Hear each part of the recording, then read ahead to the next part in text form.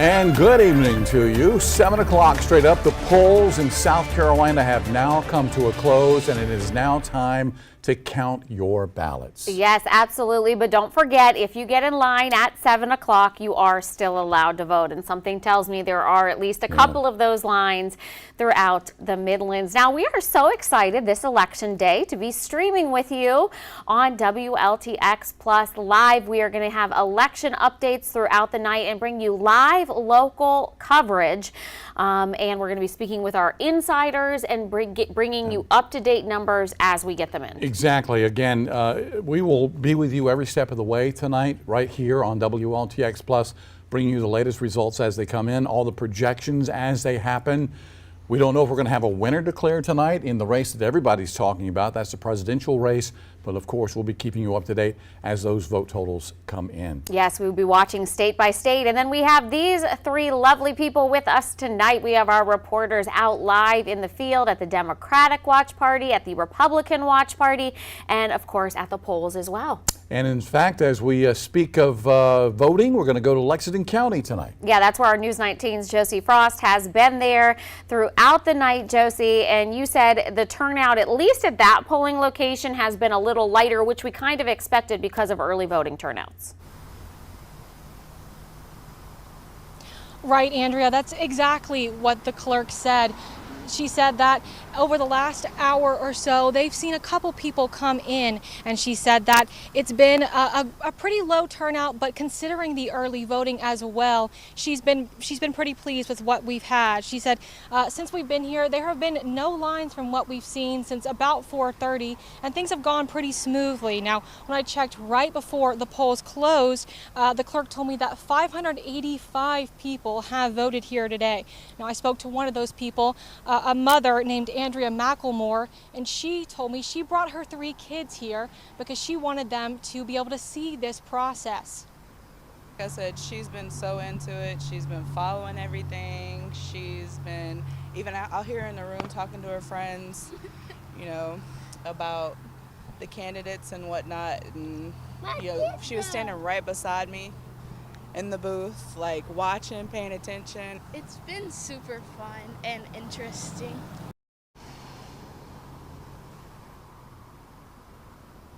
Now, the clerk also told me that combined with the absentee and early voting, which was around 780 people at this location, more than 1,300 people have cast their votes.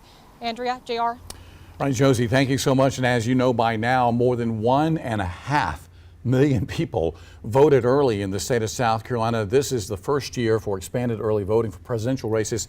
So we really didn't know what to expect at the polls today. Would it be a big turnout? Right. A small turnout, or what? Right. And, you know, the thing is, it's wild. We're a state of only 5 million. So to have 1.5 of the, registered voters? 3.5 registered voters in South Carolina, and 1.5 turned out early. So it was a lighter voter turnout today in some locations because people got so excited to vote early. But like we said, we have team coverage tonight, and we are also live at the Republican Watch Party this evening, which I believe is downtown at Tin Roof. And that is where we find News 19's Walker Lawson. He's been there for the last few hours now.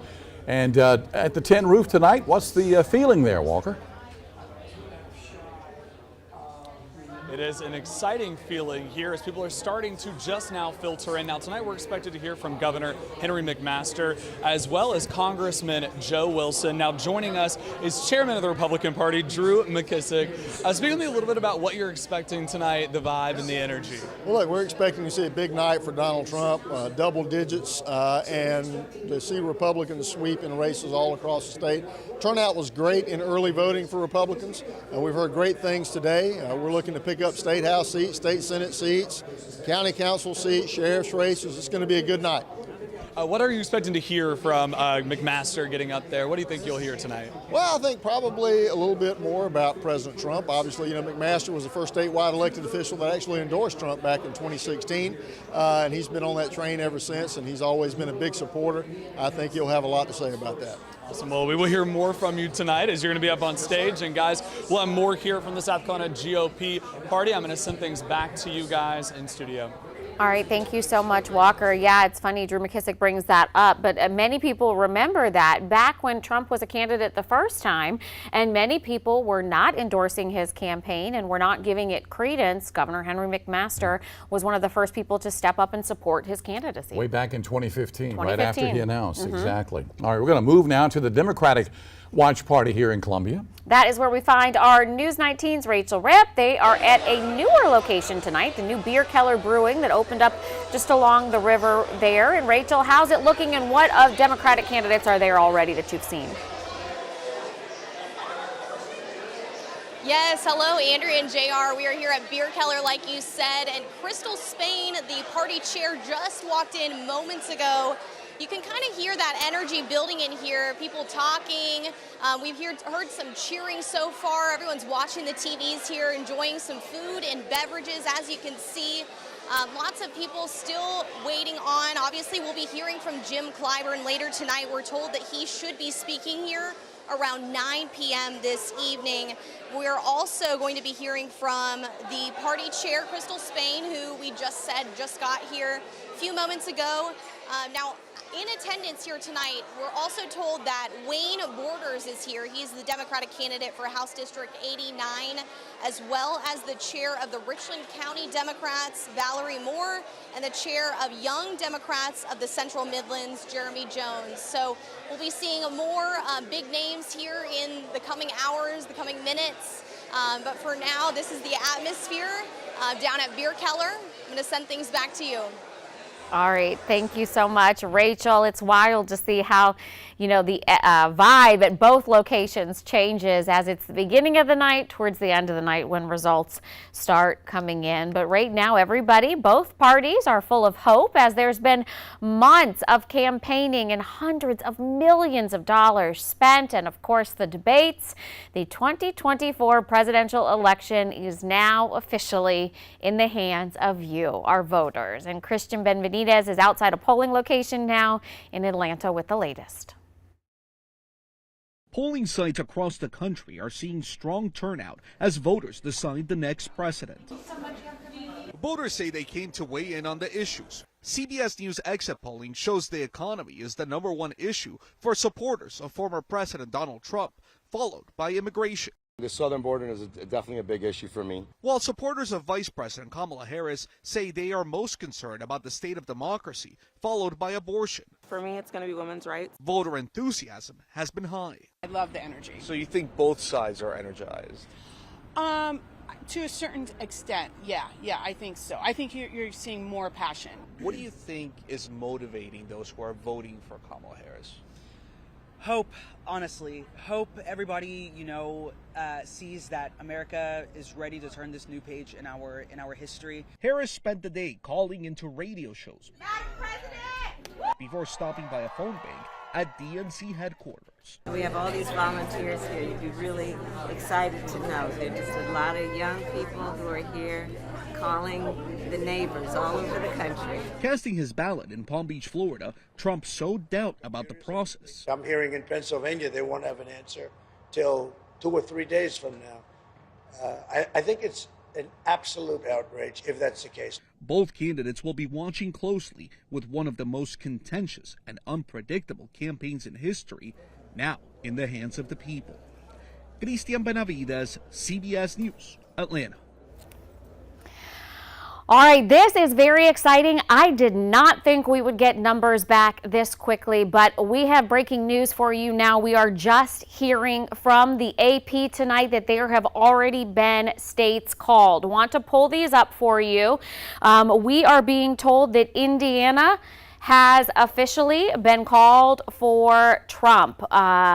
Right now we can see 52% of the vote went to Trump, 46% of the vote went to Harris. We're told that Kentucky has also officially been called by the AP and that Kentucky was called for Trump. 70% of the voters called for Trump. Again, these are early results, but the AP coming out and calling them, that is there. We did a Verify not too long ago explaining what the process is like and who calls the races in the states. It is the AP. Meanwhile, in We've got our 2 little tiny states. We've got New Hampshire. We know that some ballots have been reported there. That's why that is already showing up on this map.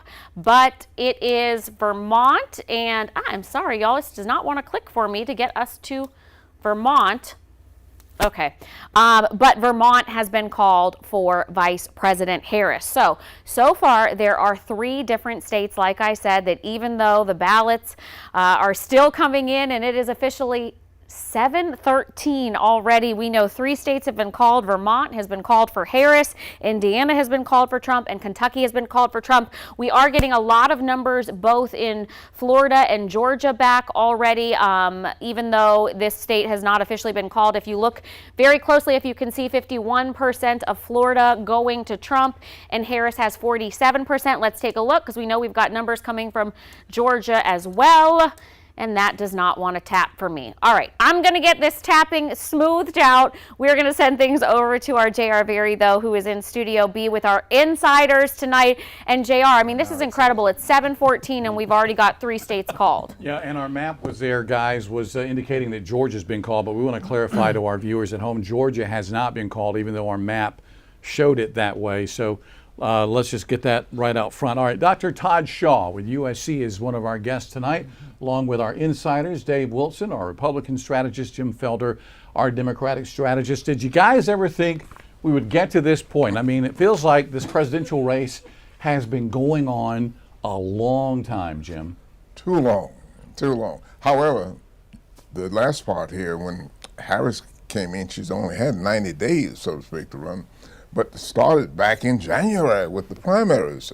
So this has been a long year, and people are worn out and tired. So tonight we want to get this over with, one way or the other. You think about this, and I was talking with somebody just yesterday. Donald Trump's been running for president for more than 12 years now. And that is a place where you end up in this almost cocoon of living in a constant pep rally. And comes a point in time when the adrenaline starts to wear off, and I think we're kind of getting there tonight. I don't know how you feel at home right now, but so they were choking earlier. It's about time to lay our heads back and take a nap, and that'll be tomorrow. So, Dr. Shaw, do you think America is just ready to get this over and done with and move forward? Yeah, I think so. I think in many ways there's going to be a vote for some degree of change, even if it's a change in the sense of going back for some folk, to a previous candidate or a previous president versus moving forward with a new one. So, yeah, they're ready to get the change moving, particularly on the economy in ways that folk want to. Some exit polling numbers have been coming in, and several news organizations saying basically 7 out of every 10 American right now polled today at the exits angry or unhappy with the direction of the country. Jim, what's your make on that? Well, first of all, I don't trust the polls, particularly when my community haven't been polled. I don't know 10 people of my color who've been polled. So I said the polls are skewed until you get a real cross-section of people polled. Which would be today. Right. And we often say this on the air, JR, the only poll that really matters is the one that happens on Election Day. And as our dear friend Antoine said the other day, we've been riding on a polar coaster. That poll's going up and down and up and down, and finally we're coming to the end. And I think it's time for us to begin to recognize this is going to either be, as Dr. Shaw said, we're going to go one direction or the other. But the thing we also have to face right now is they're going to be half of America. If these numbers continue to play themselves out, there's half of America who's not going to be happy, I will say, come Thursday, when I think the election results will finally come through. Right. Dr. Shaw, do you think we're going to know a winner tonight? Is it going to be several days here or weeks or what? So what I think, I can't guarantee anything. I'm not in charge of anything. But what I can say is it won't be 2020 in the sense it'll take till Saturday. But I think it will take at least a day. And some of the machinery of counting the votes, the number of mail-in ballots are going to be fewer. So it may be tomorrow or Thursday. Yeah. I think the early voting is really going to. That's right. What you're saying. That's right. Because of that. Today I out at the NACP office all day today taking complaints. Didn't get the bunch of complaints that we thought we were going to get because so many people had voted early, the lines weren't as longer. So I think we're going to get some idea of what happened here maybe in another 24 hours. Well, and think about it too, Jim. You think about the fact that when we got to Election Day, almost 70% of South Carolinians who had voted in 2020, that number had already voted. Now, we've got population that's moved into the state, and we're growing as a state. We'll probably pick up a congressional seat in the next 10 years. But when we look at that, we begin to realize it was easier to get to the polls today. More people took advantage of early voting now than they did in the gubernatorial election because we finally got it settled and finalized. And so if you did vote early, then you've had the day to basically take care of everything else. But the lines, I've talked to several people across the state, the lines were significantly shorter. It was easier to get through. And so that really helps. 1.5 plus million South Carolinians taking advantage of the early voting, Dr. Shaw. Is this something that, I know there had been some people who were against the early voting, especially long periods of time, but seeing how things turned out today, do you think this is here to stay? I think it is here to stay. The vast majority of states now have it. And so, and we demonstrated to ourselves in a pandemic, we can have a record turnout. So why not? Why not, have at least this opportunity to have as large a turnout as possible? And the other thing is that both political parties can benefit from large turnout numbers. Well, and it changes the dynamic too. And I'm sure from a political science standpoint, it changes the dynamic of the time frame of campaigns. Because people who early vote are what we call in politics, they're the ones who have already made up their minds. So we're not really concerned about what is going on with them. We're totally focused on that group of undecideds that's in the middle. And we've always said it's somewhere between 15 and 18% of people who are undecided. There are people who went into the polls today and said, I don't really know who I'm voting for until I get there.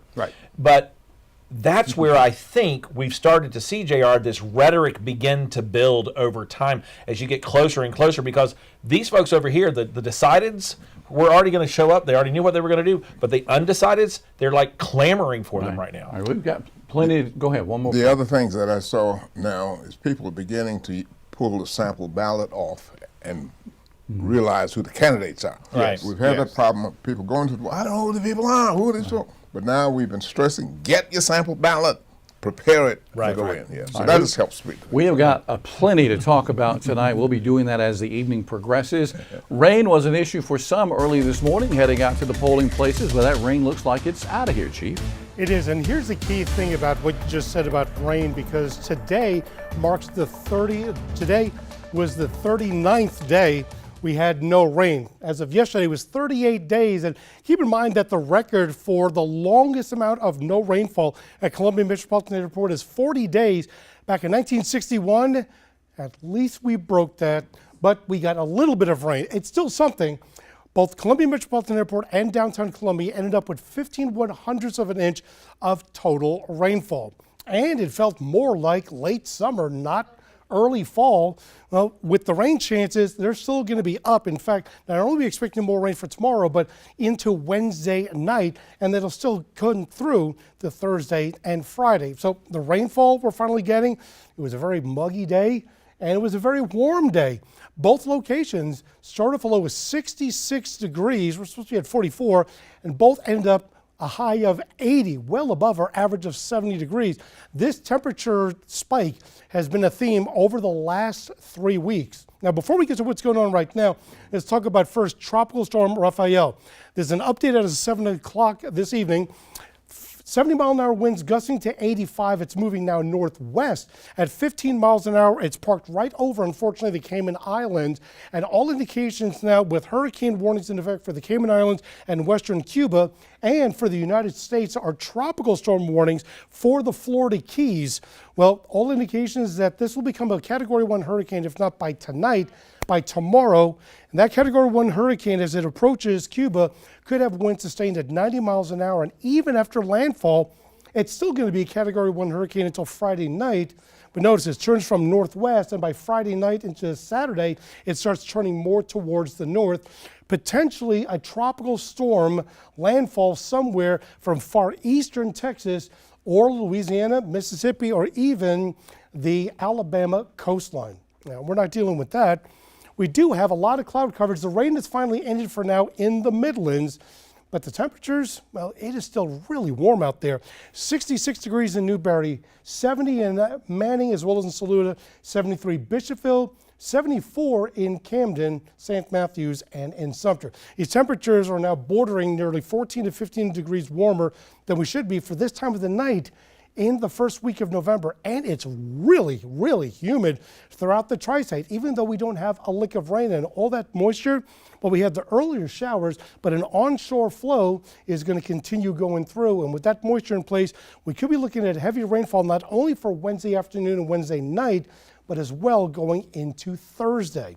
Now, what we're expecting is that we'll start seeing more cloud coverage as we go into the overnight hours, and early in the morning, for probably from 4 to 11, we could have some dense fog.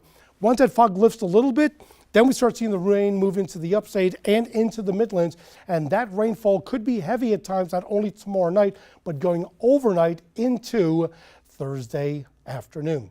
So our forecast in the morning will start off a low of 65 with a high of 82. Thursday, a high of 74. Then the rain is done. Friday, though, we're looking at a high of 76, and we'll stay in the mid-70s right through the weekend. But by Monday, mostly sunny for Veterans Day, a high of 77. And Andrea, if you can believe it, by Tuesday, it'll be mainly sunny and still unseasonably warm as we get to a high of 79 degrees.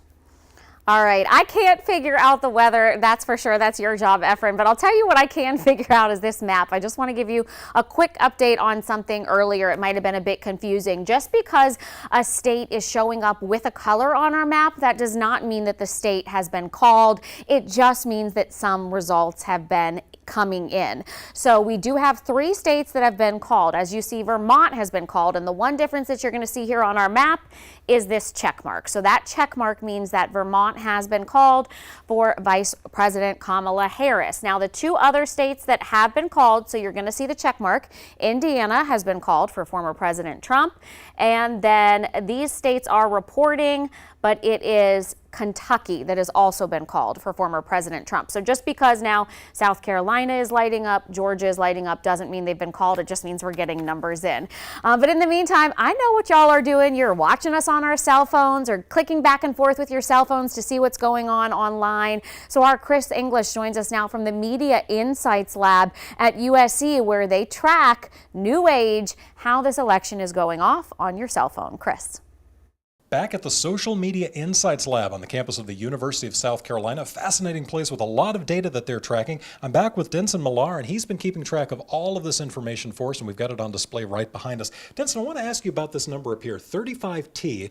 It says impressions. So can you explain what that category is and what that means? Yes. So impressions are the opportunity for a given post or article to come across a person's screen, be that like a tweet, an Instagram post, a TikTok. Impressions don't exactly inform if they've interacted with it. That's what our engagement numbers are. Impressions just means it has scrolled across the screen. They may have seen it, but they didn't interact with it, or they may have not interacted with it. So what kind of posts is this tracking? Is this just tracking political advertising? Is this tracking when someone shares a meme that has some sort of political influence? What exactly are you tracking to get that number? Yeah, so everything under the sun regarding the presidential election. So any mention of the presidential candidates, that can bring in memes, as you mentioned, but it also just brings in the specific keywords that match it. So Donald Trump, if they say Donald Trump with anything after it, that mention is going to be brought into us, and that informs a lot of the data on this board. So that will guide our impressions, as well as the net sentiment that we mentioned earlier. And that's how we get those numbers. Gotcha. Now I see it says 35T, and then it says 4T, 836%. Now I assume that you understand what all of those numbers mean. Can you break those down for us? Yeah, what does 35 million impressions being brought in? Because it's the election, we're going to get a lot more impressions. A lot more people are talking about it. They're getting people to vote for their specific candidates. So of course, a lot more posts are going to be made online. So that's where that number comes from. The 836%. That's the increase on average compared to the 4 trillion we usually have on any given day. But since it's the election period and the election day as a whole, we're going to get more impressions and more posts overall. Gotcha. So just to confirm there, you said 4 trillion impressions is what you normally see in a typical day. And of course, election day, you're seeing 35 trillion impressions. That's right. Wow. That's incredible. Well, it's just one of the data points that these folks track here at the Social Media Insights Lab on the campus of the University of South Carolina. For now, we're at USC. I'm Chris English, News 19, WLTX. All right, Chris, thank you so much. We have all night to discuss the big issues, but we have about a minute or so left in this segment. I want to start at the end. Dr. Shaw, what do you think was the biggest issue for voters in the presidential race? I would not be surprised if it was the economy. That's been a refrain throughout this election, the economy and prices. All right, Dave? Economy, inflation, immigration are top issues for Republicans. Economy and abortion. All right. Well, according to some exit polling today, depending on who you're going to listen to, which media outlets exit poll you believe, one said it was the economy, one said it was democracy, and none of the polls said it was immigration or abortion as far as the most important issues. But we'll be diving deeper into that coming up in just a few moments. But we're going to wrap things up for the moment here, but we have an update coming from inside the studio with News 19's Andrea Mock. Stand by for that.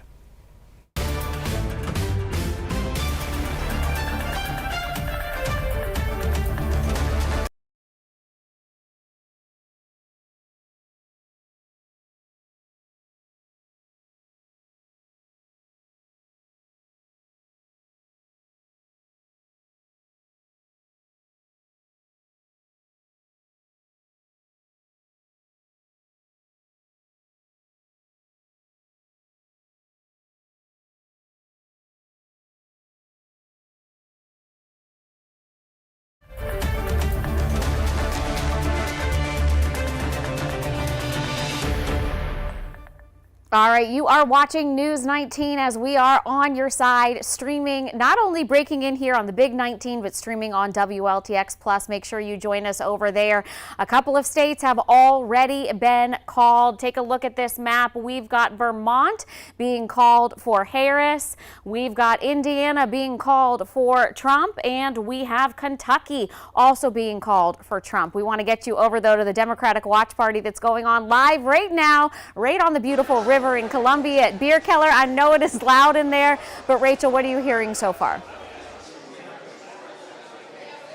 Yes, that's right, Andrea. It is getting louder and louder in here. That excitement is building. More and more people streaming into this area, enjoying beverages, enjoying food, and wanting to watch as those results come in. We have key players coming into the room as well. We have Crystal Spain, the party chair here.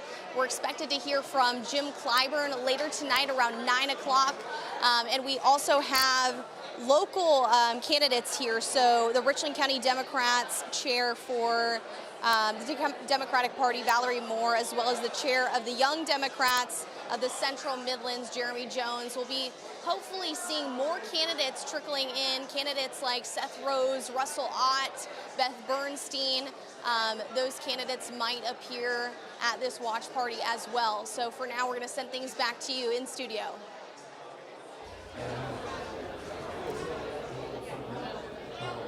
All right. Well, yes, we're here at the Republican Party here, and we are going to be seeing people filtering in. Now, Governor McMaster is expected to take the stage behind me here in just a couple of minutes. Now, Governor McMaster, as mentioned, is the first statewide elected official to endorse Trump. We spoke to the Republican Party chair, Drew McKissick, who said he feels very confident about all of the Republican races here tonight. So, of course, we'll continue to watch those results unfold throughout the evening. Andrea? All right, Walker, thank you so much. We're going to be bringing you live updates. Make sure to join us on WLTX Plus and our website where we are streaming live throughout the night. Oh, we got a little bit of extra time. Okay, great. Then let's look at these numbers very quickly.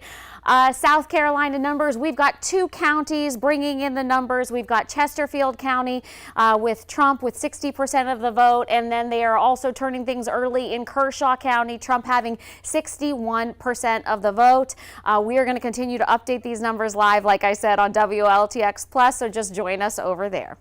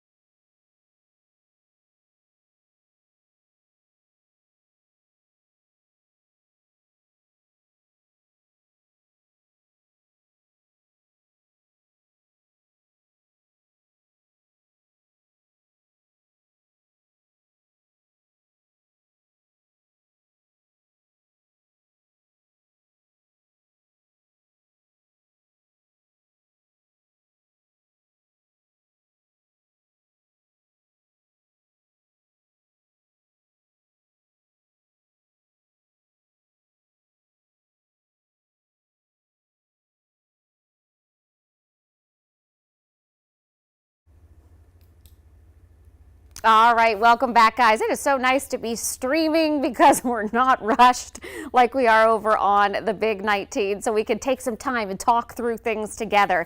Okay, I've scoured through all of our local races as far as SC House and SC Senate. We don't have any numbers reporting, but we do have some other numbers that I want to make sure to get to you. So this is South Carolina president. We know we are historically a red state, so these early numbers not coming as a surprise, but if you do look, they are just that. They are early numbers. So since we are here in the Midlands, let's go ahead and look at Kershaw County. You can see 11,000 votes being cast for President Trump, or former President Trump, and Vice President Harris has 7,000 votes. We're getting numbers in from a few other counties. This new one just popped up. And as they pop up, I'll be bringing you the numbers as soon as we get them. This is the first time we've seen results from Laurens, though. In Laurens County, again, traditionally a red county. I know President Trump even traveled there to hold a rally earlier in the year.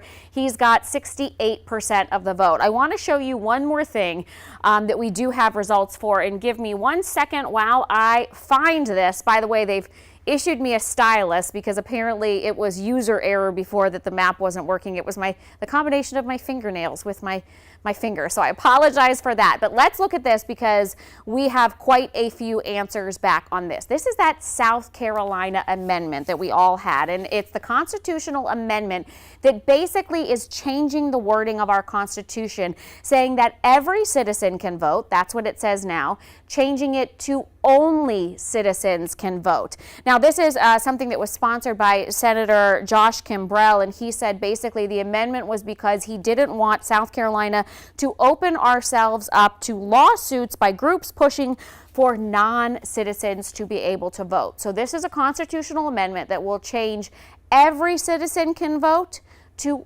only citizens can vote. And this is what you would call a good old-fashioned landslide, with 88% of you today saying yes. Oh, well, look at that. I love a live update. 86.4% saying that yes, you want to change the Constitution that says only citizens can vote.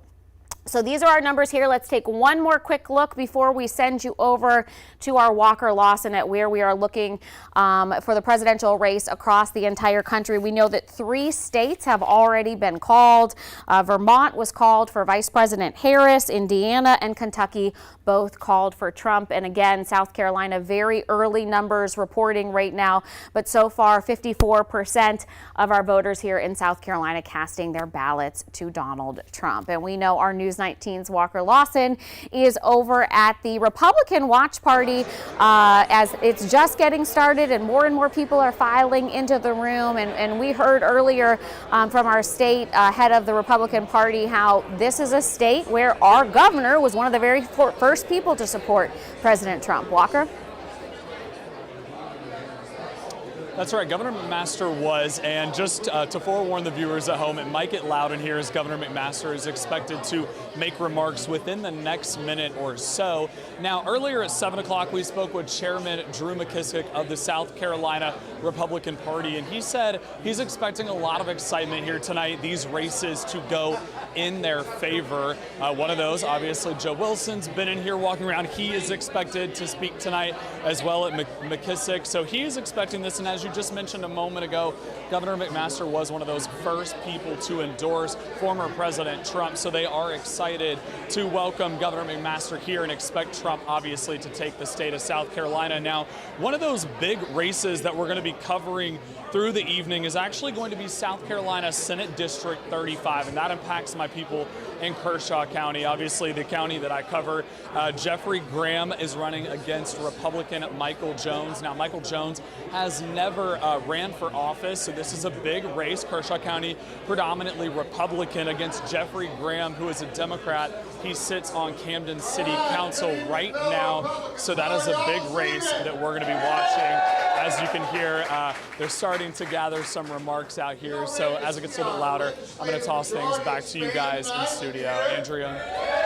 All right, thank you so much. Gotta love live TV, Walker. Thank you so much. Well, I just want to pass this along to you. Just got a little more breaking news here into the News 19 newsroom, where we are hearing that, in fact, another state has just been called. If you can remember what was lit up before and what is lit up now, West Virginia has just been called. Wow, even though it says 0, this is incredible. So we have AP is the entity that is calling this, the Associated Press, and even though it says that 0% are reporting, they have already called West Virginia for former President Trump. No surprise there, though, as that tends to be a very red state. Want to take a look back? Okay, I'm going to get my map situated, but we are going to check in with News 19's Rachel Ripp, who is over at the Democratic Watch Party. And Rachel, things were getting very loud for Walker as people were starting to take the stage. What time do you expect your first speakers to start at the Democratic Watch Party over at Beer Keller? Yes, Andrea, so I just spoke with the party chair, Crystal Spain. She said she will be taking the stage hopefully sometime soon. Jim Clyburn will also be making an appearance. His speech will be later, around 9 o'clock this evening. But hopefully she is able to speak to some of these voters who turned out today at this location, this watch party. Again, a lot of people in here, a lot of people intently watching TVs, enjoying their food, enjoying their beverages, talking with folks.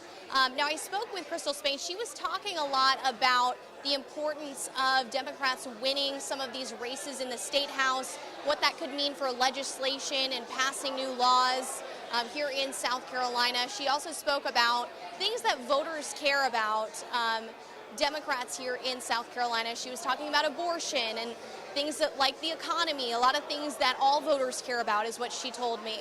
But anyway, that's all what we have for now, but we're going to send things back to you in studio. All right, Rachel, thank you so very much. We're being joined by Dr. Todd Shaw with USC, our political insiders, Dave Wilson and Jim Felder. And we're hearing some of these vote totals come in as you guys are hearing them come in. West Virginia now called for the former president. We understand more than 70% of the vote has been counted in Florida tonight already, and those polls just closed a short time ago, and the former president up by more than 800,000 votes there. Well, we were just joking about that, but the fact that the fiasco that was 2000, that Sure. was everything about that. Right. You had to recognize the fact that Florida knew they had to do something, and they were one of the first states to have their ballots tallied at the last election. And I think the more technology that we're using like this, and we were all electronic voting now, it should not take that long to be able to do, not like the punch cards used to be. So, it's not surprising that Florida was already called, or not, it's close to being called, with 72% in already. And the Dade County vote, we understand 55% for the former president, 44% for Harris. Is that a surprise to you, Dr. Felder, tonight? No surprise at all in Florida, neither on West Virginia or Indiana.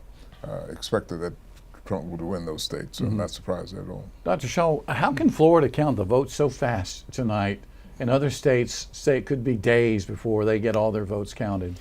The states have the right to determine their election laws, within bounds, and Pennsylvania was going to do it quite differently in the terms of how quickly their laws permit them to count. Wisconsin, there's various rules by county, so states greatly vary. I want to talk about those exit polling numbers that we talked about earlier. Some of the main issues, according to the exit polling: the economy, democracy, abortion, immigration, foreign policy, in that order. But when it came to breaking the two candidates down, according to CBS News and their exit polling, Harris voters, the most important issues: the democracy at 58%, abortion at 22%, the economy at 12%.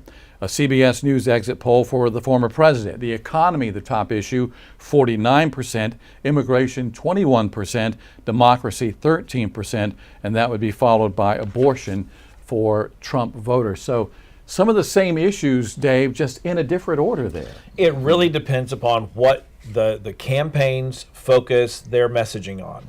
You heard it again and again and again. This is a threat to democracy, a threat to democracy. And in that particular case, that will begin to ring itself in people's ears. You have that much repetition of a brand like that, and you begin to have people go, well, that must be a key issue because they're talking about it all the time. I don't know if you talk about that at home around the kitchen table. I've been talking around my home about the fact that it's costing more money to go to the grocery store. You go and you pick up 7 items and it's $44. And that's not what I grew up with, and it's not where we were 4 years ago. And I think when you look at the issues of the economy, the issues of inflation, those things begin to resonate for people. The question is, do they vote in that particular way? And are we actually expecting Washington to solve all of those problems? And Jim, Harris's voters, according to the exit poll, say democracy was the big issue for them today. Well, it was. But now remember, Trump inherited a great economy from Obama, and he had something to build on. And a lot of people looking back at what he did during his term when things were moving along, but it was pushed along by Obama. And so Trump comes in and he claims all of that, and folks say, oh, he did a great economy. No, he inherited a good economy. The stock market was 6,000 when Obama came in. He left, it was 33,000. So Trump had something to build on, and to, well, anyway. Yeah. And Dr. Shaw, it looks like the voters for both Trump and Harris have some of the same issues, just in a different order there. Yeah. Right, and I would agree that how candidates stress these issues matter as to what voters pick up on. Yeah. But I do think the issue of the economy is one that's kind of a ground issue for voters. Candidates can't convince voters of things completely that they don't feel. And I think we still have a sort of post-pandemic lag with these inflation and cost of food and various items. All right, what we're going to do at the moment is pause the conversation, send it back inside Studio A with News 19's Andrea Mock. Yes, sir, or I should say sirs, that's right. Thank you so much, JR. I wanted to mention this race quickly because this is the one that Walker Lawson just brought up as he mentioned his people out in the Kershaw County area, because Walker is our Street Squad reporter that's always out in that area during the day covering stories, and we are getting numbers back for this. This is SC Senate race District 35, and as you can see right now, Michael Jones coming in on top, our Republican candidate with 57% of the vote. He is a political newcomer, though. The GOP is an Army veteran. He said that when he retired from the military, he had it in his heart that he was going to run for office, and that is exactly what he is going to do. He said he wants to expand school choice and also wants to fund law enforcement. Now let's talk about Jeffrey Graham. He is not a political newcomer. Graham was the mayor of Camden. He is a businessman, and he runs a Graham Realty, and he said he wants more skilled workforce here in South Carolina. We know that we bring in industry across the state, and those new jobs, they need trained workforce. So he said he wants to do more with local trade schools to get them ready to take those new jobs in South Carolina. And then I've heard that we have gotten some numbers, excuse me while I find it, for the U.S. Okay, here we go.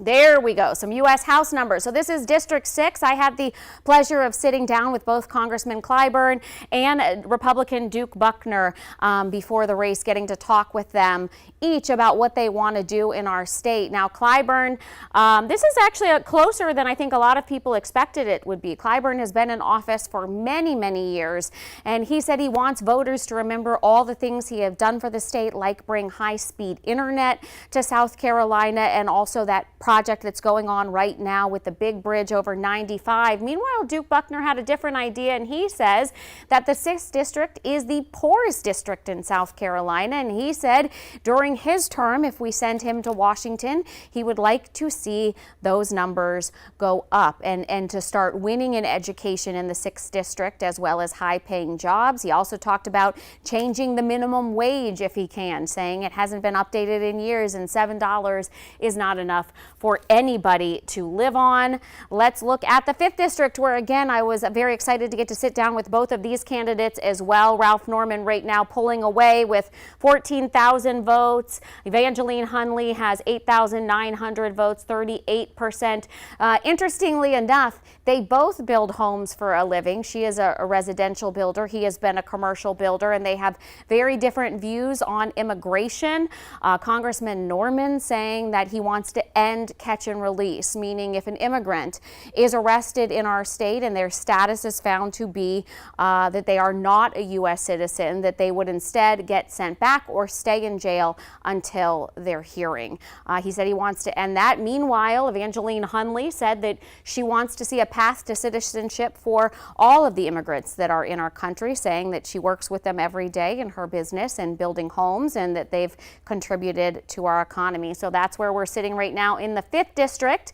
But we want to check in with our News 19's Josie Frost, who has a look at how these votes are counted and how long it could perhaps take after the election.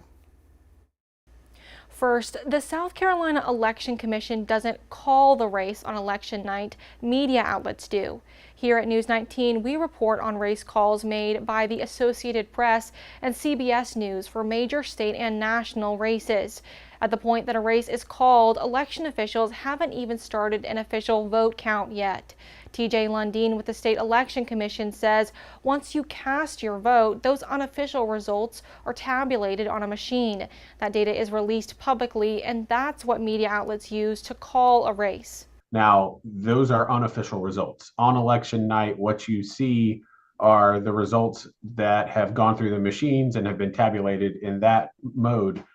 The counties then certify results after the election. They send their certified results to us at the state level, and then we also certify results, and that's when you get your official winner. So that takes a couple of days, it could be a couple of weeks. Lundeen says they have to certify each vote, and early votes can't be counted before Election Day. They can start counting absentee ballots and in-person early votes at 7 a.m. Every vote loads onto that flash drive. At that polling place, when they close it down, that flash drive is transported to the county office, where it's loaded into a secure workstation to transmit those votes to us here at the state office. Counties must provide results to the state by November 7th, and a day later must certify the vote. The state then meets to certify the races on November 14th, but challenges and protests can happen well after that date. But Lundeen says the numbers you see on election night from media outlets are mostly accurate, and if a media outlet calls a race for a candidate, that candidate is probably the winner. For a close race like this year's presidential race, that unofficial result could take a little longer. So the closer the race, the longer it's going to take to make a call. If this was a landslide election,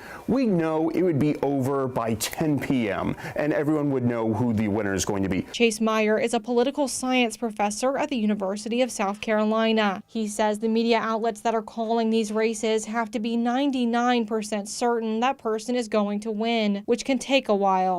If it's going to be a close 50-50 race, for you to get that threshold to be 99% confident who's going to win that state, that means you need to have counted, or they need to have counted almost every single vote so far, which takes time in a lot of states. Meyer says with how close this race is, media outlets probably won't be able to call the entire presidential race until the next day. Josie Frost, News 19, WLTX. All right, yes, no surprise there. I would be shocked if we had the official results tonight, but we have learned to wait and be patient, and we will do just that. But getting some more numbers now into our News 19 studio for the U.S. House races. We are looking right now at District 3 at the U.S. House. Wait, there we go. This is Byron Best, the Democrat, running against Sherry Biggs, the GOP. This is the seat that was held by Jeff Jeff Duncan, and of course he did not seek re-election. But Best is a manager at Sherwin-Williams. He says he believes the middleman has been forgotten in our country, and he says he desperately wants to raise minimum wage for the people. Meanwhile, Biggs is a lieutenant colonel in the National Guard, Air National Guard. She has a doctorate in nursing, and she said that she wanted to focus on healing our nation. She said that illegal immigrants get a blank check. This is according to her website. Illegal immigrants get a blank check, and she wants to give money instead to first responders, veterans, and our families who are suffering. Want to look at another race now that we know we've got some good solid results for. This is on the South Carolina amendment. So no matter where you voted in our state today or where you are watching us from, this did appear on your ballot. And this is a question about citizenship. Again, this is a question about the language to the South Carolina Constitution. And right now, the South Carolina Constitution says that every citizen has a right to vote. Seems standard. Well, they proposed changing that to only citizens have a right to vote. This was Senator Josh Kimbrell who put forth this amendment and helped sponsor this and get this on the ballot. And he said he does not want to open South Carolina up to lawsuits that would be challenges from non-citizens wanting the right to vote. And this has been an overwhelming answer. 138,000 South Carolinians, more than that, saying yes, go ahead and change it to only citizens have the right to vote here in South Carolina. So it looks like that will pass by an overwhelming yes.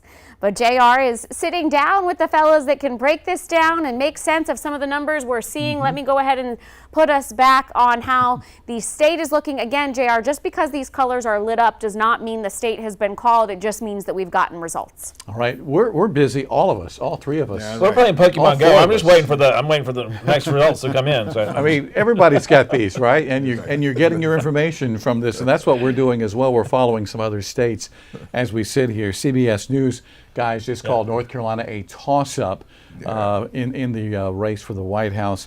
They say that they're saying that, North Carolina is a toss-up right now. South Carolina leans Trump. Leans. Wow, that's an interesting phrase to use on that particular thing. Let's see. We've gone that direction every year since Jimmy Carter won. I think it was the last one. Yes. And it's no big surprise on that one. We've talked about for feels like years now about the swing states, those ones that could they go one way or the other. North Carolina has been one. Georgia, you've got Nevada. The question was maybe Arizona, but then you've got what's called that blue wall. Right. Those northern states, Pennsylvania, Wisconsin, Michigan, and those have been Democratic strongholds until 2016 when Donald Trump won those. And that was the big surprise. Nobody was really expecting him to get along so well and to gravitate into him, the good old Joes who were there running the work that's done in that area. All right, so North Carolina's a toss-up, South Carolina leaning Trump. Right now, the former president leads in Florida by about 800,000 votes, and I understand he's got about a 100,000+ vote edge, Dr. Shaw, in Georgia, but a couple of the big counties there have yet to report, correct? Yes, Fulton County and DeKalb County, those sort of 9 collar counties, that's the big blue blob, if you will. Well, I know Democrats don't want to be called blob, but that's the big blue area of Georgia. And then you also got Savannah, Columbus, so they're sort of like that triangle there, if you will. But you definitely got to look at Metro Atlanta. That's the big vote generator, and something of in the order of at least half of the votes in Georgia are in that metro area. And Jim, you expect this race in Georgia to tighten as the evening goes on? I expect that it will. Yeah. DeKalb, Fulton, Cobb, Douglas, they're all in that blob. Right. That's right. It's only because of the shape of the counties. That's right. And we haven't heard from them yet. Right. And that was the issue that we ran into in 2020. That's right. Because you had 2 major races that were going on. You had the race for the White House, and there was a swath of southern Georgia voters that didn't think they really had to worry they didn't turn out. And that was a huge detriment, because when that central area that's around Atlanta shows up, it can sway a state one way or the other like that. There's been some talk of turning New York and New Jersey red this year. Is that serious talk? That's just Christmas decorations. That's You're it. right. I don't see it happening right now. No, that won't happen this year. Dr. Shaw? No, I think the former president wants to, increase the number in terms of the popular votes. Democrats have had some edge of the popular votes, and if you can bring down the, he's been out in California, he's been in New York. If you can bring down those number or increase your numbers in those states, you can increase in terms of the popular vote. But I don't think that they're not going to swing. I don't think. So states that traditionally are red are probably going to be red, and states that are blue are probably going to be blue. That's why there's 7 battlegrounds. And then there's the battleground That's states. right. All right. So can either one candidate lose 3 or 4 of the battleground states and still win the White House? I don't think so. Mathematically, you've got to have, if Harris wins the blue wall, Pennsylvania, Wisconsin, and Michigan, then she hits 270. Yeah, with that a little help from Nebraska. Even with the toss up of Georgia, North Carolina, and Nevada. So that's why you saw so many things happening in Pennsylvania. It looks like Harris is tonight in Pennsylvania. And so that rallying cry has been, they know they have to win that. And that means they've got to get those, especially those large population areas, Philadelphia, Pittsburgh, those folks had to show up, just like what we were talking about in Atlanta. We will resume the conversation in just a few moments. We had to send it inside Studio A for an update with News 19's Andrea Mock, and that is coming up in just a moment.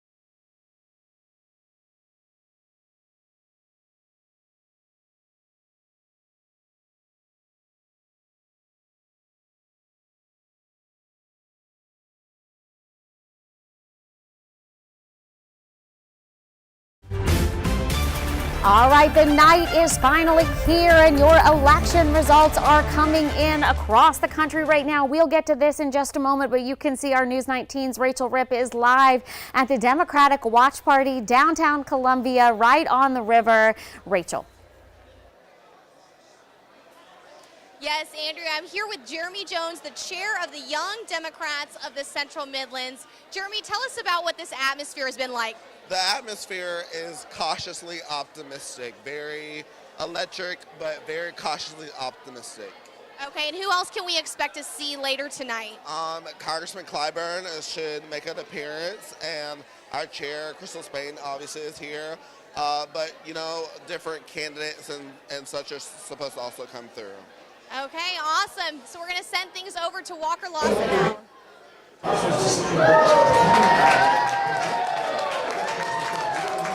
Well, good evening, Rachel. It's a little hard to hear you out here as we have some excitement in the room with us right now as they're calling another Donald Trump victory. But Governor McMaster just took the stage several moments ago discussing that people didn't like Biden's mandates and that he was too strict. So everyone here is he's expecting Donald Trump to win this election cycle. Of course, Joe Wilson also took the stand and talked a little bit about his history in South Carolina politics. So we'll have more for you guys coming up next on News 19. Andrea? All right, thank you so much, Walker. He said they had just called a state that might be West Virginia, which was just called by the AP for former President Donald Trump. As far as the other states that have been called already, it is a slim few, but Vermont was called. This was called for Harris.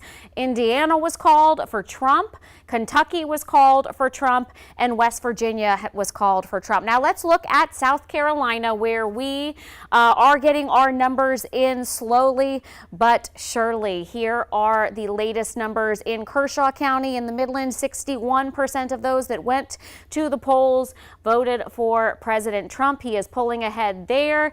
And then right next door in Fairfield County right now, Harris is ahead with 56% of the vote, 3,100 to 2,300. So very close. We are still waiting for our numbers in Richland County and Lexington County. We are going to continue to stream live over at WLTX Plus, so make sure to join us there throughout the night.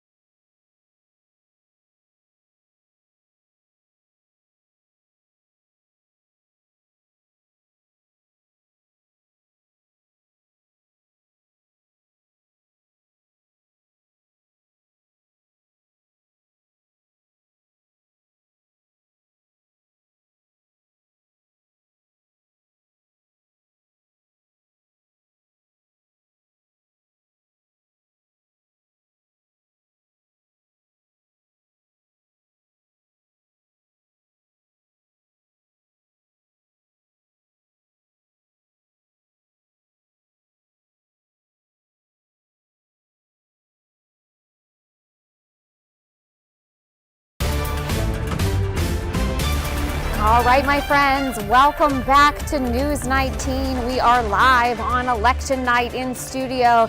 And this is literally breaking news by the moment. We have several states that have just been called. I'm learning this along with you, so let's go ahead and look at our interactive map. When I click out of everything, so you guys know these numbers right here are your electoral numbers. So right now, Donald Trump has 95 electoral votes.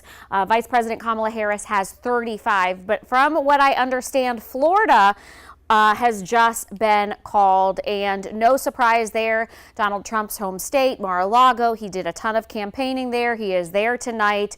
Florida has been called for Trump, giving him a whopping 30 electoral votes. But again, when you see this check mark on anything that I'm pulling up, that means that that race has officially been called. If there's not a check, that means they are still tallying. And then, of course, to South Carolina, where I am being told, yep, are 9 electoral votes going to former President Trump. South Carolina has been called, but we can actually break this down for you and look county by county.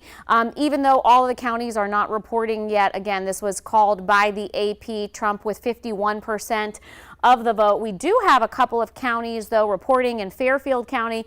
Harris is ahead with 56%, Trump with 42%. But again, the state has been called. Still nothing in Richland County, still nothing in Calhoun.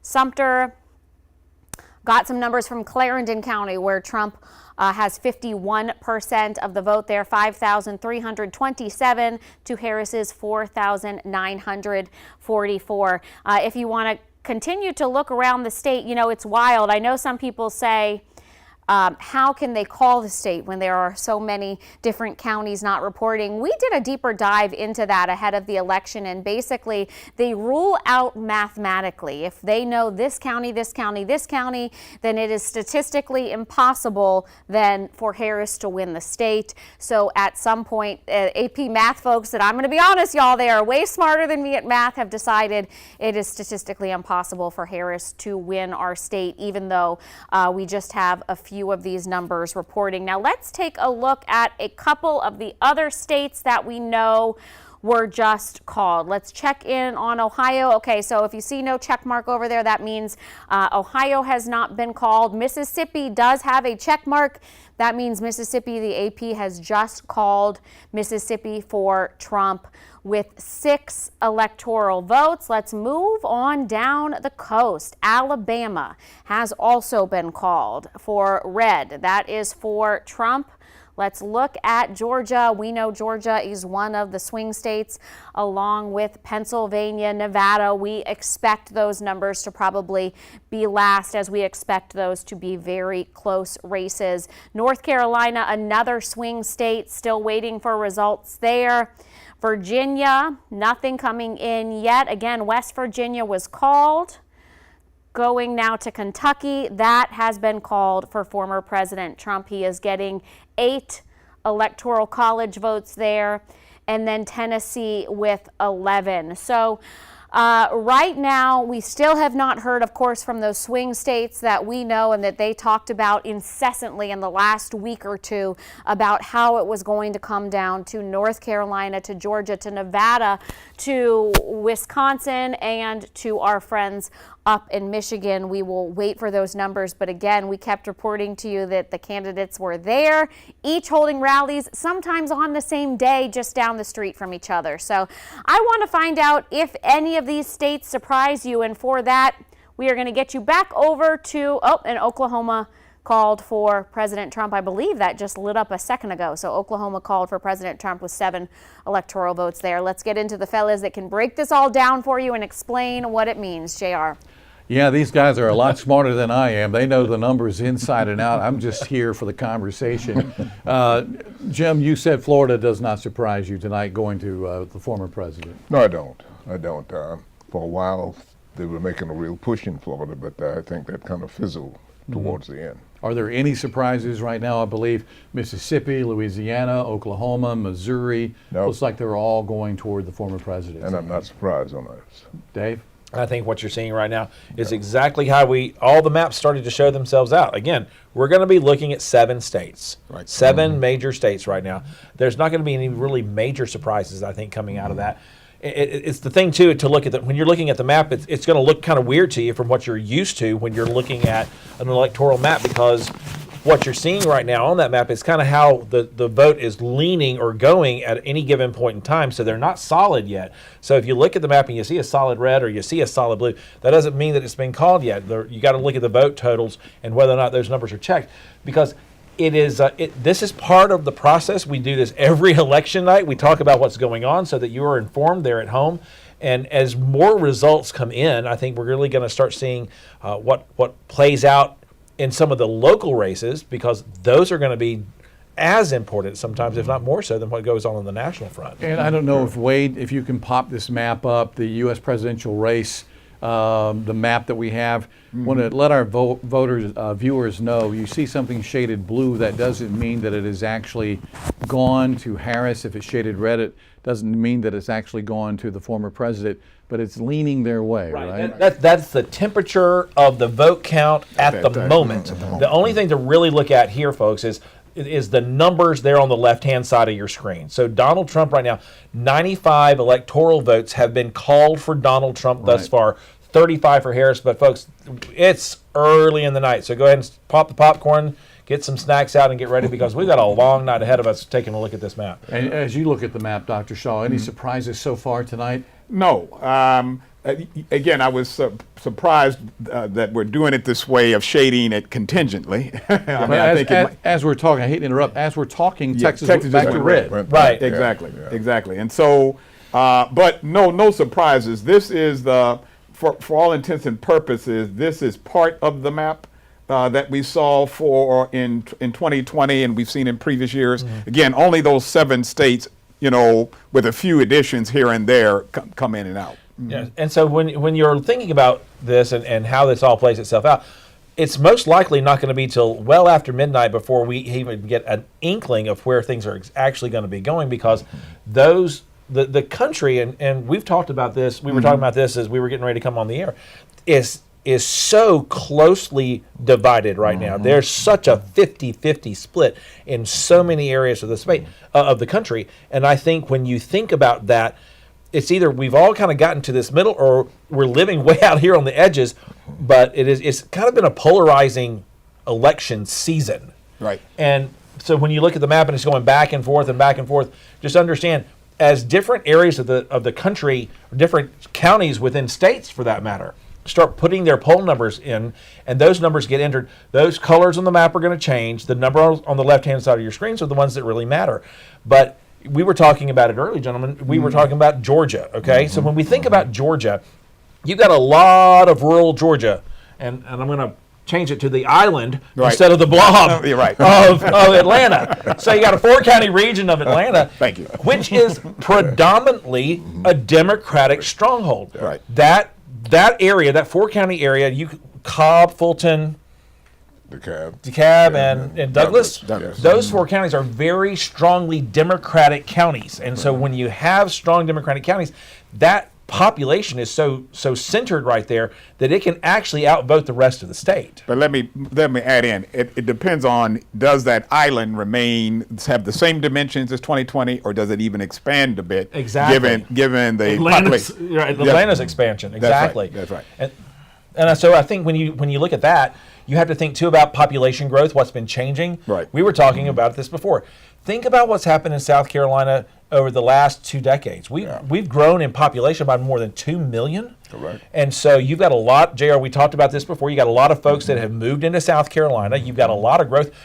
In Horry County, there from 2018 to 2022, the voter turnout doubled. So the number of people who are coming into South Carolina, they're coming in, and a lot of them are bringing in Republican votes. And you take a look, we were looking at Clarendon County just a little while ago. Clarendon County, 100% of the votes in, and it's a county that swings to Trump. I'm surprised by that. Are you? I am totally surprised by Clarendon County, which was always been a majority black county, a majority Democratic county. I'm sure John Land is somewhere having probably. What happened? Senator Land, you can put the glass down for a moment. We're going to talk for just a second. But you think about what has come into South Carolina. You've got Volvo that's right there, and I don't know if we can pull that map up that shows it, but you think about the area that is around Volvo there on the Dorchester, Berkeley County line on the way to Charleston. If you've driven to Charleston, you can't miss it. So that has a population center that's kind of radiates out from there, because you've got people who've got to work. And the radiating out of that population has changed the complexion politically at least, of Clarendon County. That's interesting. If we can use Clarendon County as an example, though, I don't know if we can get that map back up. 100% of the votes have been counted in Clarendon County tonight. But if Clarendon County, which has been a Democratic stronghold for many years, Jim, can switch and vote for the Republican presidential candidate, what does that say for other areas across the country? Well, you may see that happening in other areas across the country as well. We're so divided now, we're polarized. Right. What it amounts to at this point. Correct. And people are here and there, and they just can't decide what to do until the very last minute. So where I thought that we would have a runaway for Harris earlier here is not happening. But I hope that will change as we get night goes on. So when you're taking a look at this map that's on the screen right now, folks, as you're watching there at home, this is kind of how the counties are leaning at this moment. There are very few counties. Clarendon County is the only county right now, at least as far as we know, that has 100% of the votes reported. So that's what's happening in 1 out of 46 counties in South Carolina. Richland County is never going to turn red. It's just not going to. I need to, as we speak of Republicans, I need to send it to the Republican Party headquarters tonight. Walker Lawson is standing by there. I know the Republicans there are probably ecstatic seeing some of these numbers come in, Walker. That's right, JR. They are ecstatic. Of course, South Carolina has gone for Trump. We have Attorney General Alan Wilson here with us. So speaking to me, first of all, about the excitement in the room when you saw South Carolina obviously was going to go for Trump. Well, obviously, everyone here is incredibly excited about this. Obviously, there's no shock, no surprise here. This is Trump country, but obviously it's the first step in a very long night. So we got this checked off on our box. Now we got to go to the next state. Georgia's next, and hopefully North Carolina. Why is this race so important to you? Talk to us about that. Well, first off, when you look at South Carolina, why this is important to South Carolina, you got to go to what my job entails. Fighting the fentanyl crisis, drug trafficking, cartel involvement, human trafficking, it all starting at the southern border. And over the last 4 years, there's been nearly a 500% increase in the number of illegal crossings. It's all being fed by Mexican drug cartels working with the Chinese government to do fentanyl labs south of the border. They're funneling it all up into to the across the southern border, up to Atlanta, into South Carolina. Very first day of January, or January 2nd, we had a press conference. We seized enough fentanyl to kill 500,000 people, and we indicted over 60 people in that fentanyl trafficking ring. It all originated in Mexico, and it all came over the open border.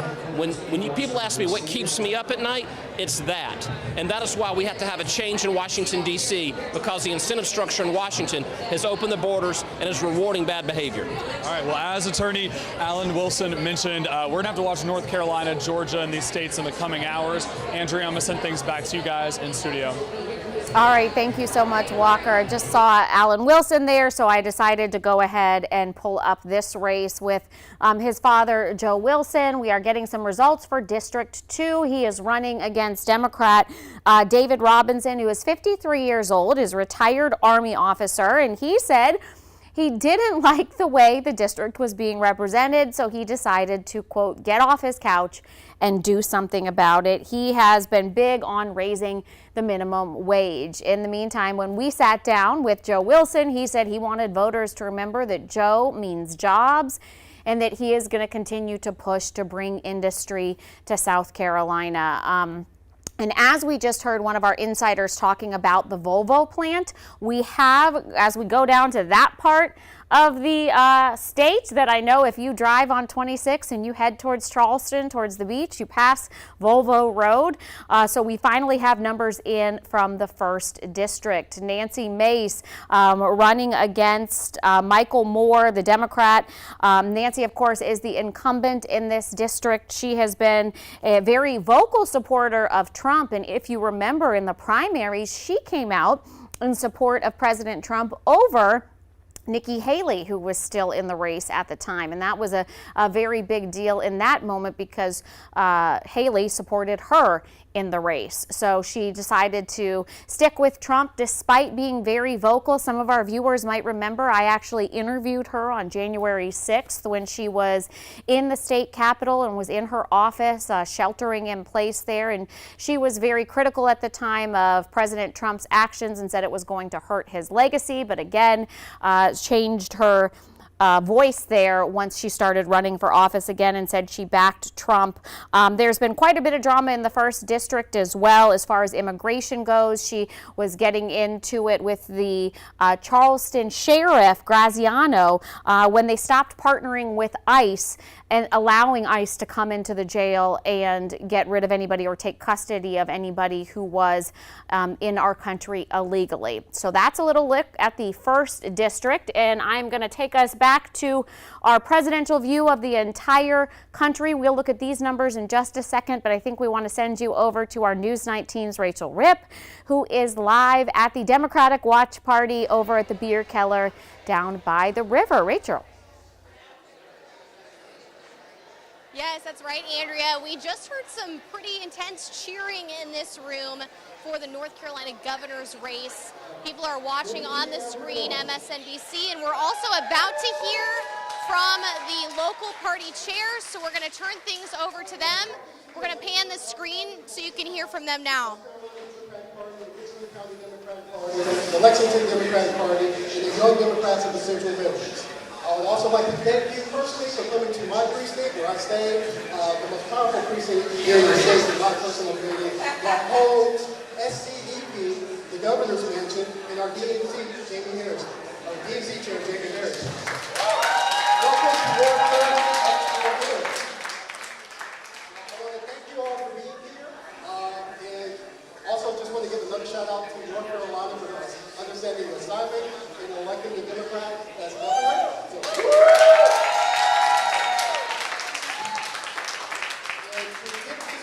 I'm going to turn this over to our Richland County Democratic Party Chair, Valerie Moore.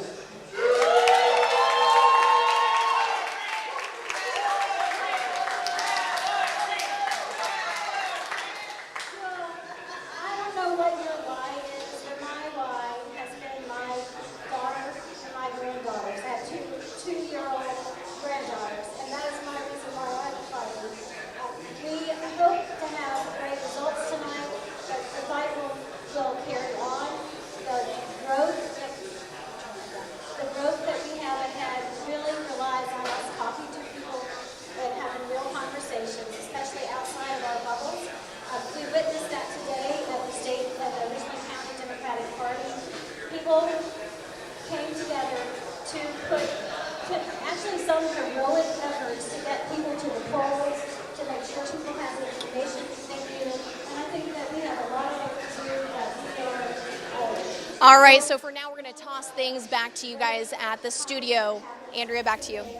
All right, Rachel, thank you so much. Getting some more numbers in, so wanted to take a look again at our U.S. House races. This is the 6th Congressional District. As you know, there was a lot of talk about the lines in this district and gerrymandering and whether or not the district, which you can see that the district is sort of oddly drawn.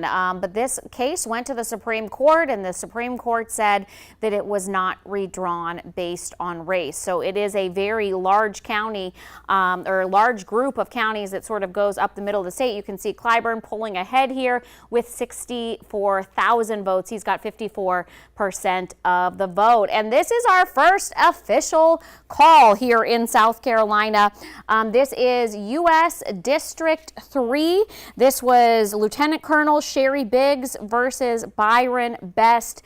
Biggs is the incumbent in this, there was no incumbent in this because Jeff Duncan decided not to run again. But Biggs had been very active in the National Guard. She was a lieutenant colonel. She said she wanted to heal our nation. She also wants to take, a tough stance on immigration. She said that immigrants, she felt, were getting blank checks in our country.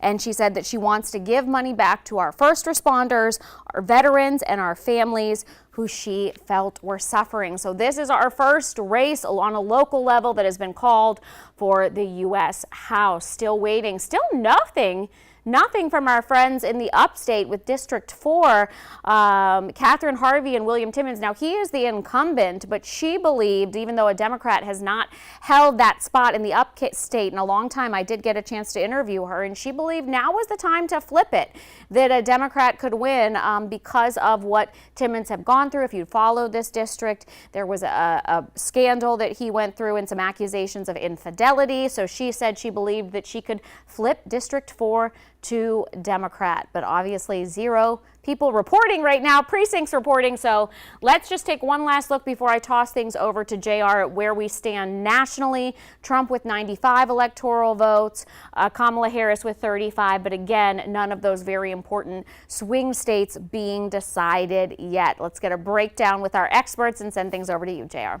Yeah, we're going to touch on those congressional races for just a moment, Andrea. Any surprises, guys, with the congressional races at all tonight? I know I'm looking at the numbers as you are. Dave Buckner seems to be performing well in the 6th district tonight, and David Robinson seems to be performing well in the 2nd district tonight, albeit the incumbents are still winning. Right. And there's not an unusual time when you actually see an incumbent in a race. You know, you got Joe Wilson, who has been in Congress now for 20 plus years at least, a strong namesay in South Carolina politics. And so when you have that going on, there's always going to be somebody who's going to go, can you just give me somebody else? But is that going to change the political complexion in South Carolina? I don't think so at all. I think we're still going to have 6 Republicans and 1 Democrat when the night's over. And Jim, is it going to be Jim Clyburn's seat until he decides it's not his seat anymore? It will be his seat until he decides.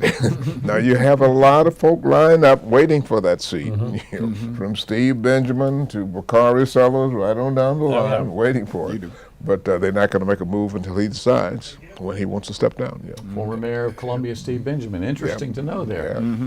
Any surprises with you with the races, Doctor? No, it seems to be sorting out as we would expect. I agree with that mix of 1 Democrat, the rest of the delegation being, GOP. I guess again, what we and the viewers are looking at are the usual patterns of the distance between the winner and the loser in each of these races. And so, we were looking. We'll have to wait and see and sort it out. I'll remind the viewers of we're not 2020, right, but we still have to kind of wait and see for those final tallies, because some of the numbers that on the board might confuse them a bit. Is there a possibility, JR, is that 5th congressional district? Right. If you can find the right candidate, there's a good chance Democrats can pick up that seat. In South Carolina? I don't know if that's going to happen, because they've got so much of that influx, especially when we pulled up the map on there just a few minutes ago. You've got some strongholds, especially on the eastern side of York County, Lancaster, and all that, the bedroom communities of Charlotte, because you've got I'm going to just say it, you've got a Republican outflow coming out of Charlotte saying we can live over here because it's cheaper in South Carolina than it is to live in Charlotte. So we've seen a lot of this kind of red dripping down from North Carolina into South Carolina over the last year. Got to pause the conversation there because we have to join Andrea Mock in Studio A with an update on where things stand tonight. We'll be back here in a few moments. What do you want me to do? What am I doing?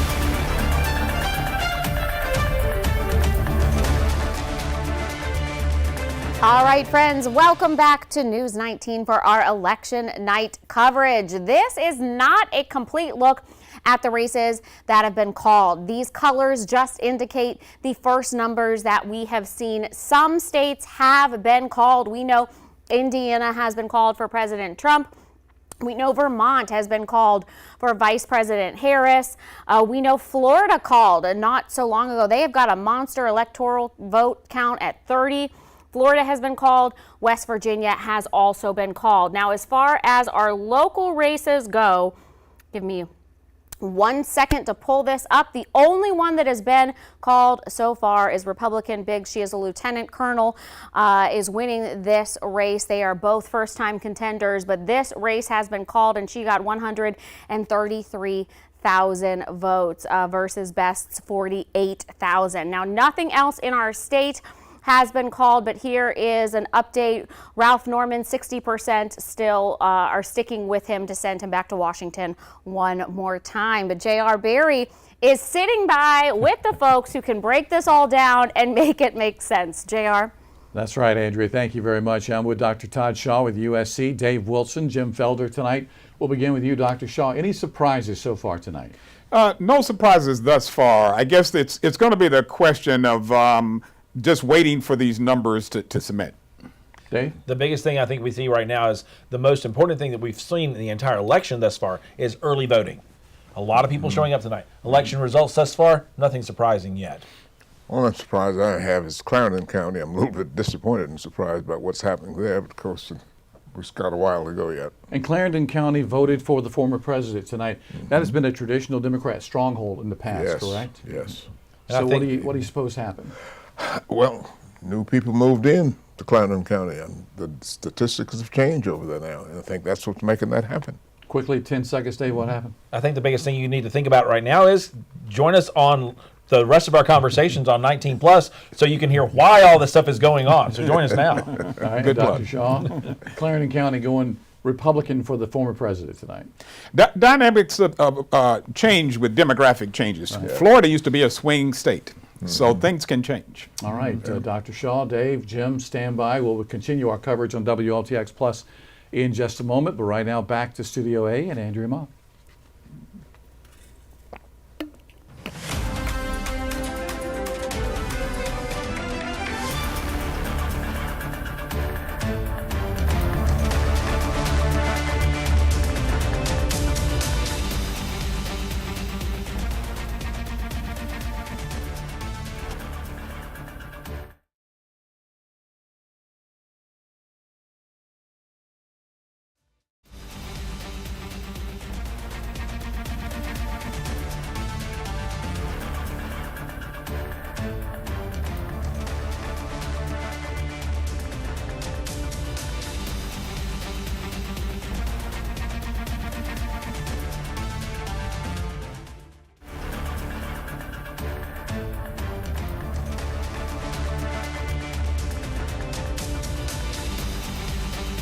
All right, welcome back, my friends, to our WLTX Plus streaming app where we have got your local coverage continuing all night. Go ahead and save this on your TV because we plan to do this a lot more. It gives us the freedom, obviously, to extend our coverage, to be able to go more in depth and to have longer conversations with you like we love doing so much here at News 19. But I've got a final result for you. This gets me very excited anytime I can report a final result. This is the South Carolina amendment change that was on amending our Constitution. That's what that means, our South Carolina Constitution. If you voted in South Carolina today, you vote us on this issue, and this is a yes.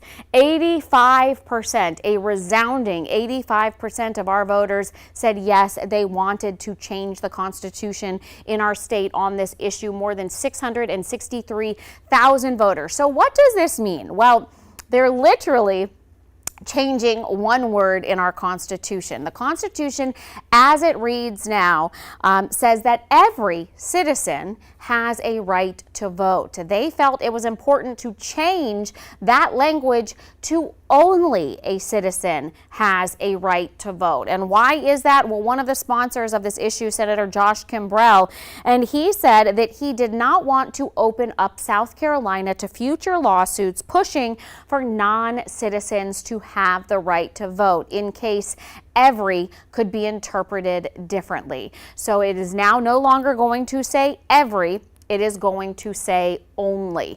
And as far as where we are looking on what I know everybody is watching, we have those critical swing states. Those states that could go one way or another. So far with this map, nothing too surprising, nothing we didn't expect. We expected Florida to go for Trump. We expected West Virginia to go for Trump. Kentucky has also been called with 8 electoral votes going to Trump. Right now, Vice President Harris was called for Vermont, getting their 3 electoral votes. So when we click out right now, it looks like he has 101 now. That means something else has officially been called for Trump. Arkansas, thank you so much to my producer Dalton, who just let me know that Arkansas has officially now, the race just moments ago, been called for Trump. And as we are sitting on this, we have another live update for you. Little state of, here we go. Oh, let me get it to click for you. New Jersey has just been called for Harris, so 14. So that's a big number for her, with 14 electoral votes being called for her, as that state just went her way. And again, Florida, Arkansas just being called for Trump. So if I click here, this shows you our current totals. So sometimes I click, and since we're just doing this live together, I click and I see that the numbers have changed. So 101 electoral votes going right now to Trump. Vice President Harris has 49. But again, we are still waiting to hear from those swing states that we heard so much about leading up to the election. States like Pennsylvania, Michigan, North Carolina, Nevada. We are waiting to get those results still. Obviously, it is a lot earlier in the night in Nevada. Now, one thing that is very neat about this election, and as we go down the road and have more elections, is all of us follow things on our cell phones. We look at Twitter, we look at Instagram. Young people like my son look at TikTok. So news develops, candidates develop, and their followings develop online. So we want to get you over to the Insights Lab to break all that down. And our Chris English is at the South Carolina Insights Lab. That's right, we're back on the campus of the University of South Carolina at the Social Media Insights Lab. This is inside of the Broadcast Journalism School. And I've caught back up again with Denson Millar. He's actually keeping track of all of the data points that they collect here on their big screen. Denson, we've talked a little bit about some of the different things that you're tracking, but I see some things here we haven't spoken about yet. I see emerging topics. Let's talk about that first. Looks like you've got a bar graph here with several different terms. Can you explain kind of what we're seeing there? Yeah, of course. So of course we're seeing this bar graph of different terms that are being brought up in relation to the presidential election. The further up you are on the list, the more common that term is being talked about. So as you see it with like the most recent posts that are being brought in, some of them will be highlighted with different terms, and that's what kind of informs the emerging topics. So these are kind of like commonalities found between all the different topics or terms being brought in. Gotcha. I do want to point one thing out for our viewers here. I'm not sure if the camera will focus. Let's see if we can get that going there. But the top three emerging topics over the last day. Number 3 is America. That's good news. Number 2 is win. Everybody wants their candidate to win. And the number 1 is vote for. So not sure if that's people posing the question, who will you vote for? Who did you vote for? Or if that's posing a term or telling people exactly who they should vote for and informing people's votes. So interesting to note that those are some of the emerging topics that you're looking at. Now this map over here, actually behind me, geographical hotspots, looks like it just refreshed here. Can you explain a little bit about how that works and what we're seing as far as this data? Yeah, of course. So this is a chart of the entire U.S. By state. So of course we get different geographical data based on where people are posting and the location data they have tied to their account. Their location data is plugged into this. So whenever they post, you get a little darker section in the state. So the darker the state, the more prominent the posts are in that area by volume. So of course we're seeing in Nevada, there are plenty of people posting there compared to anywhere else in the U.S. I was just going to say, of course, Nevada, one of those hot spots that we're going to be keeping an eye on all evening long here as results come in. See, as you can see, Nevada, very dark here. It's 227.7. What does that number represent? So that's in the millions of posts. So that many posts are coming from Nevada compared to everywhere else in the U.S. On that scale. So that's what we're seeing there. Gotcha. Millions and millions of posts here as folks continue to talk about this presidential election. A historic year as we keep track of all of the races. And of course, we're going to continue to bring that information for you here all evening long on our WLTX Plus stream. I'm Chris English at the Social Media Insights Lab here at the University of South Carolina. We're going to send it back to you.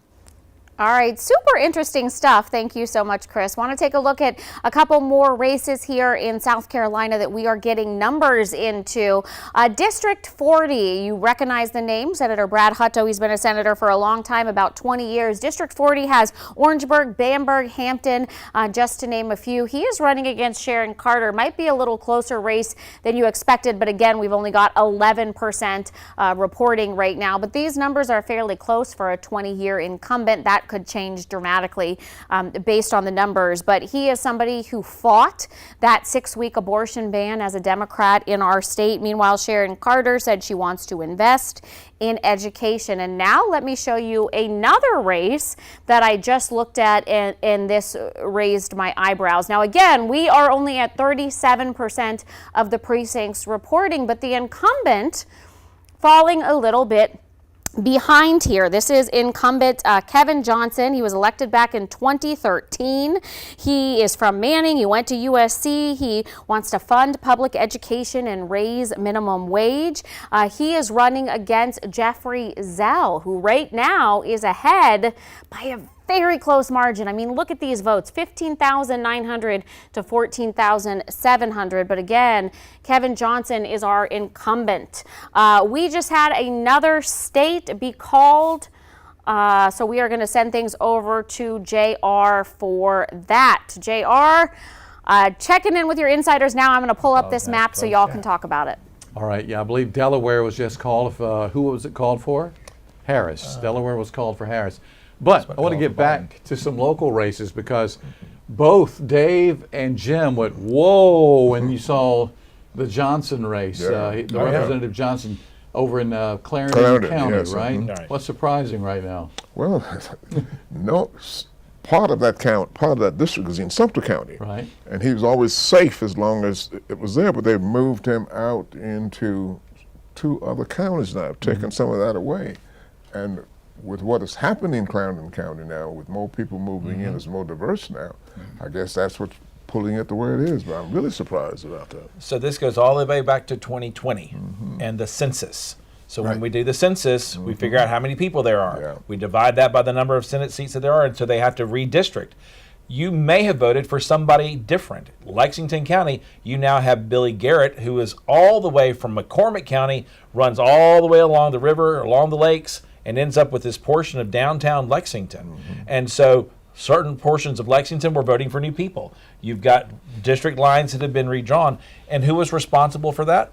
The people who were leading the Senate in 2020 and 2022, which were the Republicans. So when you want to think about, does my vote, why are we doing this now? Because the vote that you took back in 2020 is the one that's impacting the map that you're voting for today, or the districts that you're voting for today. Correct. Do you think about the fact that Dick Harpootlian, former prosecutor here in Richland County, became a state senator? He actually lost in a bid to keep or to move over to the district that is now Russell Ott's running against Jason Gary.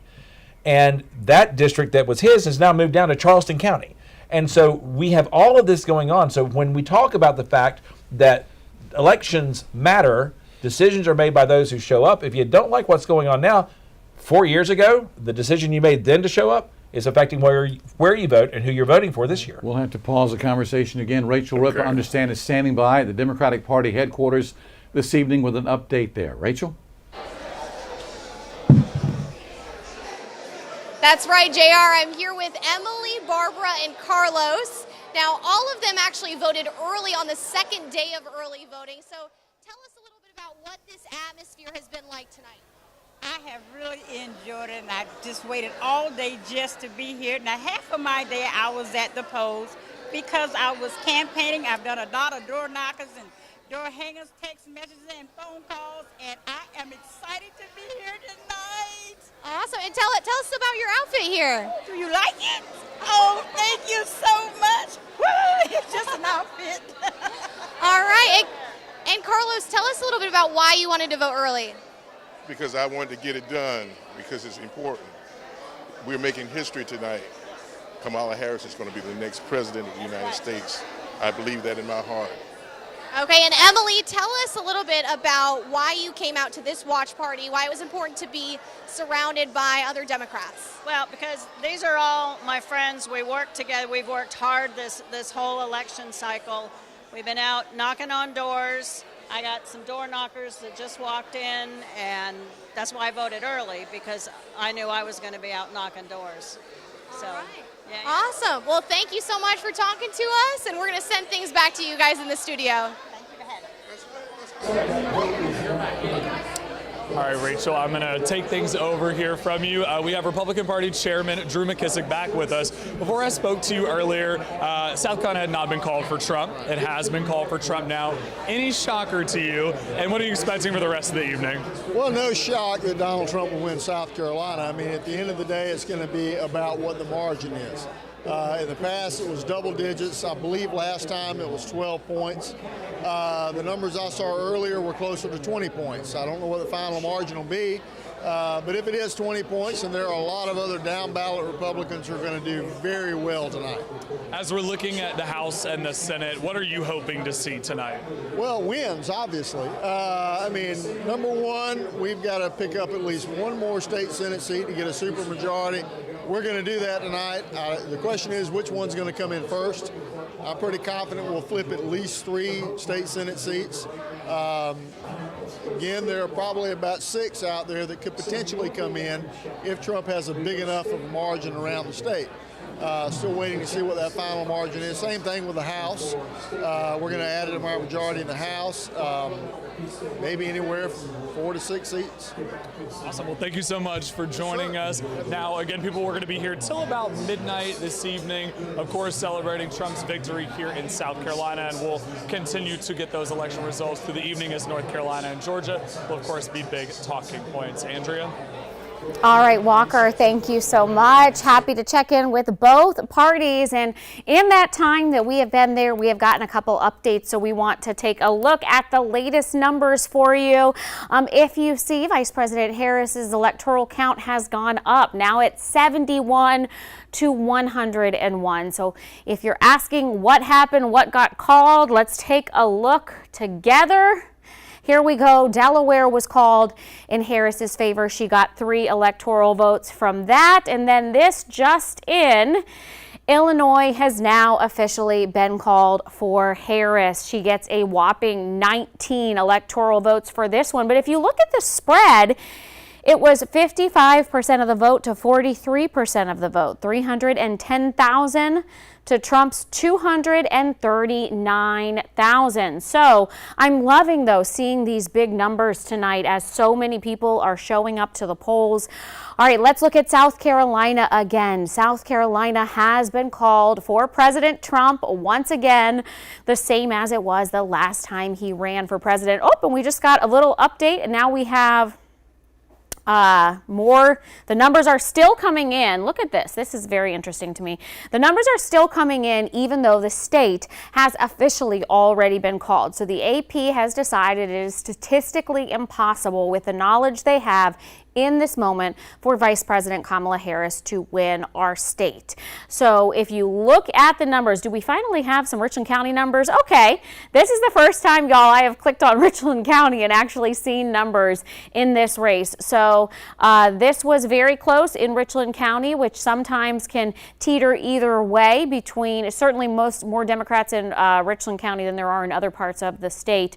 So 16,000 votes for Harris and 14,000 votes for Trump, even though he has won our state. And then the fellas in the other room were talking a lot about Clarendon County, where there has been a population shift. And this is an area that has traditionally gone Democrat, gone blue, but perhaps things have changed statistically there in the county. And now that county has been called for Trump with 7,000 votes. All right, let's go out of this again and just see where our latest numbers are. Yeah, so 101 to 71. Now, I want to take a look at a couple races for House. Let's look at U.S. District. Okay, my producer says you want me to look at Senate races. Which Senate races, Dalton, did you want me to look at? All right, he wants us to look at this Senate race, Russell Ott versus Jason Gary. Now, this is something we talked a lot about during the primary, and I know many of you followed along with us as this was a hotly contested race because Russell Ott, he's not a political newcomer. He has been a member of our state house. He is a farmer, often talking about farmer rights. He works full-time on the Ott farm, but he ran against none other than Dick Harpootlian for that that seat. And many people were surprised that he ended up winning the Democratic nomination for District 26, as Harpo, as the people in Columbia call him, was also going for it. But we sat down with him here at News 19, and he said he is backing increasing teacher pay. He said the big way to recruit people and businesses to come to our state is to have the best education. And he said to do that, you have to pay teachers what they deserve. He wants expanded Medicaid as well. He doesn't want that Medicaid money in our state left on the table. That's an issue that a lot of Democrats in our state want. Our state has opted out of that expanded Medicaid coverage that leaves about 300,000 people in our state that don't have coverage that could if it was expanded. But again, he works full-time on Ott Farms. He's running against Jason Gary, the GOP candidate. He said that our schools need to have more trades in them, that we have all these different jobs coming to our area that need skilled workers. He said he would like to see kids get skilled in things like welding and plumbing. He also spoke out saying he wants to increase abortion in our state, saying that the 6-week ban just wasn't enough. So you can see in this District 26, Russell Ott having most of the vote right now. But see, here's the thing. We checked this number. We are nowhere near done, folks, because that is only, can you guys see that, or is that too small to be able to see? There we go. If you take it full, you can see it better. Only 70% of our precincts reporting, so these numbers are very new. I'm going to look at District 35 again one more time.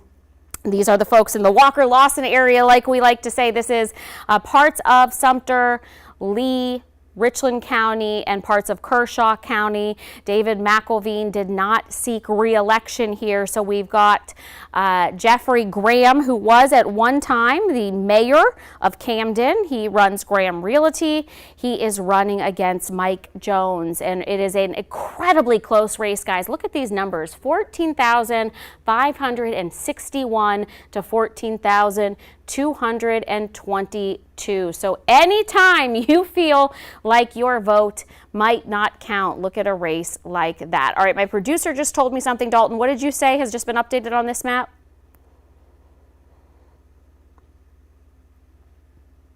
Okay, I can't hear from him. What did you say, Eric, was just updated on this map that you wanted me to take a look at? Okay. All right. Well, miscommunication, guys. Live TV for you. Nothing has been updated so far if we are looking at these numbers. Trump still has 101 of the electoral votes. Vice President Harris has 71, but we are still waiting for the swing states. These are the states that the candidates honestly spent the majority of their time the last 2 weeks or even month, North Carolina being one of those states. So here's a very interesting thing. This comes down to electoral votes. Right now, only 7% of the precincts reporting, but what happens, or could it be possible, since it comes down to electoral votes, that these candidates end up in a tie? Is it possible? Let's take a look. For the Electoral College to tie, each candidate would have to get 269 votes, and there's a few ways that that could happen, and I'm going to show you one. Now, this map is from a website called 270towin.com. What we have here is a map of the Electoral College and the way the votes fell in 2020 when Donald Trump was running against Joe Biden. Now, if we apply that map to this scenario, the red states here are the ones that we would award to Donald Trump, and the blue states would go to Harris. Now, the states in this gray color are some of the swing states, and the way they fall could decide this election. Now, if Harris can take the 3 states in this region we call the blue belt, so Wisconsin, Michigan, and Pennsylvania, while Trump takes these 4 states, Nevada, Arizona, Georgia, and North Carolina, then that leaves us with Nebraska. Now, in Nebraska and Maine, the electoral votes can be split and awarded to different candidates based on who wins each congressional district. If Maine stays the way it was in 2020, with 3 electoral votes going to the Democratic candidate and 1 vote going to Donald Trump, then that leaves us with Nebraska. Now, in 2020, Donald Trump got all but 1 of the 5 electoral votes in Nebraska. But assuming he can flip that one seat and turn the entire state red, that would leave us with our 269-269 split. And this is just one scenario where this might happen. I spoke to Chase Meyer, a political science professor at the University of South Carolina, about what would happen if there is a tie like this. The key is, is that realistic, that 269-269 split? And it absolutely is. Meyer says in the case that the Electoral College splits the vote for president, the decision would fall on Congress. The House would decide the president while the Senate would pick the VP. But he says in the House, each state only gets one vote regardless of how many representatives that state has. Each state's group of representatives would have to agree on who to vote for. So the 7 Congress members from our state, for example, would have to reach a majority. And that means South Carolina gets the same voting power as California. He says right now there's close to an even 50-50 split down the House. If there's no changing of hands in Congress, if no seats change, Republicans have 26 states with a majority. What if Democrats flip one and the Republicans only have 25 states? They can't elect a president. It would happen in January once the new House representatives are sworn in. Depending on how that vote falls, a tie in the House as well could happen. For example, in Montana, if Democrats can flip one of the 2 Republican seats, leaving them with a 50-50 split. When it comes to vote, Montana will have to abstain because they won't be able to decide, should I vote for Harris or for Trump? So Montana won't count. That would bring Republicans down to 25. Now, if the House can't pick a president, then the line of succession would lead to the vice president, which the Senate decides. If the Senate can't pick a president, then the Speaker of the House would become the president. Josie Frost, News 19, WLTX. All right, very fascinating that could happen, but let's hope it does not. Again, 270 is that magic number. I don't know how we have not talked about this race yet, because if you have been watching TV, WLTX, YouTube, and anything that you have seen commercials or political ads, this has been a very highly paid for race. Both candidates spending big money on ads, on attack ads against each other. But here's the fascinating thing if you don't know the history of State House District 75, which is actually right here where WLTX sits. Clyburn Finley held this seat for about 9 years, but during the last election, Heather Bauer, a Democrat, won the seat from him. She campaigned heavily on a women's right to choose. She is a health nut. She owns Warrior Fitness. Clyburn Finley, obviously, we know, a business owner in South Carolina and been a politician for many, many years. At one time ran for mayor here in Columbia. But this is a very close race.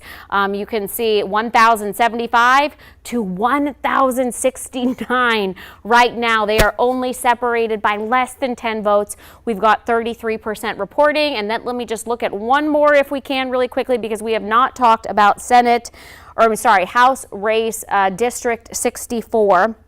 This is parts of Clarendon, parts of Sumter County. Right now, the incumbent Republican, Fom Pedalino, is pulling ahead. She is going up against Quadri Bell, the Democrat. He is pushing for more rural money in South Carolina and wants to bring up rural counties. And Pedalino, meanwhile, is continuing to push school choice. She was endorsed by McMaster. So this is an interesting race, but you can see she has pulled ahead quite a bit. She's the incumbent, and we've got 64% of the vote. But again, I just want to make you mind blown for a minute to look at these numbers. Can you take this full for 1 second so our viewers can see it better, Wade?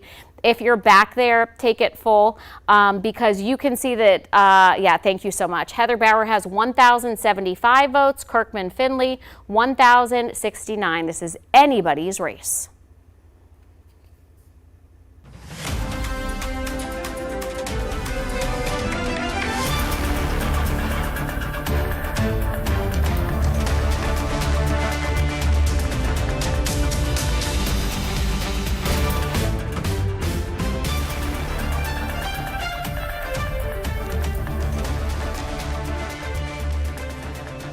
All right, welcome back, my friends. We are streaming right now on WLTX Plus. Make sure you join us after you watch us here on the Big 19. Want to get things over, though, to J.R. Barry and our insiders who are standing by with a look at how these states are shaping up right now as far as the presidential race. J.R. Yeah, I don't think it's any surprises so far with our State House insiders or with Dr. Todd Shaw with USC about where the states are landing tonight. But we want to take a moment to talk about how the votes are being counted tonight. Dr. Shaw, you want to make a point about that early voting, early votes being counted compared to votes that were cast today.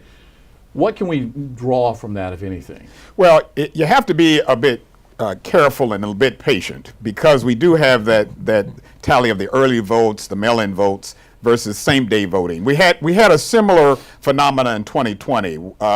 We kind of call it the party mirage. You have a flood of one party, but you have to kind of just wait. You do.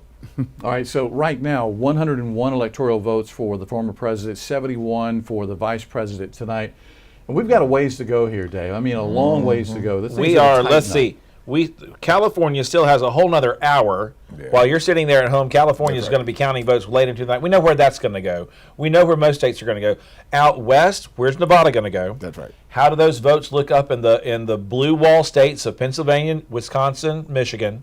What's going to happen with Georgia and North Carolina? I mean, where are the votes coming in from? And this is why it takes us time, folks, to be able to say, when we talk about the percentage of votes coming in and how a state look now may look later, some counties are really fast at counting their votes. Other ones are much slower. Richland County, I expect to come rather late, but as we saw a little while ago, Russell Ott's currently leading in a state Senate race right here in the Midlands of South Carolina. Jim, do you think we're going to get a winner tonight? I don't think so. I think it's going to be tomorrow, maybe even the next day. We may come close to it tomorrow, but I don't think we're going to get a winner tonight. All right, outside of the presidential race, quickly, there's a local race you wanted to speak about.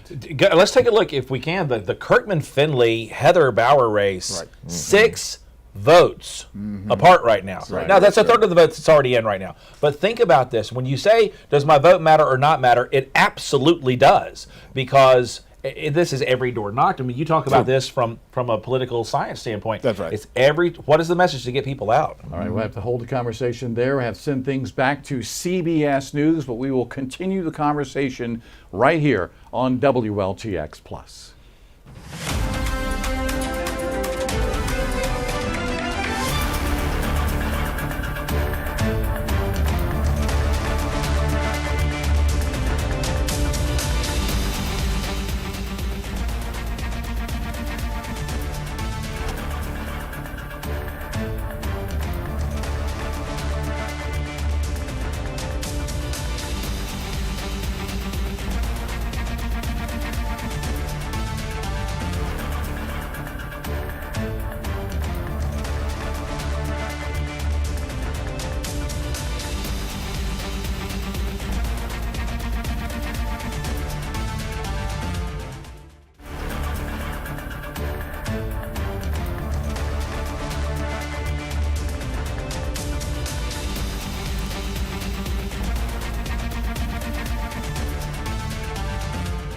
All right, welcome back, guys. We'll get to these latest numbers that just got updated in just a moment. But first, there have been a lot of reports online that other countries are trying to interfere in our election results, posting disinformation and trying to get people upset with each other. So we want to send things over to Brandon Lewis with our Verify for a closer look at that. Brandon.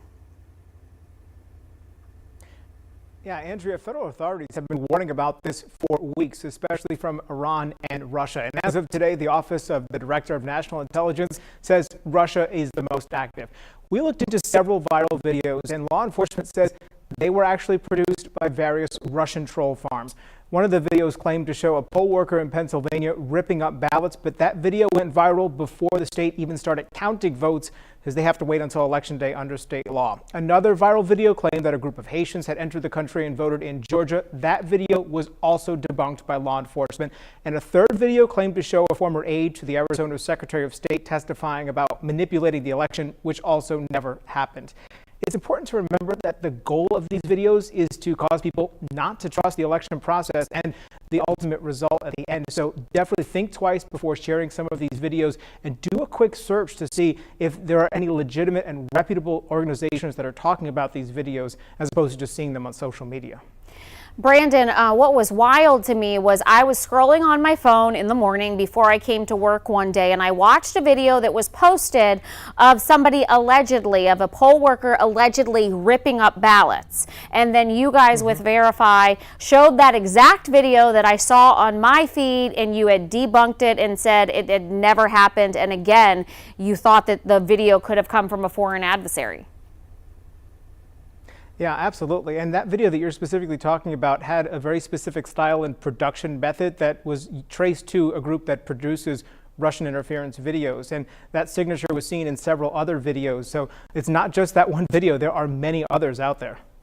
Wow, that is wild. Well, we appreciate all the work you guys have done with Verify. We love running your stories. And, you know, this is something that is so important during an election cycle, that people trust and believe in the journalists that you watch. So we love our Verify reporters. I wanted to pull this up and take a look at these numbers again really closely. And if my director could pull up these numbers, Russell Ott is separated by Jason Gary by only about 30 votes. So again, even though right now this is only about 25% of these precincts reporting, when you see numbers like this, a slim margin on this, with somebody, a Democrat who has been in the state house for years. Now, granted, he was not a senator, he was a representative, but been in the state house for years and separated by just 30 votes right now with Jason Gary.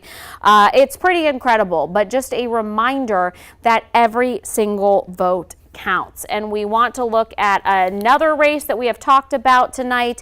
Our friends out in the Kershaw County area. This is Lee, Richland, Kershaw, and Sumter. Thomas McElveen decided not to seek re-election. So enter both of these candidates, Michael Jones and Jeffrey Graham. Now, Graham does have some political experience in the past. He was the mayor of Camden. He works at Graham Realty.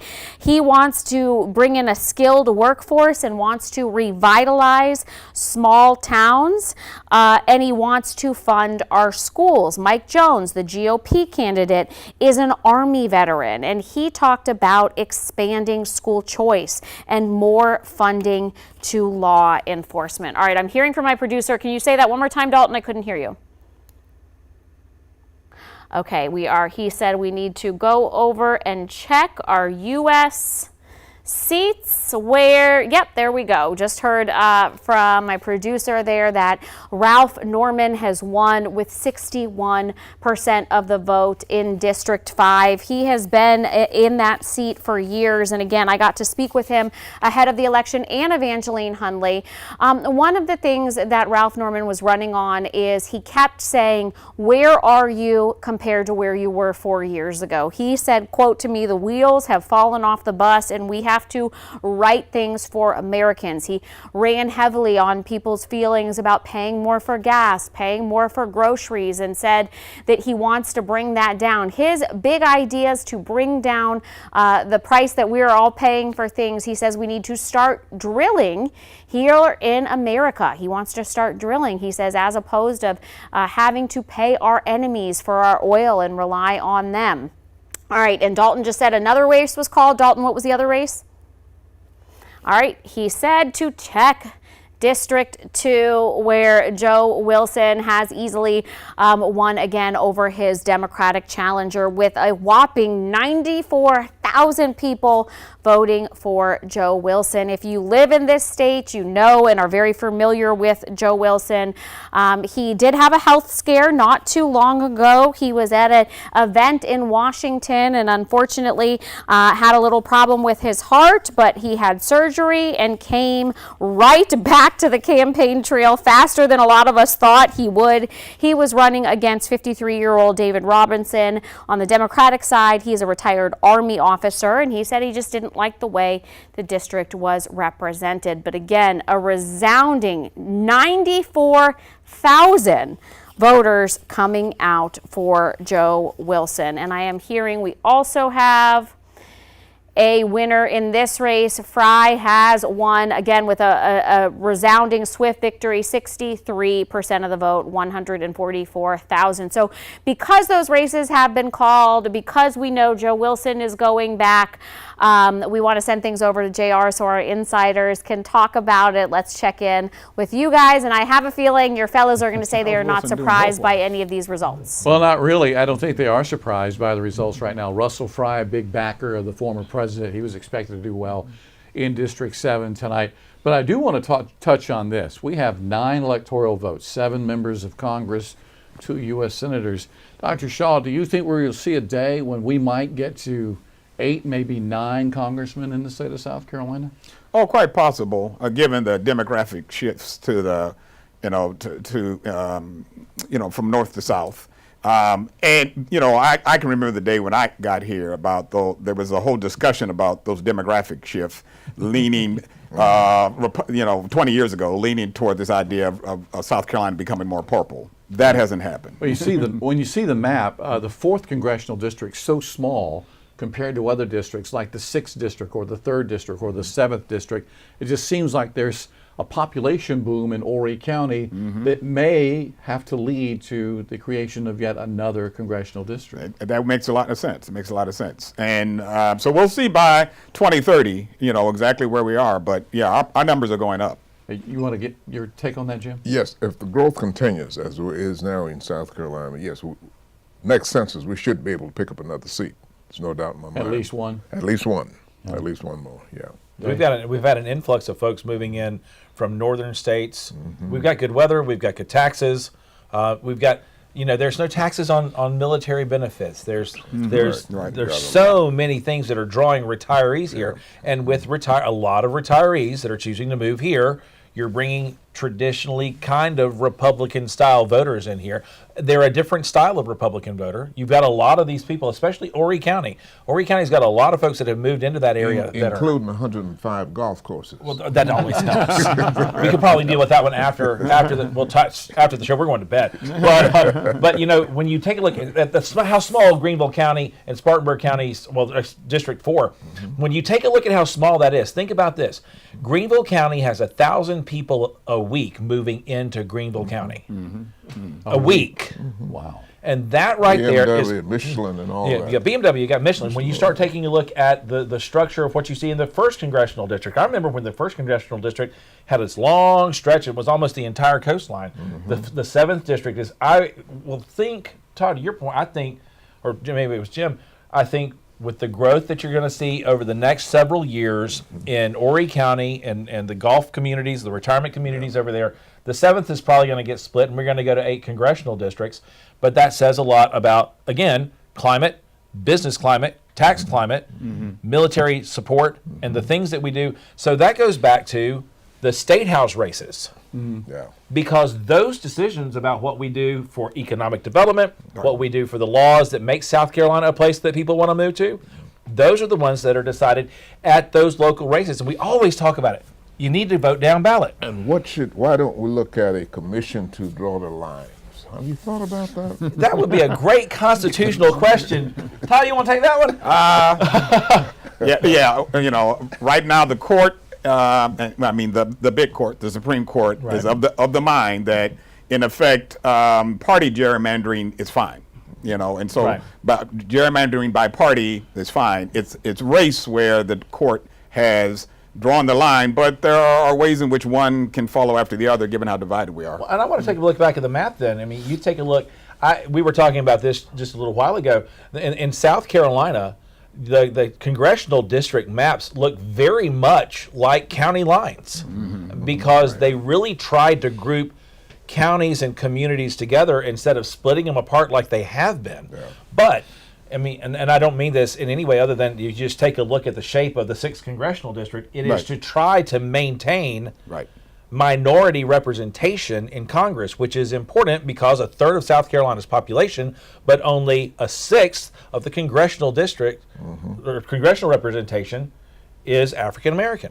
There was a challenge to the first that was not successful. Right. And so that may have had an impact. That could have played into that as well. And so I think that plays into state politics has a big part in what's going on the national scene. You mentioned a race earlier, Mike Fair in Fairfield County. Right. I don't know if we can pull Fairfield County's data up yet. This is going to be an interesting race because, again, we go back to the fact that the district lines for House and Senate seats in South Carolina were redrawn in 2024, or really started in 22 after the census. So when you begin to look, the districts for Fairfield County, for Senator Mike Fanning's seat, had a lot of concentration in Fairfield County, but that district got redrawn, and a lot of what used to be north of there into Lancaster County and beyond, more predominantly Republican areas, that population was redrawn into that area in an attempt to make that a Republican seat. And that right there is a prime example of how the districts, how the structure and the makeup of the House and Senate in South Carolina gets made. Welcome to Don't Talk About How We Make Hot Dogs. So when it comes to the presidential race, we have those numbers out of Fairfield County. Harris winning right now, 57 and 41%, but the former president with a check by his name. I guess the projection is he's going to win. I guess that would be for winning the state since it's South Carolina president there. But it's just interesting because we don't have the map able to break down by Senate districts and House districts to see what the map looks like overlaid on top of this, because while Fairfield County has a significant Harris lead over Trump, the district that's representing a good portion of Fairfield County also represents other counties in that area. You look at Lancaster County, I guess that's Chester County just above it on the way up to York County. Yeah. And so the way those lines get drawn determines who's going to be there. I want to bring up another subject from the CBS exit polling today. 74% of the voters that they surveyed today said inflation has been severe or moderate as far as a hardship over the past year for their families. 74%, 3 out of every 4 Americans say it's been severe or moderate. Is that going to matter when we see the final tally of these votes tonight, Jim? I think it will, even though gasoline is down to $2.63 a gallon in some places, to $2.50. But you still have people who look at the cost of milk in the stores today and how it has gone up. So inflation is on the minds of a lot of people. And as a result of that, it made a difference in a lot of the voting here as well. The question got asked, are you better off than you were 4 years ago? I literally went to the grocery store night before last. I picked up 6-7 items, and it was $44. Now, I got 2 packs of meat, and my son and I can make some sandwiches, and that was great. But when you think about that, you're feeling it when you go to the grocery store. Yeah. You're feeling it when you fill up the tank of gas. I've got sons who drive cars. They're like, Dad, how many more days do I have to work in order to fill up the tank? You need to borrow some money. I went, no, because I have to fill up my tank too. And that is a place that we thought, we had this whole discussion last time, we thought that the economics was going to play a big factor in 2022. That there was going to be this big red wave. Yeah. The big red wave really didn't happen, even though we were already feeling the economic impacts of inflation beginning to ramp up. You think South Carolinians voted with their wallet? I think so. I think even though we're seeing inflation cool, Americans and South Carolinians are still thinking about what were these prices like several years ago. And really we have to frame it prior to the pandemic, right? Because that pandemic, as fueled with the stimulus, is what heated the economy, if you will. Now, in broad respect, the American economy has recovered in ways that other parts of the Western world wished. But that's not how Americans, that's not how South Carolinians vote. They vote according to their own, pocketbook or wallet issues, and so that's where we are. All right, Andrea Mock is standing by in Studio A with more coverage tonight. Andrea? All right, thank you so much, JR. We have got some big news to go over. Several more states have been called. If you're looking just at the total now, President Trump with 177 electoral votes, Vice President Kamala Harris with 99. But we are still waiting on swing states. Nevertheless, some very big states with a lot of electoral votes have just been called. So let's go over them. Ohio Ohio has now been called, but indeed it was a close race. While Ohio has already been called, you can see they both got more than 1 million votes, 1.6 million for Trump, 1.4 million for Harris. But Ohio has been called, and with it, it's 17 electoral votes. Also, Texas has just been called, and this is a monster number. These candidates did spend time in Texas. Many times they were talking about immigration and visiting the border, but a monster number of 40 electoral votes. But even with that, look at how close these numbers are. Can we take this full for 1 second, Wade, so that our viewers at home can see how close this race was in Texas? Vice President Harris having 3.3 million votes in Texas. Former President Trump having 3.9 million. So a huge number, though. Texas has been called by the AP. Some other states have been called. Let's look at New York. Harris has won New York decidedly. Now, this was not, oh, well, the numbers just updated. But these numbers not close, like we just looked at the Texas numbers.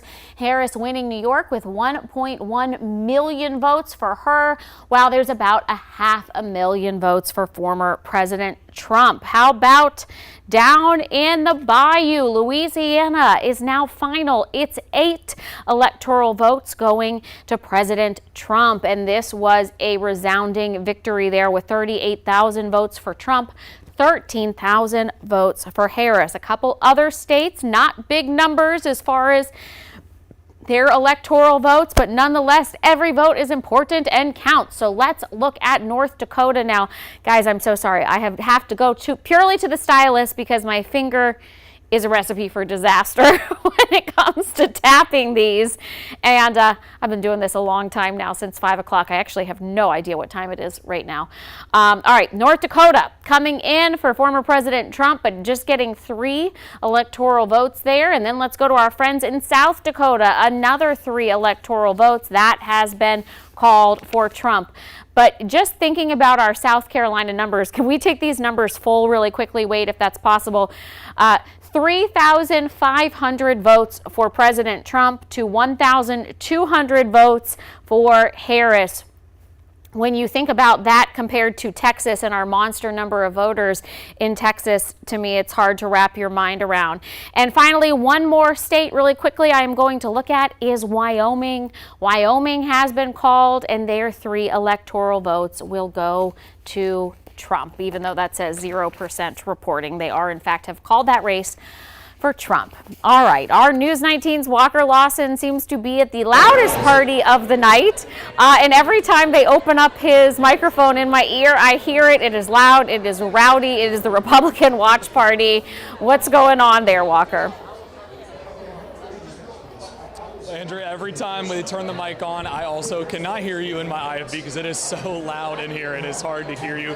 There's a lot of excitement. Every time the TV calls another state, we hear a lot of cheering for Trump, a lot of excitement. So, of course, that's continuing now. Just a while ago, we spoke with Attorney General Alan Wilson, who said he's hoping that Trump will win this race. As he said, he's seen a problem with fentanyl coming across the border, and that's a big issue here in South Carolina, and that's why he also believes that Trump is the perfect candidate to run the nation in the future. Of course, there's a couple other races that we're looking at. Joe Wilson, who spoke earlier today, he took the stage, earlier tonight rather, and he found out right when he was on stage that he was more than likely going to win that seat back. So that's a big race here in South Carolina, and another one, of course, that we've been talking about specifically for my friends out in Kershaw is the South Carolina Senate District 35 race. That's between Republican Michael Jones, who's running for office for the first time, against Democrat Jeffrey Graham, who's currently a Camden City Council member. That will cover Richland, Kershaw, Sumter. So this will be a big race. Obviously, we still are getting in those numbers, and I know, Andrea, that you will continue to track them for us in studio. All right, thank you so much, Walker. Nice to hear some excitement. It's very quiet in the WLTX studio tonight, y'all, because everybody's out working. Want to take another look because we are getting more numbers in two different Senate districts. Want to look at Senate District 36, and then we'll look at 40 in a second. This is what our insiders were talking about. This could very well be an upset, even though the numbers are only at, let's see, 65% reporting right now. But Jeff Zell, so who is Jeff Zell? Obviously, Kevin Johnson is the incumbent, but Jeff Zell is a retired Air Force officer. He works in economic development, or he wants economic development, that is, to come to those areas of Sumter, Orangeburg, Clarendon, and Calhoun counties. He is currently serving on the board of trustees for Sumter School District, and that is who he is. But they were talking about the shift in Clarendon County and how Clarendon County did used to have quite a few Democrats for our state. Perhaps now it is shifting red, and incumbent Kevin Johnson was elected back in 2013. He went to USC. He wants to raise minimum wage and fund public education. That race looking very close with just hundreds separating them. And then let's take another look. 50% right now reporting, 50% of the precincts reporting. Brad Hutto is our incumbent. He looks to have a pretty strong hold on this race. He has been in the Senate for 20 years. He is a trial attorney, and he was somebody that fought back, one of the lone voices actually in the Senate that fought back against the state's 6-week abortion ban. But let's take you back now to the race everybody is talking about. Just in the last moments, Texas has been called for former President Trump, and that means he will get, along with it, all 40 of those electoral votes. Okay, my producer telling me he wants us to go back and look at Joe Wilson's race. So let's pull this up. Here we go. Here we go. Joe Wilson, victory tonight. It's the 2nd district. He has been in this district and represented it for a very long time, winning with a resounding 66% of the vote. We spoke to him and heard from him just a few moments ago. Let's listen in on that. Official recorder of precinct returns, Carol Davis, has just informed me that it appears that I have just been reelected to Congress. And so,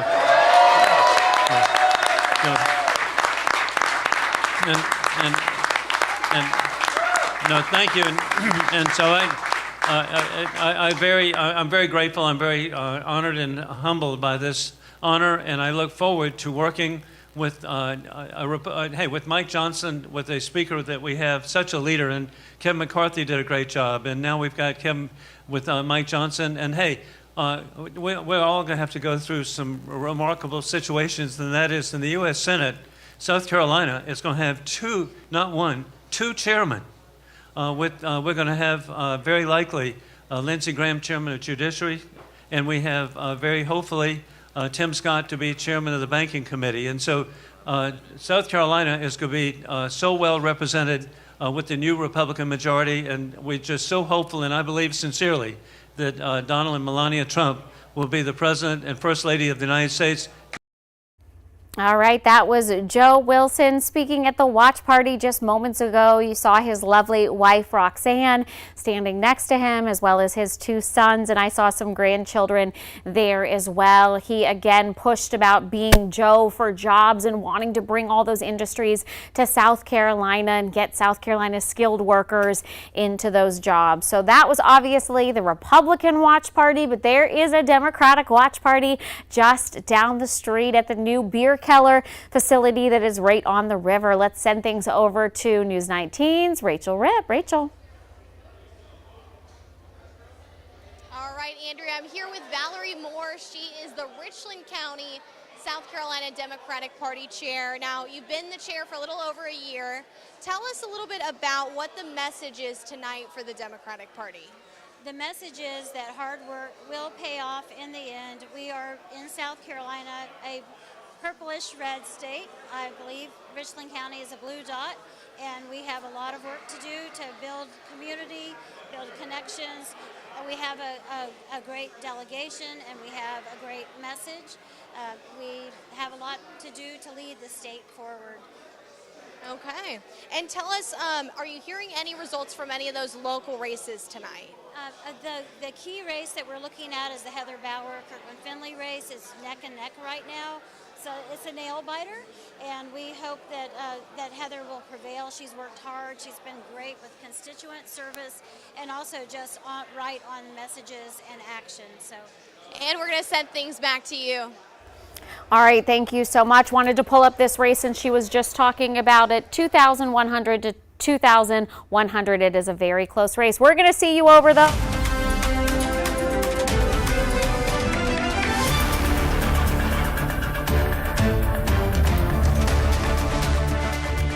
And welcome in. We're going to get back to your CBS News coverage coming up in just a moment. We're being joined by our State House insiders, Dave Wilson and Jim Felder. Also, we're being joined by Dr. Todd Shaw with the University of South Carolina as we take a closer look at the numbers. Any surprises tonight? Of course, here in South Carolina, no surprise when it comes to the presidential race. Any of the congressional races or any of the local races surprise any of you guys tonight? Well, none of the congressional races surprised me. I thought that Moore would do a little better against Nancy Mace in Charleston, but other than that, none of it surprised me. That is the first congressional district there. Right. The congressional map, it's going to stay exactly as it was. Yeah. It's going to remain 6 Republicans, 1 Democrat, two Republican senators. The real race to watch tonight are some of these local races. You've got a big race that's coming in right now, Heather Bauer versus Kirkman Finley, which we just talked about a little while ago. Yeah. You've got Russell Ott and Jason Gary for a Senate seat that is now up. That was the former seat of Senator Nikki Setzler, who held it for 48 years. So think about that. And this is the place where decisions get made about our economics, our taxes, what makes South Carolina a place where, as we've talked about tonight, if you're watching on 19 Plus, thanks. If not, join us. This is a place where we see the influx of people coming into South Carolina, and you've got counties like Clarendon County that voted for Trump. And I never thought I'd see that in my lifetime. Unless my memory is mistaken, this will be the first time we've had 2 female members of Congress in South Carolina, correct, Dr. Shaw? I believe that's right. I mean, certainly we've broken that barrier with regards to our governor, with our former Governor Nikki Haley. But we'll see. It'll be interesting here in South Carolina and across the country about the election of more women to state legislatures and to Congress. As far as the presidential race is concerned, some polls are still open. They'll be closing soon. The Electoral College right now looks like the former president has about a 100-vote lead over the vice president, but you guys expect that to narrow as the evening goes on, right? It will narrow. You know, you still got California to come in, and you still got the Michigan. You got Michigan, Wisconsin, and Pennsylvania. So that's the blue wall. The blue wall to come in. That's right. Yeah. The further west you get, the bluer it's going to get going across. Yeah. That's going to be the places where Vice President Harris is going to pick up the electoral votes. And again, it's only 270 votes that you need. And I'm being told the former president's up by 200,000 votes in Georgia, but 2 of the big counties still need a report there. Right. All right. Guys, as always, thank you very much. We're going to continue this conversation on WLTX Plus. We hope you'll join us there. But right now, we're going to send things back to CBS News in just a moment.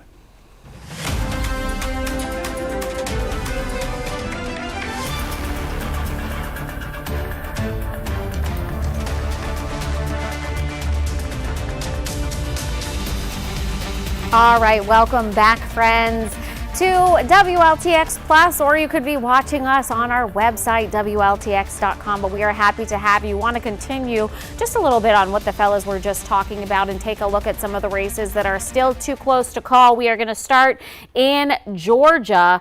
Now, while none of the electoral votes have been awarded, if we could take this full weight so we can look at these numbers a little bit more closely and so I can see them too with my bad eyesight. Right now, Trump is winning Georgia. This is a swing state. This is a state that experts definitely said could go either way, but this is a very close race with 2 million votes for Trump, 1.8 million votes for Harris. Now let's take a look at another very important state, North Carolina. Where do these numbers look? Well, right now, Trump is winning North Carolina with 1.5 million votes. Harris very close behind at 1.4 million votes. Another state, okay, not a lot of reporting here in Michigan because those are low numbers, but Harris is winning Michigan with 378,000 to Trump's 321,000. And again, another state that came very close, but it has been called Trump has won. Ohio, with winning their 17 electoral votes. He got 1.9 million votes, while Harris got a close 1.5 million. I'm going to set this back on North Carolina. South Carolina, we know, has been called for Trump. But another issue here in South Carolina, here in Richland County, I voted today, and this was on my ballot, is the Richland County penny tax. For an update on that, now News 19's Shelley Garzone joins me in studio. Shell.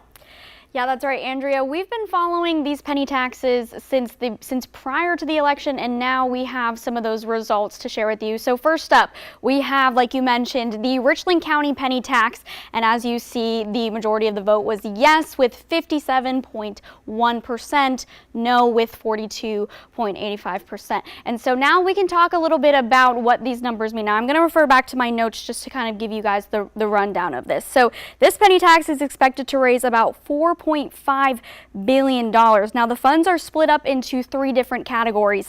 Now those are investment projects, funding for the Comet public transit system, and county advancement projects. And this was split into 2 questions on the ballot tonight. So the first one asked voters if they want the county council to renew the current transportation penny tax. Now this would be a continuation of the tax that was approved back in 2012. The second question asked if the county government should be allowed to acquire borrowing power. Now this would allow the county to issue a bond of up to $950 million. And I was thinking we were going to go, do we have, let's see, we were going to talk about, okay, here we go. So over in Orangeburg County, we also had a penny tax to discuss tonight. So let me just get my, I'm so sorry. Okay, can we jump into Sumter? Can we jump into the Sumter penny tax for me, you guys? All right, here we go. So we have Sumter County up with the Sumter penny tax. As I mentioned, this was 61.2% voting yes and 38% voting no. Now, I was out in Sumter earlier today, and this seemed like a big thing that voters were wanting to voice their opinions on. Now, this would propose a raise of $124 million, and if approved, it would go to capital improvement projects. Now, that would be used to fund rural areas throughout the county, including quality of life improvements, economic development, infrastructure, and public safety. Now, that, because it was voted yes on tonight, will take effect in 2025. All right, Andrea, I'm going to toss things back to you to bring us the latest. Wait, Shelley, let's stay together for 1 second. If we can bring up the Richland County numbers again. One of the things that I know that they were very key on us expressing is that this was a renewal of the current Richland County penny tax that was set to expire. But I don't think people totally understand all the things that this funds, like our Comet bus system and how important that is for folks, and adding things for pedestrian and bike riders too. Yeah, for sure, Andrea. We've kind of talked about this. It's known as like the transportation penny. Yes. It's really focusing on getting, better transportation for our folks here in Richland County, like you mentioned, the bus system, better sidewalks, better things to help pedestrians and people taking that public transportation for sure. Absolutely. All right, Shelley, thank you so much.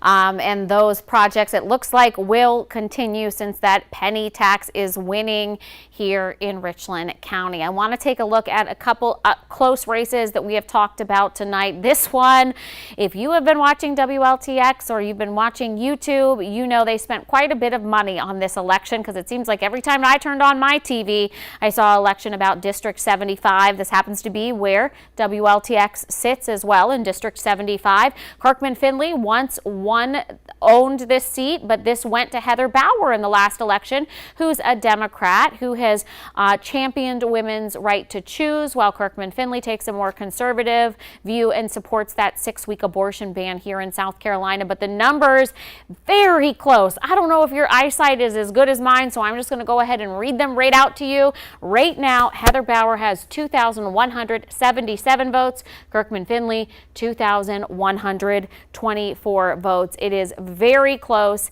and that is with 66% reporting. I want to look at one other race, District 79, Hamilton Grant and Rebecca Madsen. Right now, Hamilton Grant is running away with this one.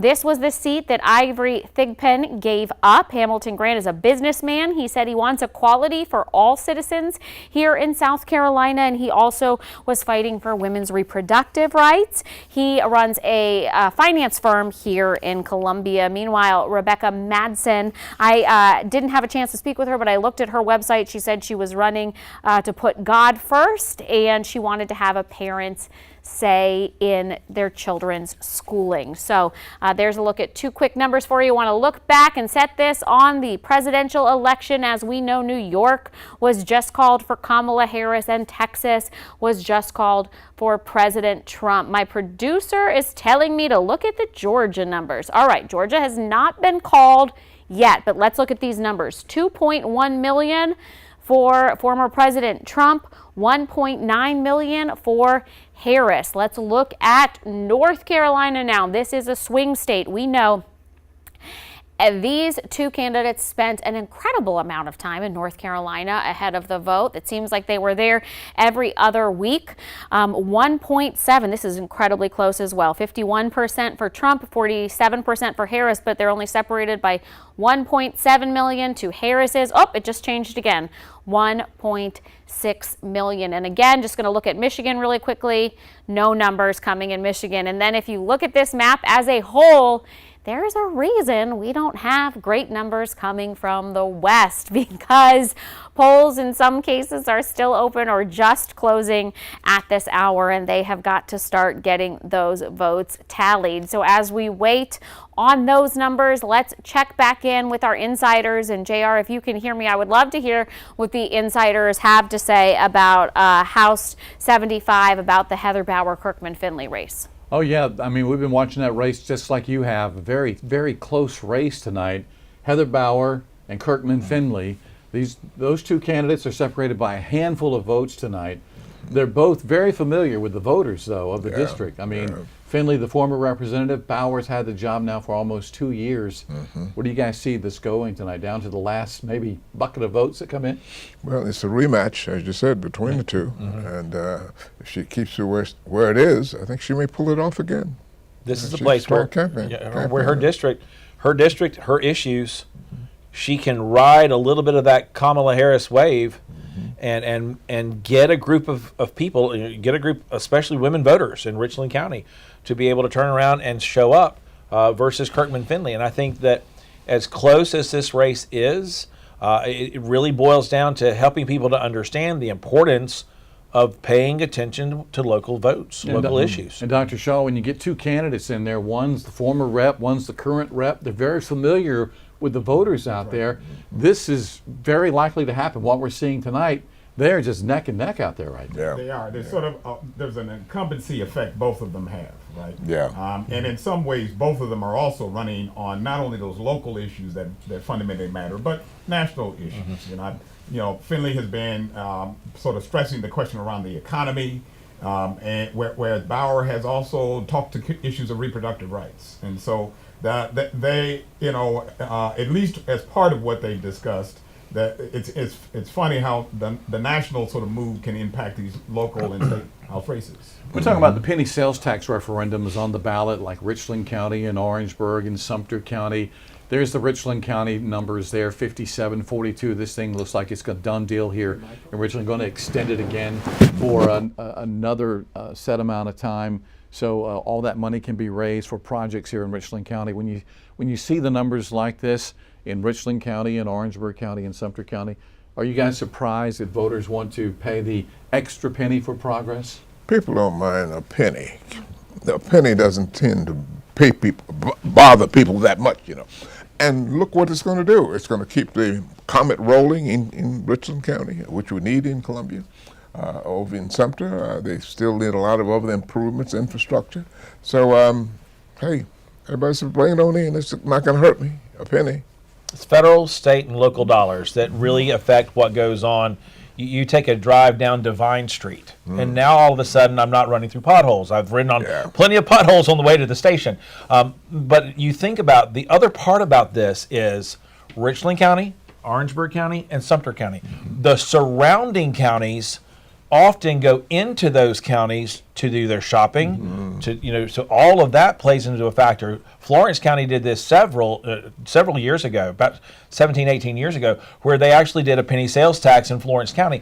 That was a big draw because they were working on 7 major projects. In Richland County, we're talking dozens, hundreds of projects that need to be done.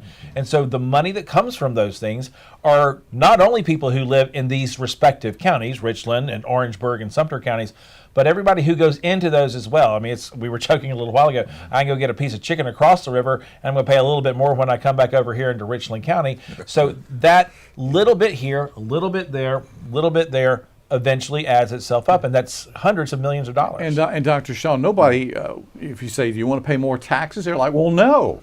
But when you put it to them the way that it's put to them here, a penny tax, voters seem to be embracing that a lot better. That's what we call effective framing in policy making, right? You frame it properly. But very much today's point is the, cities, municipalities, they don't have the ability to kind of have toll roads on a mass scale. I mean, there are those the suburban sort of residents who come in and use the roads and the infrastructure of the sort of central areas, and so you have to think about how do you balance that and push for it on transportation and infrastructure, because we're growing and there's a real need for these developments. In Florence, have you been to downtown Florence lately? Oh yeah, it's dramatic changes. Dramatic changes. That's right. Because a lot of that came from the penny tax. Right. Wow. And again, you think of it's always pitched as something small.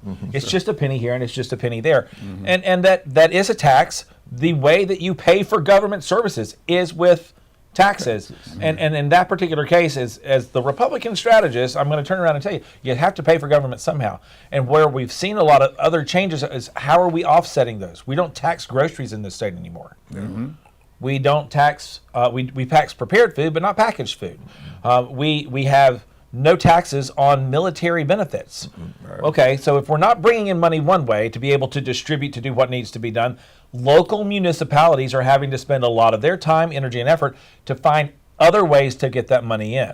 Because the cost of repairing a road has gone up just like the cost of putting the gas in the car to ride on it. All right, we've talked a lot about tonight and today's vote and the political climate as it stands right now. I want to jump ahead to 2026 because we will have the governorship's office is going to be open. Right. That's my two political insiders here. What are you guys hearing? Who's running for governor in 26 on the Democrat side that you have heard or may have heard, and on the Republican side? Jim, what do you know? I haven't heard much on the Democratic side of candidates. You hear some whispers here and there, but no one person who jumped out there just to say, I'm running in 2026. They're looking at it, but I don't hear anything. 3 major names pulling up on the Republican side. You've got 2 statewide elected officials in Alan Wilson and Pam Evatt, but you've got a real up-and-comer in Senator Josh Kimbrell, the senator out of Spartanburg County, moved into the South Carolina Senate 4 years ago and really took a position of leadership there and pushed through the sales tax reduction. Not sales tax, the income tax reduction, and those sorts of issues. And so it's going to be a wide open field. Henry McMaster is going to be no longer able to run, and so it's going to be a messy field for a while. Right. We have some breaking news on a statewide race. This is the 4th Congressional District, and the incumbent there, William Timmons, looks like he's going back to Congress for another couple of years as he defeats his Democratic challenger handily tonight with more than 60% of the vote. Dave, really not a surprise in the upstate, is it? No surprise at all on any of these races right now. William, the upstate area, Bible Belt, as it sometimes gets called, is going to be voting Republican. They don't want to see a Democrat, and they don't want to see one more Democrat vote in Congress in a lot of those areas in the upstate. But the Dems, they're not going to give up, are they? They're going to put candidates in there, right? The 5th district is still target. It's going to be a target. The 5th district. 5th district. Watch it. So in 2 years, In somebody 2 else years, might you're going to see challenge? somebody else really taking a good stab at it. May not win, but they're going to give, what's his name? Ralph Norman. Ralph Norman a run for his money. Yeah. Oh, by the way, there is one candidate who's thinking about the governor's race, Gerald Malloy. Who's that? Gerald Malloy. Okay. Yeah. Senator out of Darlington County. Yes, Very popular, very has a lot of strength, a lot of popularity. African American, and it could be that's a big draw right now in the Democratic Party. Well, I noticed when Mr. Felder said his name, you're like, It's Senator Malloy. So yeah, exactly. Well, look at the 6th congressional district right now. The incumbent there, Jim Clyburn, the longtime representative there, getting 55+% of the vote right now, with about 61% of the precincts reporting. Dave Buckner, this is the 2nd time he has challenged Jim Clyburn, and if my memory serves me correct, if these numbers hold, this is going to be a little tighter margin for Jim Clyburn this go around, Dr. Shaw, than what he saw against this same opponent 2 years ago. Yeah, if my numbers are correct, it was sort of a little bit more closer to 60%. 60-30. Yeah, 60, right, exactly. Yeah. And so, so again, if the numbers hold, and that's what I always I have to warn myself and then warn others. It's sort of we still have to wait and see. But there are some subtle surprises in that regards in terms of at least the margins that incumbents are experiencing here in South Carolina. And Jim, I know you mentioned this earlier. This seat is probably Clyburn's seat until Jim says, "I don't want this anymore." That is it. That is it. I don't know what's going to take him out of it until he is ready to take it out. And you mentioned his health is good and all that. But you mentioned a couple of names: former Columbia Mayor Steve Benjamin and Bakari Sellers. Bakari Sellers, a local attorney now, that is former correct. politician. Yep. Anybody else that's in line for that seat? Those are the 2 leading candidates. I put it that way. Now, maybe Antoine might jump into that race. When Jim steps down. Nobody will but date me anymore, Jim. What am I going to do on the air? So yeah, he'll debate you in a different way. Yeah, completely different way with that one. Yeah. All right. We're going to continue our discussion here throughout the evening. We do have crews out and about covering everything for you tonight, from the Democratic Party to the Republican Party. Walker Lawson, he is standing by at the Republican Party headquarters tonight. I know they've been celebrating all evening long, especially since the state of South Carolina was called for former President Trump. Walker. Well, JR, it is a little hard to hear you out here because there is a lot of excitement in this room from people who are very happy to see that President Trump took the state of South Carolina, as was expected. Earlier, we heard from Governor Henry McMaster, and he made it very clear that he expected the state to remain red, and that he said a lot of people had issues with some of the policies the Biden administration put into place, and that we saw it firsthand here in South Carolina. We also spoke to Attorney General Alan Wilson, who told us that he was excited to see Trump hopefully win the presidency because of the fentanyl crisis and what he's seen when he's ventured down to the border, saying that that was a big problem for this community. So he is hopeful about that. So we're seeing a lot of excitement here as people are hoping to see President Trump win the presidency. Andrea? All right, Walker, thank you so much. All right, we were just hearing from our insiders, so I wanted to go ahead and leave this race up for U.S. House District 6. Now, Duke Buckner, the fellows were saying that they believe that these numbers are a little bit closer than they were 2 years ago when these two ran against each other as well. I believe back then Buckner had 36% of the vote, so he did a little bit better this time with 40%. But the fellows were talking about when Congressman Clyburn might think about retiring, and he told me that his 84 isn't anybody else's 84, and that everybody ages differently, and that his mind is young and sharp, and he continues to want to keep going in Washington. But very interesting on some of those names that the insiders threw around on who could be coming after him. I heard Bakari Sellers name mentioned, maybe Antoine Seawright, maybe our former Mayor Steve Benjamin. Benjamin, who we know has a place in the White House right now. Steve Benjamin working for President Biden. We are going to take a look at our presidential numbers across the country in just a moment, but I understand that our News 19's Rachel Ripp is standing by at the Democratic Watch Party, just talking about Congressman Clyburn's win, Rachel. And who do you have there with you tonight? Yes, Andrea, so I'm here with two voters. I'm here with Heather and Teresa. Now, they both voted actually today on Election Day. They tell me that was because early voting was so busy at the polling location that they went to. Now, tell us a little bit about the dynamic here tonight. Oh, it's very exciting. I mean, everybody's, positive. We're hoping for a good outcome tonight. We're hoping that Kamala wins. I feel like there's a lot of excitement and everybody is joining together and bonding together and a like spirit. So it's been a lot of fun. Awesome. And then talk a little bit about why it was important for you to be at a watch party tonight, not just, at home, watching on your TV. I think that being with a group of people and everybody and having the same goal, and everybody excited together. It's kind of like the excitement that you feel when you go to a football game or a concert. Everybody's just on the same page, and the energy is a lot better whenever you're with a group of people. Well, when I was growing up, I always watched it by myself because I was the only one that was really into politics. But it's kind of cool to have, like-minded people in a whole room, and we're all watching it and having a good time. Okay, awesome. And now we're also going to be hearing from, you mentioned, Andrea, Jim Clyburn. He should be speaking here at this party. We're not sure on the time yet, but hopefully he is going to be able to come here soon and give that speech to these voters out here. But for now, we're going to send things back to you in studio. All right. Thank you so much, Rachel. We were just looking around at our political race, at our presidential race right now, and we wanted to take a look at some of the states that are a part of the blue wall because we are getting more numbers there, even though the races have not been called yet. We're going to look at Pennsylvania, Michigan, and Wisconsin. Let's start with Pennsylvania. Right now, we can see that the state has not been called, but it is a close race. Harris having 1.2 million votes, giving her 51%. Trump behind with 1.1 million.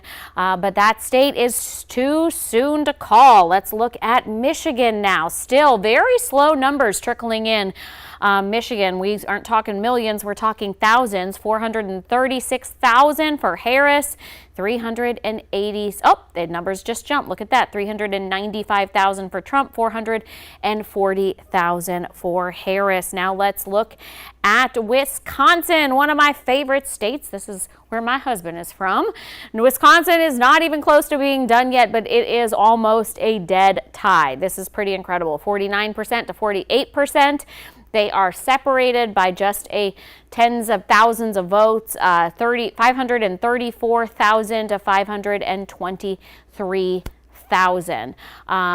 Looking at a few other states here that are just popping up. Again, looking at this map is pretty wild because we are all gray on the West Coast as we continue to wait for the West Coast numbers. But we are just hearing now that CBS wants to break into coverage to discuss a couple things going on tonight. So we are going to send you over to CBS.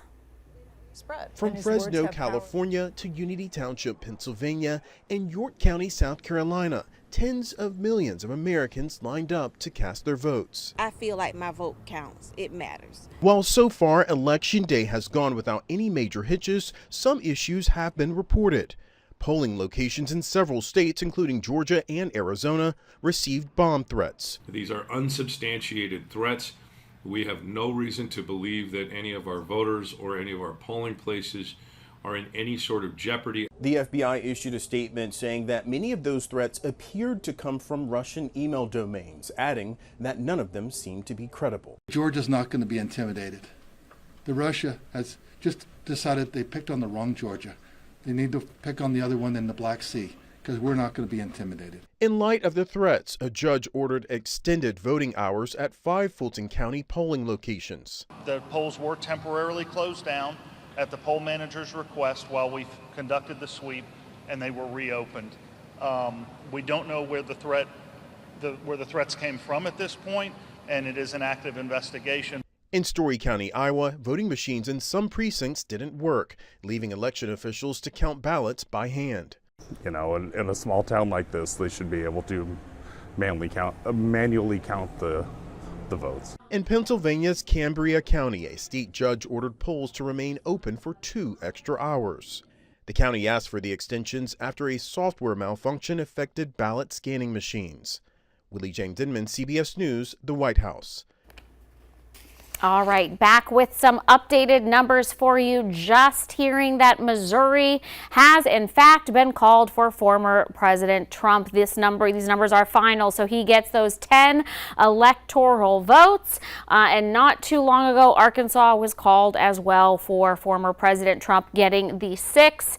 Meanwhile, we are still waiting to hear from Wisconsin and Michigan and North Carolina and Georgia, whose numbers are not official. So we are going to take a quick break here, but we are heading over to the big News 19, and then make sure after that you continue watching us here on WLTX Plus. We're going wall to wall, guys. We're not leaving you throughout the night until all these numbers are in. We'll be right back.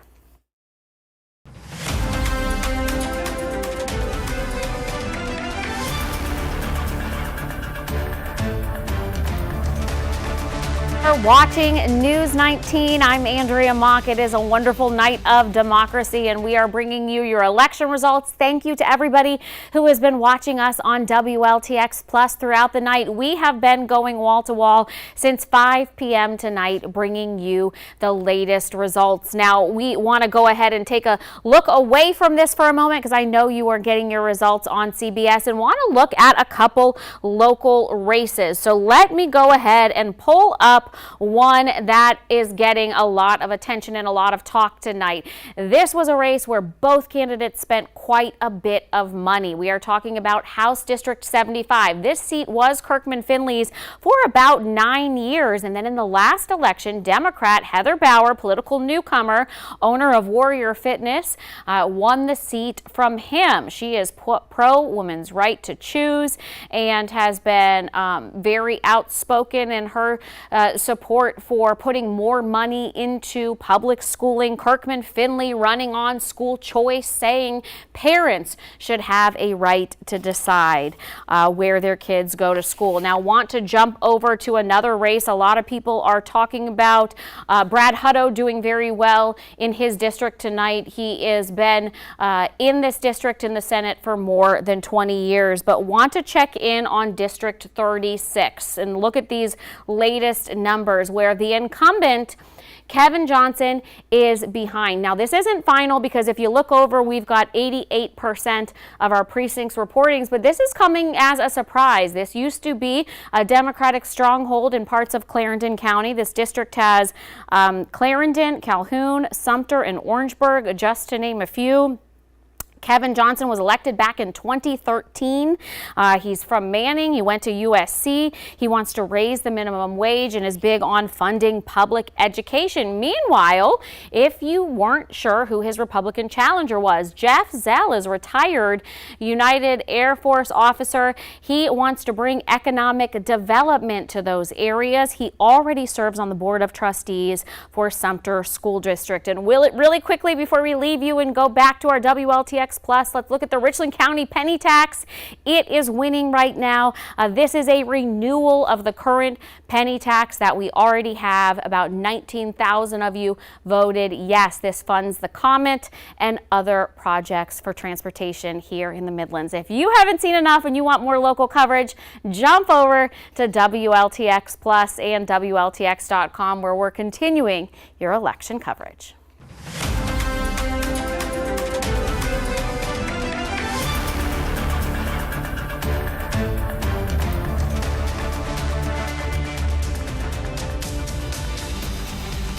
And welcome back as we continue the discussion about what's happening with the election out there tonight. Our Republican strategist, Dave Wilson, had to take a short break. He might be rejoining us very shortly, but we are joined by Dr. Todd Shaw with the University of South Carolina, and Jim Felter, our Democratic strategist tonight. as more of the races begin to get called across the nation now, I guess the votes are running out for one side or the other. And right now, the former president has a pretty big electoral college lead, but we do expect those numbers to tighten as the evening progresses because we still have the states out west that predominantly have been voting Democrat, correct? Correct. California, Oregon, Washington State, all the West Coast. And then you've got the other states, Pennsylvania. The battleground states. Battleground states, right. Yet to be called, so yeah. She still has a chance at it. And I've seen some reports on social media that say North Carolina is leaning toward the former president tonight and could be called within the next half hour or so. Okay. Right now, the latest numbers out of North Carolina, Dr. Shaw, show him winning in North Carolina.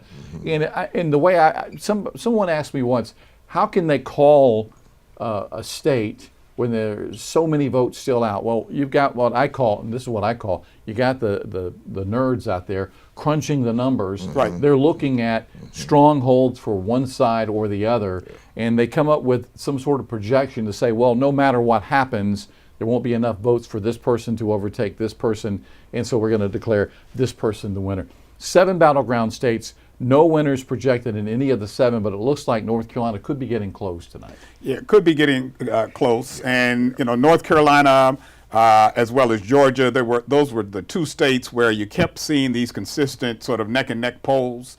And so there are ways in which the polls, we were in that margin of error race, and that's what's sort of showing up thus far, but we still have to kind of wait to see for those final numbers, of course. 7 battleground states. Would one candidate have to win a majority of those 7 to win the Electoral College, or can they get by, let's say, if it's the former president, if he wins North Carolina and say Pennsylvania, and the vice president wins the other 5 swing states? Is it impossible, or would it likely go to the vice president? It's possible, but without Pennsylvania, it's almost impossible. Right. You got to win Pennsylvania to go with it. We've talked about Georgia and North Carolina being in the mix for a while there, but they've not been where the Pennsylvania, Michigan, Wisconsin. Now you got Nevada, and you still got Arizona also, which could still come into play. And she could win without Georgia and North Carolina if she run the table on those states. Right. Do you concur with that? I do. Right now, it seems like the former president, if I'm not mistaken, is pulling ahead in Virginia, and that would be one surprise. Virginia wasn't presumed to be part of the GOP coalition in this regard, so she'd have to make up Virginia in order to close that gap, as well as hold what we call the blue wall in the western states. I believe my producer was just telling me, give me those numbers again for Virginia. So the former president has a 1.7% lead in Virginia. Okay. With 61% of the vote in. Okay. All right. And in Georgia, the last we checked, he had a lead there as well. But again, he got about a 5% lead there with about 80% of the precincts reporting. But Fulton County is probably going to make a big difference. It will. Yeah. It will. It will. It will. And so again, I keep thinking, I said, this somewhat feels like 2020, not exactly in all of its dynamics, but we were sort of into several days before we knew whether or not those races where they would pan out, and particularly in Georgia, which was decided by less than 1% and 11,000 votes. And that's why I'm saying we're not going to get a final count for another 24 hours, maybe even 48 hours. So, yeah. So we're going to have to wait it out. Why does it always seem to come down to 7 battleground states? Well, people call me and say, why didn't you come to South Carolina? It's not in play. They can't understand why all the attention goes to those 7 states. It's the Electoral College, and that's something a lot of folks just haven't been able to comprehend. Why is that so important?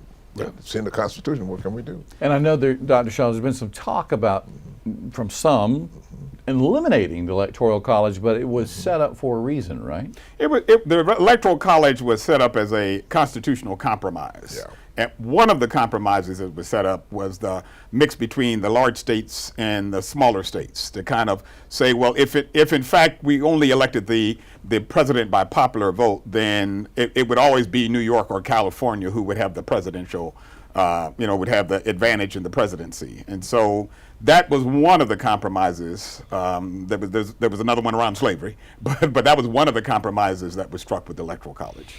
All right, we'll be resuming this conversation in just a moment. Shelley Garzone is going to continue our team coverage. She's inside Studio A tonight with more. Shelley, what's going on? Yeah, JR, tonight we're going to talk more about some of these local penny taxes, and like I mentioned to you guys earlier today, we've been following these up into tonight to bring you guys the latest on what these will do if passed. So let's talk about Richland County. And I'm going to step out a little bit out of the way here so you can see we have 38 of the 149 precincts reporting in Richland County, and so far that number is 57% yes and 42% no. Now this is expected to raise about $4.5 billion, and these funds will be divided into 3 categories. Now Andrea and I talked a little bit about this earlier. This is kind of more informally known as the transportation penny tax. So those 3 categories are community investment projects, funding for the Comet public transit system, and county advancement projects. Now this was split into 2 questions tonight for voters on the ballot. The first question asked if they wanted county council to renew the current transportation penny tax. Now this would be a continuation of the tax that was approved back in 2012. And the second question asked voters tonight if the county government should be allowed to acquire borrowing power. Now this would allow the county to issue a bond of up to $950 million. Now moving over to Orangeburg County, let's take a look. So 27 of those 53 precincts are reporting here tonight, and so far it looks like 68% have voted yes to 31% no. Now that tax, supporters argue that the penny tax could help the county build its new courthouse, replace some of those roads, build an urgent care facility in Santee, and renovate the town's Department of Health. Now, in the past, penny taxes helped in Orangeburg build a new jail, town hall, water parks, monuments, county industrial parks, renovations to county buildings, and lots more. Now, over in Sumter County, I mentioned to you guys a little bit earlier today that this was a big one for voters out in Sumter. Now, let's take a look. So 55 of 58 of the precincts are reporting tonight. So we have a 61% yes and a 38% no over in Sumter. Now this proposed penny tax would raise $124 million if approved, which would go to capital improvement projects. Now the tax funds will be used in more of the rural areas of the county and throughout the county, and that's including some improvements for quality of life, economic development, infrastructure, and public safety. Now if that tax is approved, it will take effect in 2025. Alrighty, Andrea, I'm going to toss things. Oh, never mind. I will talk about one more thing before I toss it back to Andrea. We have finally the Lex Rich 5 bond referendum. Now, according to the district superintendent, the bond would fund $240 million in district projects. Now, this would result in a new borrowing total and long-term debt that would need to be paid off over the next 20 years. Now, the bond would allow money to fix things like plumbing and roofing, add advanced security cameras and secure entries, and implement some instructional programs about entrepreneurship and AI. And last, let's take a look. So we have 5 of 18 precincts reporting, and that number looks like a 67% yes to a 32% no.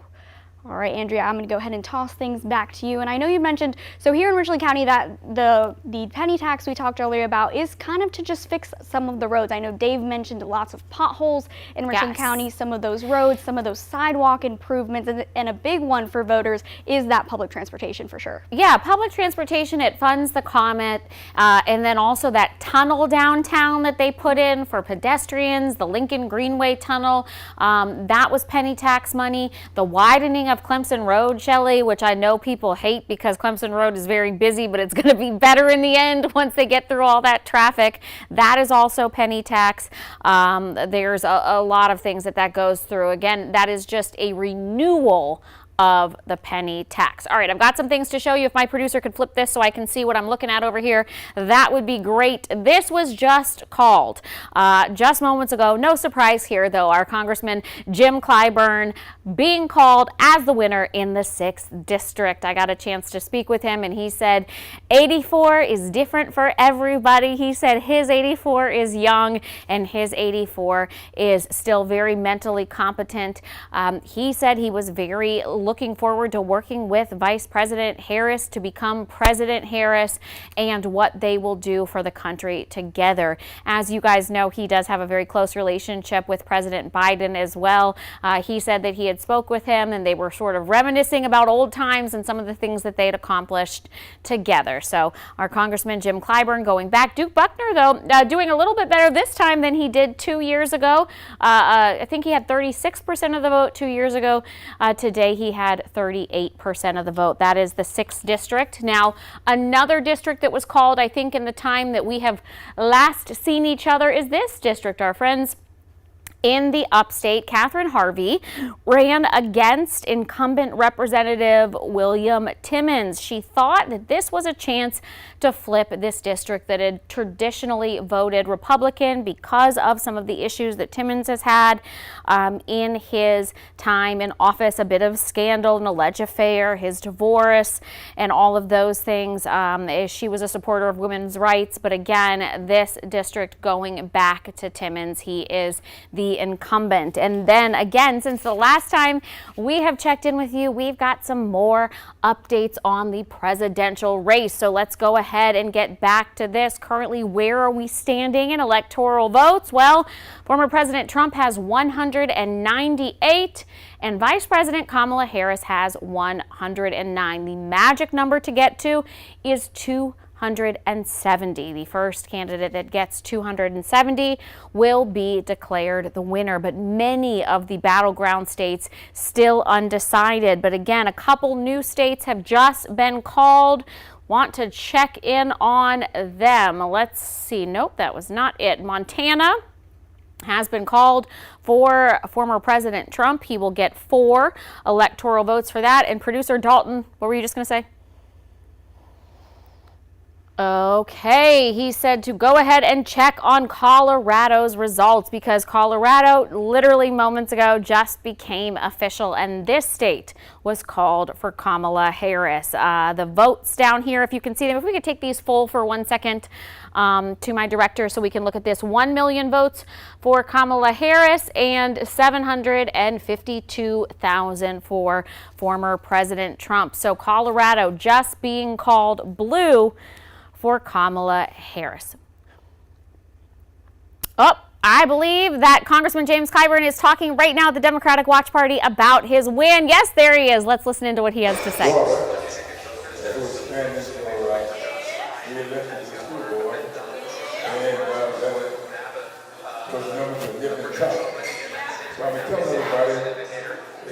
I've been scared to her tonight, just in case I need to hold her hand.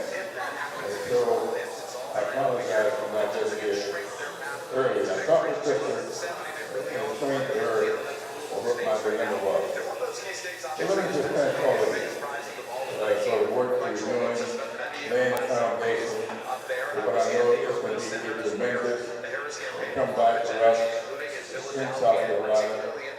I am pleased with the young Democrats who are here. I remember being one. In fact, I served as state president for the young men back in 1971, which means a long time before you were born, and maybe even before your parents were born. But thank you so much for the work you did. Because in my 10 continue looking at Democrats, along with the late John Fowler, his wife Carol. All right, having some trouble hearing exactly what Congressman Clyburn is saying. The acoustics aren't so great over at the Democratic Watch Party.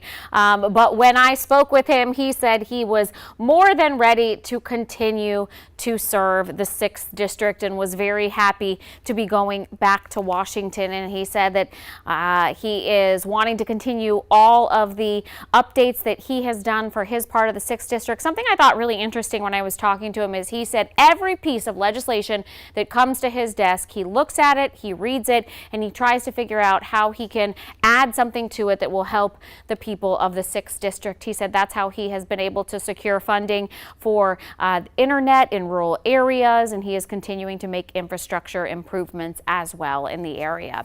All right, our News 19's Walker Lawson has been over at the rowdy Republican Watch Party all night. Joins us now with the latest. Who's the latest person to take the stage there, Walker? Well, Andrea, they've just been watching the results pour in for the last couple of hours. The last person we heard from was Joe Wilson earlier tonight, but I'm joined now by Kizzy Small. She's the second vice chair for Minority Outreach for the South Carolina GOP Party. Talk to me a little bit about how you're feeling tonight, knowing Trump won South Carolina. How are you feeling this evening? Well, we're extremely excited about winning South Carolina, and we're doing pretty good so far, but it's still pretty close. So, you know, we're just trying to hang out here and, you know, see this to the end, but you know, I think everyone is kind of feeling the excitement, the anxiousness. And so, like I said earlier, I wish we could know tonight, you know, who's going to win this election, but it may be in the wee hours of the morning before we know anything. And we're also waiting on a couple smaller races here in South Carolina that are going to be big for the House and the Senate. Are you hoping to see the Republicans win all the way across the board? We are, but in Richland County, we're still seeing a little struggle here. But yes, we're planning on winning big up and down the ballot. All right, well, thank you so much for taking your time to speak with me this evening. I'm going to send things back to you guys in studio. All right, Walker Lawson, thank you so much. We'll check in with you in just a little bit. But in the time since we have been gone, we want to go ahead and tell you about the 1st Congressional District. Nancy Mace has won this district. The AP has called it for her. She beat Joe Cunningham, if you remember, for this district when he flipped it blue. Democrat won. But, you know, she has flip-flopped a little bit on her support for President Trump. She was very critical of him after January 6th. I spoke with her the day of January 6th as she was sort of holding in her office that day. Then, though, she did support him when he was running against Nikki Haley. So, Nancy Mace, the first female graduate of the Citadel down in the Lowcountry, going back to Washington. Now, my producer has said I should take a look at the balance of power. I don't know how many of these races have been called yet.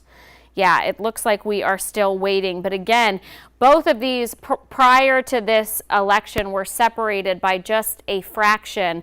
The Senate had Democratic power, Senate had Democrats in power. The House had Republicans. But this, again, is anybody's race. Republicans having 123 seats right now. 85 for the Democrats. We are still waiting to find out what happens with those this evening.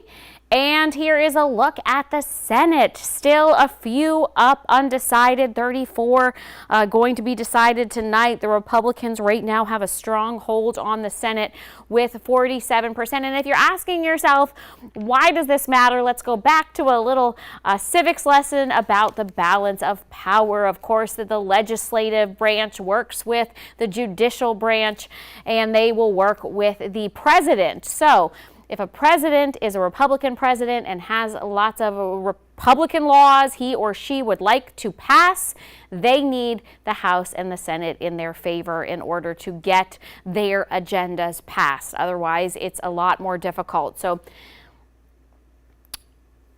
all right, my producer telling me we are about to put something up on your screen.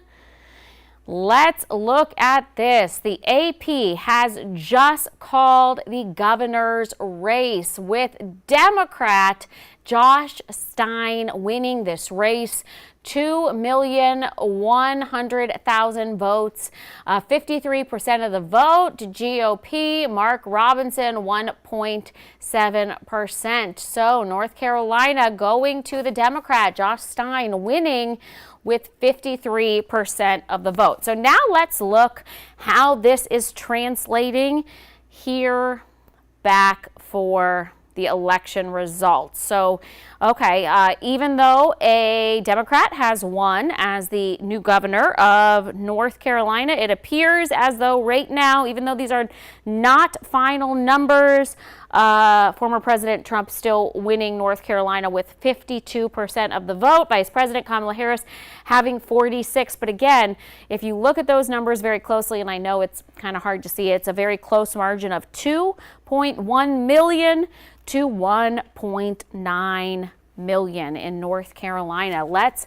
look at Michigan. How are our friends in Michigan doing? Still very low number of precincts reporting. They still only have 583,000 to 561,000.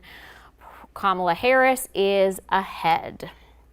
Okay, one more thing I want to show you. In case you are just joining us, we haven't talked about this in a while. This was a measure that you saw on the ballot, anybody who voted here in South Carolina. And this was an amendment to our Constitution, our South Carolina Constitution, that is changing the wording of who can vote. Now, the way it stood currently, it said that you could be a citizen to vote, that you had to be a citizen to vote. But now it is going to say only citizen, not every citizen. So the word every is changing to the word only. And why did they do that? Why did they feel like that was necessary? Well, they thought that there was a chance that in the future, this was proposed by Senator Josh Kimbrell, and he said in the future he didn't want our state to be open to the idea that we could be sued by groups that were pushing for non-citizens to vote. So this passed with a pretty resounding 1.6 million people saying, yes, we want to go ahead and change that wording to every citizen can vote, and that's now going to be only a citizen can vote. That passing with a resounding yes. So as we reset things and look again at the presidential race, we know a lot of you have your cell phones and you're sending out tweets or X's, whatever that's called now, sending out Snapchats, Twitter, Instagram. Social media plays a big role in this presidential election in 2024. So we're going to check in with our Chris English, who's at the USC Insights Lab, for a look at what's trending. And we're checking in again with the Social Media Insights Lab at the University of South Carolina. Again, we're here with Denson Millar as he keeps track of all of the data that is coming in regarding this presidential election. A couple of things, Denson, I wanted to point out for folks. First up, let's go up here. I see a number, posts, 12.6 million. So I have to assume there's been 12.6 million posts about this presidential election over the last, we're looking at week, day? What's that number signify? In the last 24 hours, yes. So that number is how many posts have been made in the last day. Gotcha. And of course, I see up here 4.3 million is your average per day. So we're up about 195%. Lots and lots of folks talking about this this election today. The other thing I wanted to point out to folks here is this data here seems to be continuously scrolling. Looks like a bunch of social media posts. What exactly are we seeing here, and where do you get that information? Yeah, so right now we are tracking all the posts talking about the presidential election. These are getting brought in because they match our keyword search. So this is what we plug in as the analysts. And that informs what is being brought in here. So what we've done is we've built the keyword search to include everything from Donald Trump, his social media accounts, Kamala Harris, her social media accounts, as well as any terms like election, vote, any hashtags related to the event as a whole. And those match those keyword parameters. And that's how we're able to find these posts. So these are coming in from Twitter, Instagram, Facebook, as well as any retweets and reposts. Gotcha. Now, Denson, when I walked in the lab here this afternoon and this evening, I can see that you were at your desk. You were kind of manning your post here, so to speak. You've seen a lot of these posts and come over the most recent list here. The data keeps coming in. What are you noticing, and what stuck out in your mind as you watch all these social media posts throughout this election cycle? Yeah. So what we've been noticing is it's been pretty even from what we've seen in the data. So when we tracked both presidential candidates in tracking their specific net sentiment score that we mentioned earlier, they've been relatively positive on both sides evenly. So what we've seen is there's a lot of positivity. There hasn't been significant negativity towards either candidate on either side. So we've seen it's fairly balanced this election year. So we're looking like an even split with the data? Very even split. Well, that about sums it up. We thought maybe the data would give us a little bit more of an insight as to how this race would go, but it sounds like it's pretty much evenly split 50-50. Again, I'm Chris English at the Social Media Insights Lab at the University of South Carolina, right here on News 19 WLTX. All right, Chris, thank you so much. A little more breaking news. Washington, D.C. has just been called for Kamala Harris. No surprise there. But we know in South Carolina, former President Trump won our state with a resounding 1.2 million votes. He has 9 electoral votes coming from our state. I think we are going to hear from Governor McMaster, or are we not? Okay, we will hear from Governor McMaster in just a moment, who took the stage not too long ago at the Republican Watch Party. But let's take a look at some of the other races around our state. Like I said, Kamala Harris, D.C. has just been called for her. But okay, let's take a look. Like I said, Nancy Mace has won, and the race has been called. Ralph Norman has won, and the race has been called. Joe Wilson has won, and the race has been called. And Congressman James Clyburn has won, and that race has been called, as well as the upstate. Timmons has won re-election. That race has been called. Biggs has won. The lieutenant colonel won. That race has been called. So we are going to see you over on the Big 19, but we will be back streaming here in just a moment.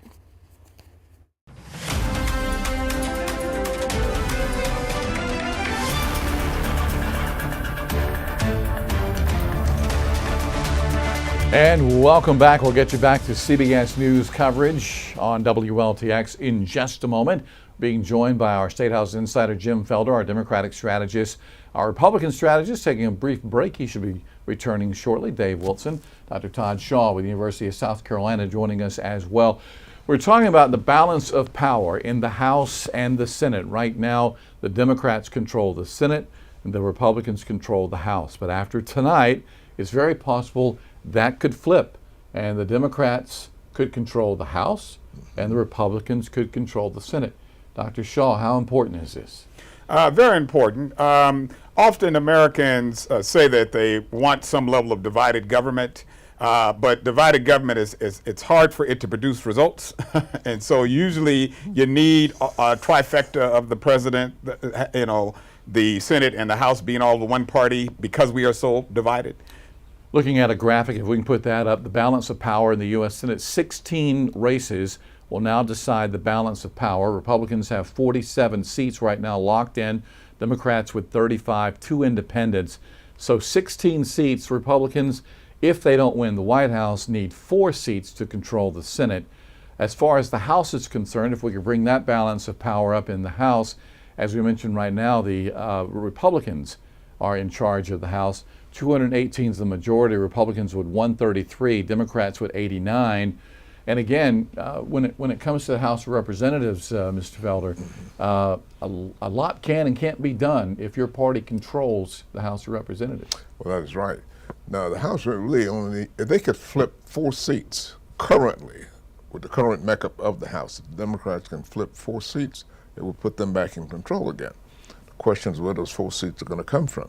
I think you're going to get a couple of seats out of New York. I think they'll be able to regain a couple of seats out of California. So there's a good chance that Democrats can regain the House. All right, we're running out of time for this update here, but do you think we're going to have a winner tonight in the presidential race, Dr. Shaw?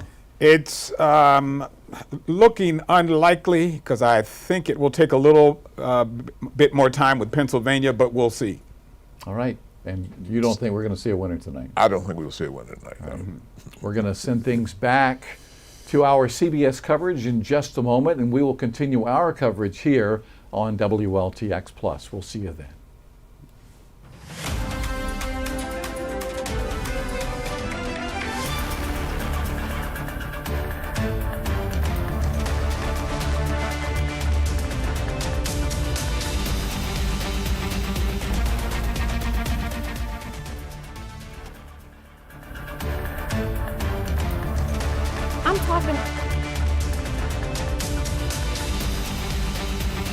Yes, I'm ready.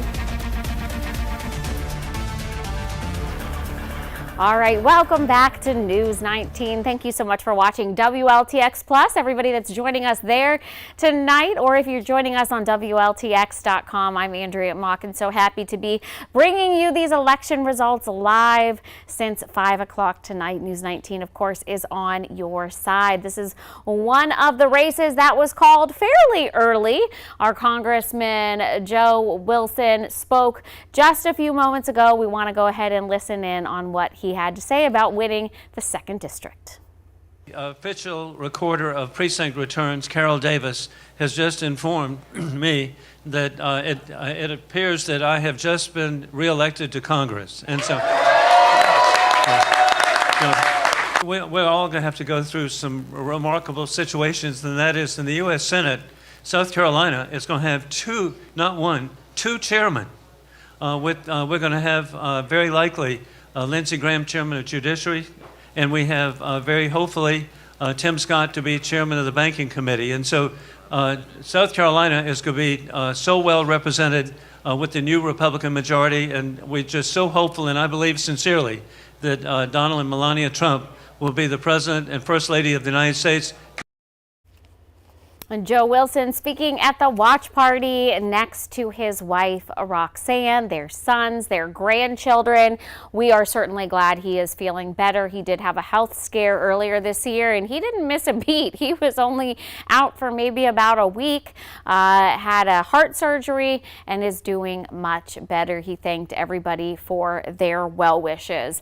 We want to move over, though, to a couple South Carolina races that are still too close to call tonight, even though many races have been called. So let me just go ahead and pull this up. Where are we now on the Bauer-Finley race? Okay, if you look over here, let's take this full so people have a better view of this. 76%. Okay, so we are at only 76% of the precincts reporting, and this is a very tight race. If you remember, this is the seat that Kirkman Finley held for about 9 years during the last election cycle. Democrat newcomer Heather Bauer won the seat from him. She is pro-women's rights. She is the owner of a local business, of Warrior Fitness, and she wants to put more money into supporting South Carolina public schools. They are separated by just a couple hundred votes at this point, 7,986 to 7,086. This is a race that they spent quite a bit of money on. Every time I turned on my TV, there was an ad for either of these two candidates. Again, just a fun fact, South Carolina does sit in the 75th district. Another race I want to pull up. We're going to go over to the Senate side. This is not surprising. Brad Hutto has been in the Senate for a very long time. He is winning. He is one of the senators that really fought against our 6-week abortion ban that is now the law of the land here in South Carolina. But I also want to look at Senate District 36. Let's see where these numbers are. Okay, still 88.9% of the precincts reporting. That's what the number was the last time we checked in. But if you are wanting to know why we keep looking at this district, well, it's because our incumbent, Kevin Johnson, is losing right now. And Johnson has been in that office since 2013. He is a Democrat. He is for raising the minimum wage and funding our public education. And he is losing to newcomer Jeffrey Zell. He is a retired United States Air Force officer. He wants to bring more economic economic development. This area, the District 36, covers Clarendon, Calhoun, Sumter, and Orangeburg counties, just to name a part of it. Zell is currently sitting on the Board of Trustees for Sumter School District. So again, the insiders were talking a little bit about how the population can shift. This was one of our areas, even though this is a red state, that was a blue dot on the map when we looked at things as a whole, District 36. So perhaps that is shifting just a bit. And you know what, just for the heck of it, let's look at how we did there. Okay. Well, Clarendon County, again, they expected Kamala Harris to win Clarendon County, but as you see in this, 9,065 votes in Clarendon County for former President Trump to 7,064. So perhaps that once blue dot on our South Carolina landscape is now shifting a little bit more red. And while we wait for more updates on this map, and I know that's what y'all are waiting for, we're going to send things over to my friend News 19's Shelly Garzone, who has an update on these penny taxes. And as somebody who lives in Richland County, and I've lived here for 20 years, Shelly, I saw all the improvements that we got the first time around with this Richland County penny tax, and now it looks like it's going to pass again. Yeah, Andrea, like we mentioned earlier, this is a continuation of that penny tax that was back in 2012, and we have some updated numbers to tell you guys about. So we have now reporting 58 out of the 149 precincts reporting in Richland County, and as you can see, 62% have voted yes to 37% have voted no. Now that penny tax is expected to raise about $4.5 billion. Now the funds will be divided into 3 separate categories. Those are community investment projects, funding for the common public transit system. Now that's a big thing with this penny tax. Lots of people informally refer to it as the transportation penny because it's going to fund things like the transportation, sidewalks, roads, anything that you use to kind of get around in Richland County. This will kind of go towards that. And lastly, it would also go towards advancements projects. Now tonight, this was split into 2 different questions on the ballot for voters. The first asked them if they want the county council to renew the current transportation penny tax, and like I mentioned earlier, this would be a continuation of that tax that was approved in 2012. And the second asked them if the county government should be allowed to acquire borrowing power. This would allow the county to issue a bond of up to $950 million. Now moving over to Orangeburg, the penny tax in Orangeburg, we have about 52 out of the 53 precincts reporting. So, you know, pretty much this will be what we can arguably say will be the result. We have 67% voting yes for this penny tax and 32% voting no. Now, supporters of this penny tax argued that it could help the county rebuild its new courthouse, replace roads, build an urgent care facility in Santee, and renew some of those State Department of Health and Environment facilities in the county of Orangeburg. Now, in the past, this penny tax has helped build a new jail, a town hall, water parks, monuments, county industrial parks, renovations to county buildings, and much more. And again, that is looking like that will be the result tonight, with 67% of voters voting yes and 32 of them voting no. Now over in Sumter County, a proposed penny tax would raise up to $124 million if approved, and we have, if we can flip this to Sumter County for me. So we have all of the precincts voting. So this arguably will be the result for these penny tax over in Sumter. So we have 61% voting yes and 38% voting no. And like I mentioned, this would raise $124 million, which would go to capital improvement projects. Now the tax funds will be used in some of the rural areas throughout the county in Sumter, including quality of life improvements, economic development, infrastructure, and public safety. Now, if approved, and like we're looking at, if you can look at those numbers on your screen again, 61% voting yes, 38% voting no, and all precincts reporting. That will go into effect in 2025. And finally, I know I'm throwing lots of information out at y'all tonight, but we have the results. All right, well, I'm going to toss back to Andrea, but I will come back with some of those results for the Lex Rich 5 for bond referendum. Andrea? Okay, sorry, Shelly. We are getting a lot of mixed messages. I just heard 3 different things from my producer. Did you say? Heather Bauer is speaking right now. Okay, let's go ahead and listen in. Quadruple the amount of support we have in this district. And it couldn't have been done with people that are close to me and those who have been with me since day one. But first, I want to thank my fiance, Michael. We had our first date 2 years ago yesterday. And it was 5 days before the election. I'm like, just by the way, I might win this thing, and life's gonna be really crazy. But he has had a cooked meal waiting for me at home, maybe a cocktail or two waiting outside on very long days, so thank you.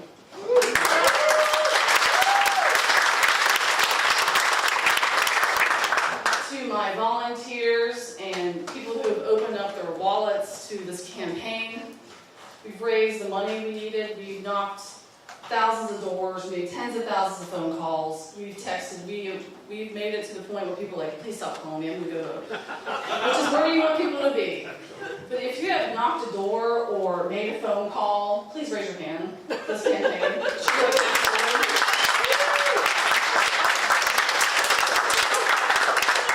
We could not have done it without your support. And because of the, we did great with fundraising, we're on TV, and because of that, I get mistaken or like, I think I know you from somewhere in a grocery store, because we've been able to be on TV and have the mailers go out and all that. But I think about my remarks tonight, and hoping it would go this way, because it's been a huge honor to serve. I love the work that I do. I am currently studying for my black belt in karate, for those who don't know, my other passion project.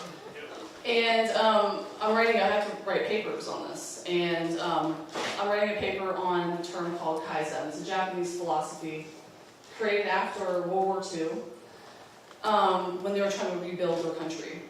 And the philosophy is if everyone did just 1% better every day at what they're supposed to do, whatever lane you're in, the world would be a better place, and things would get done.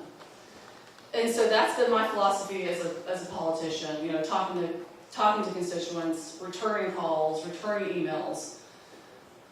And so what I've worked on is indicative of what I've heard from constituents. I have stood with teachers and parents and the students of Richland 1. I have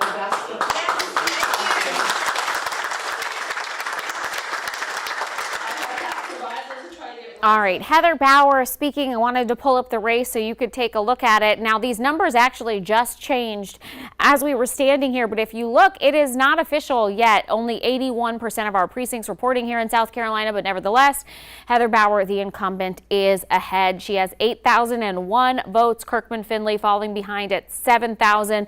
That is significant because when we checked not too long ago, they were separated by like 35 votes. Want to switch this over now, going back to our U.S. House and Representative James Clyburn. As we know, he is in Columbia tonight. He is at the Democratic Watch Party, and he spoke with our Rachel Ripp just moments ago. Rachel.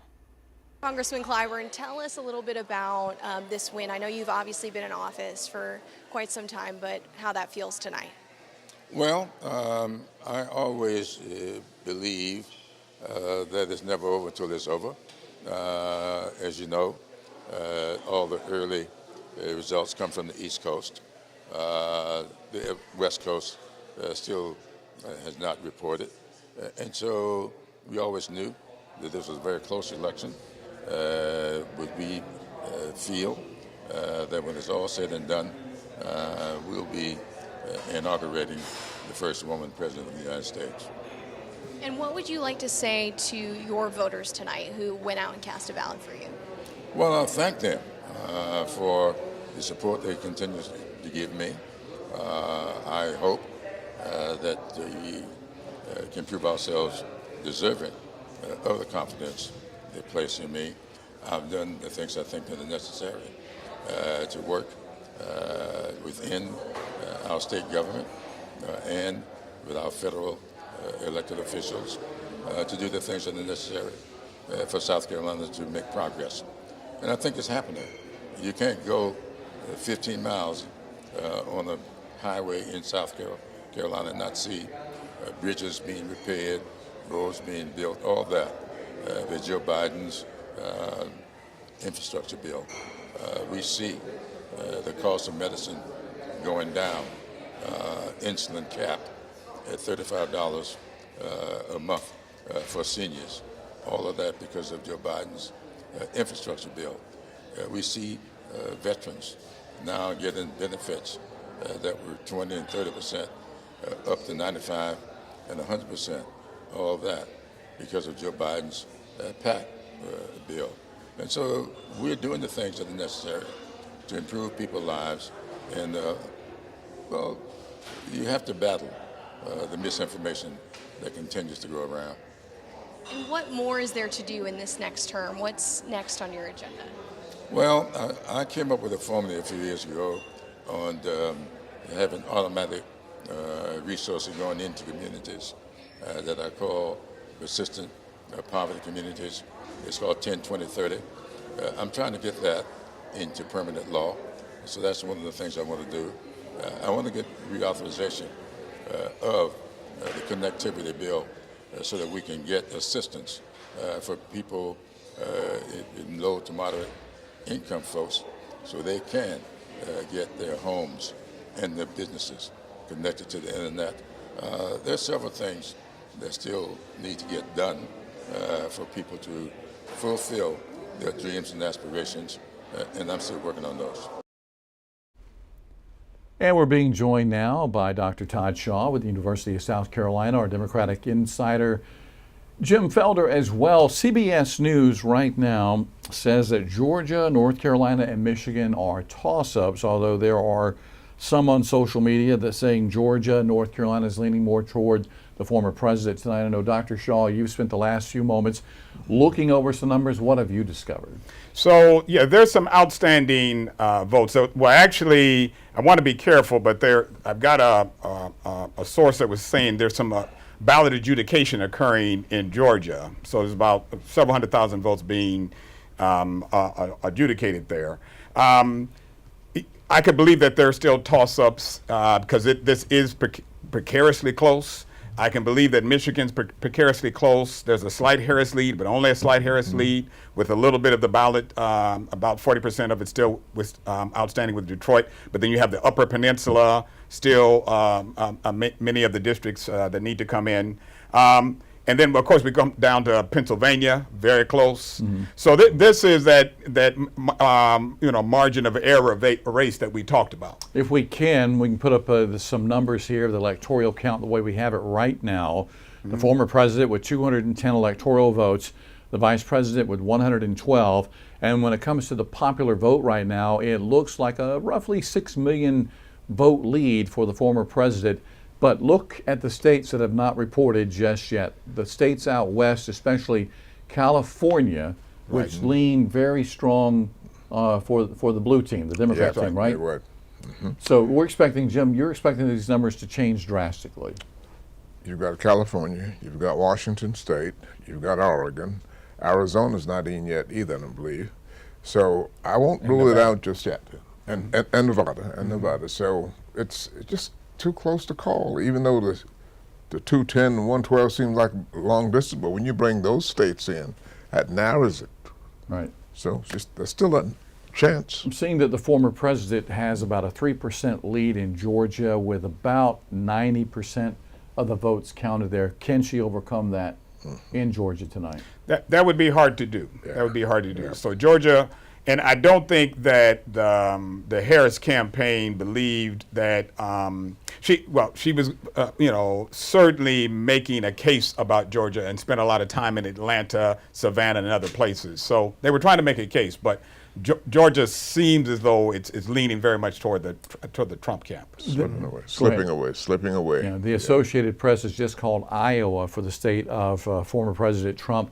You remember there was a poll out, I believe, just yesterday, the day before, that showed the vice president up by 3%, but the former president wins Iowa by 14 percentage points tonight. So here you go with polls. Right. You know, when you start talking about polling people and the poll numbers, how they were so wrong in Iowa tonight.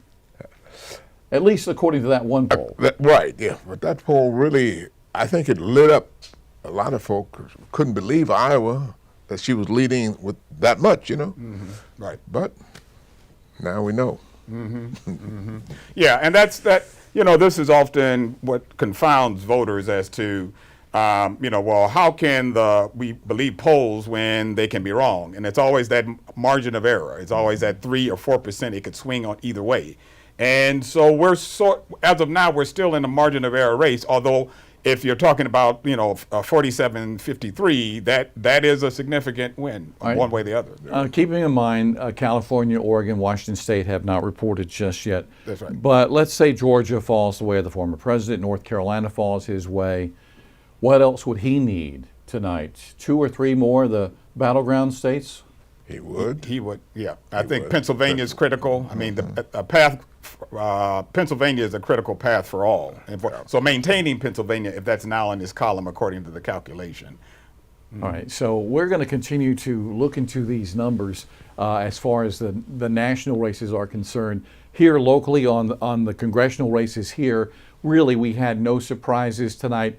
The candidates that we thought were going to win won. Some races may not have been as big as we thought it was going to be, but the incumbents win. We have a new member of Congress. It looks like District 3. Yeah. So it looks like South Carolina will have 2 women representing South Carolina in Congress. Yeah. That's right. That's probably a pretty big deal out there. That's progress.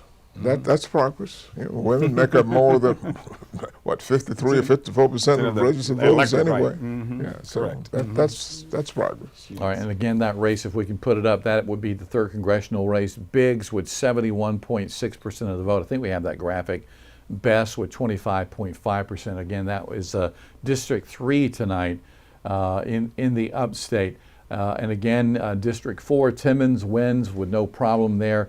District 5, Ralph Norman is the winner there. Fry wins in District 7. Nancy Mason, District 1. The incumbent Clyburn running away with it in the 6th district. And Joe Wilson wins yet another term, 2-year term for the 2nd congressional district. All right, Walker Lawson now is standing by to continue our team coverage. Walker? Well, good evening, JR. We are starting to see some people trickle out of here. Obviously, Trump has already won the race here in South Carolina, and many races are seemingly still not being called here across the state, which is what we expected. Now, Joe Wilson, who was here earlier, has already won his seat. Another tight race we're looking at is South Carolina Senate District 35. I mentioned it earlier. Jeffrey Graham and Michael Jones. It was a tight race last time, so it remains tight now. Still haven't heard anything about South Carolina Senate District 26, the Russell Ott and Jason Gurry race. So there's a lot of people that are just kind of thinking this is going to take a long time tonight, as well as you can see nationally, it's taking a while to get the results in for presidency. So we're starting to see some people trickle out of here. They're comfortable with Trump winning South Carolina, and people that we've spoken to here say they're comfortable that Trump will win the entire race. So that's what we have here at the GOP party. JR? Actually, Walker, you are tossing back to me. Thank you so much. We want to give you a quick update now on the states we're looking at, and I want to look at the numbers. We just heard Kansas was just called for President Trump. So why is that not showing up? There we go. Those new numbers coming in. Trump now standing with 210 and Kamala Harris standing at 113. I want to look really quickly at some of the states that we haven't heard from yet and how many electoral votes are at stake. California has 54. Washington State has 12. Some of the other swing states we are waiting for, North Carolina, we still don't know, has 16. Wisconsin, we still don't know, has 15.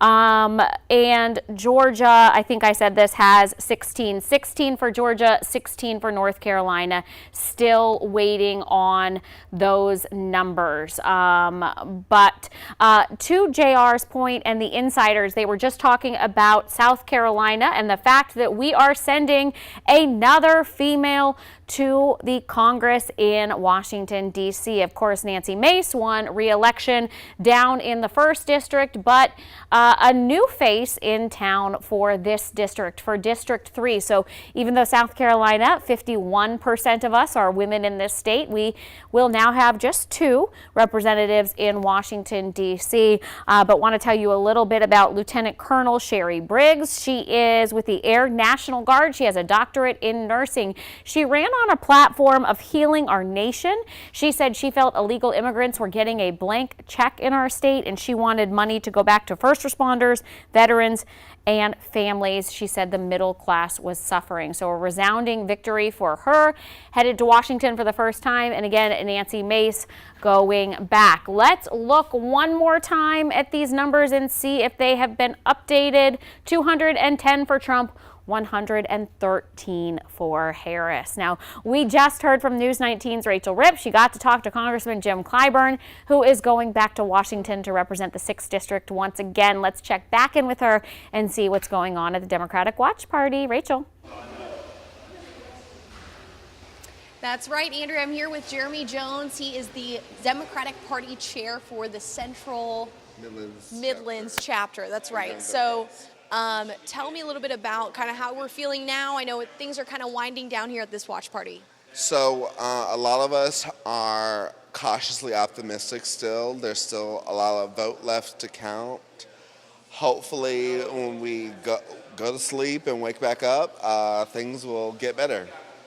Okay, and what's the message that you have for Democrats out there right now, watching this, they're glued to their TVs to see what's going on? My message to them is keep your heads up. We put it all on the line, and I think that we are going to do some good things in the future, no matter what the outcome is. Okay, thank you so much. I appreciate it. Thanks for taking the time. Thank you. And we're going to send things back to you.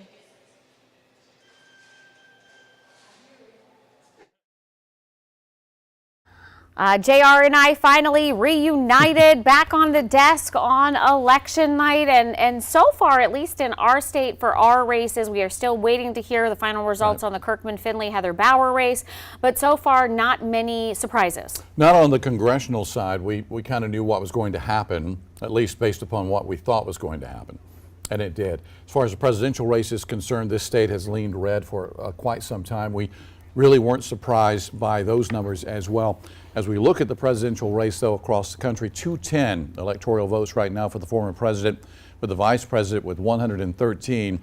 And Andrea, at last check, Georgia looks like they were on the verge of being out of reach for the vice president tonight, as he had the former president with a lead of about 3%, with 9% still out. All right, welcome back everybody to News 19 on your election night. Thank you so much for joining us. I'm Andrea Mock. We'll check in with J.R. Barry in just a moment. But a lot of people talking about Georgia right now and where this stands. This race has not been called yet, but if we want to go ahead and take this full so I can look at these numbers, it is a close race over in Georgia. There are 2.4 million votes for Trump and 2.3 million votes for Harris. Still too close to call. Again, that is 16 electoral votes. And I'm going to now look at North Carolina, which is also 16 electoral votes and is also still too close to call. Right now, Trump has 2.4 million votes in North Carolina. This is a battleground state where both of these candidates campaigned tirelessly, not just after Hurricane Helene, but before and during. Harris having 2.3. Some of the big numbers we are still waiting for, of course, California, they have 54 electoral votes, waiting to hear from them. And then my friends in Wisconsin, they have 10 electoral votes, but this race still has not been called yet. 50% for Trump and 48% for Harris. An incredibly close race. This is why those are called swing states, and they have been very popular places for these candidates to campaign in. South Carolina was called some time ago for President Trump. No surprise there, but if you want to look at a breakdown, this is interesting to me.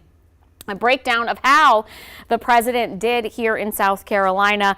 We know there are blue dots throughout the state, but this is traditionally a red state. One of the things the insiders talking about tonight was Clarendon County, expected to go to Harris, traditionally a Democratic stronghold, but things are moving and fluid, and population, of course, changing in Clarendon County, and Trump won there.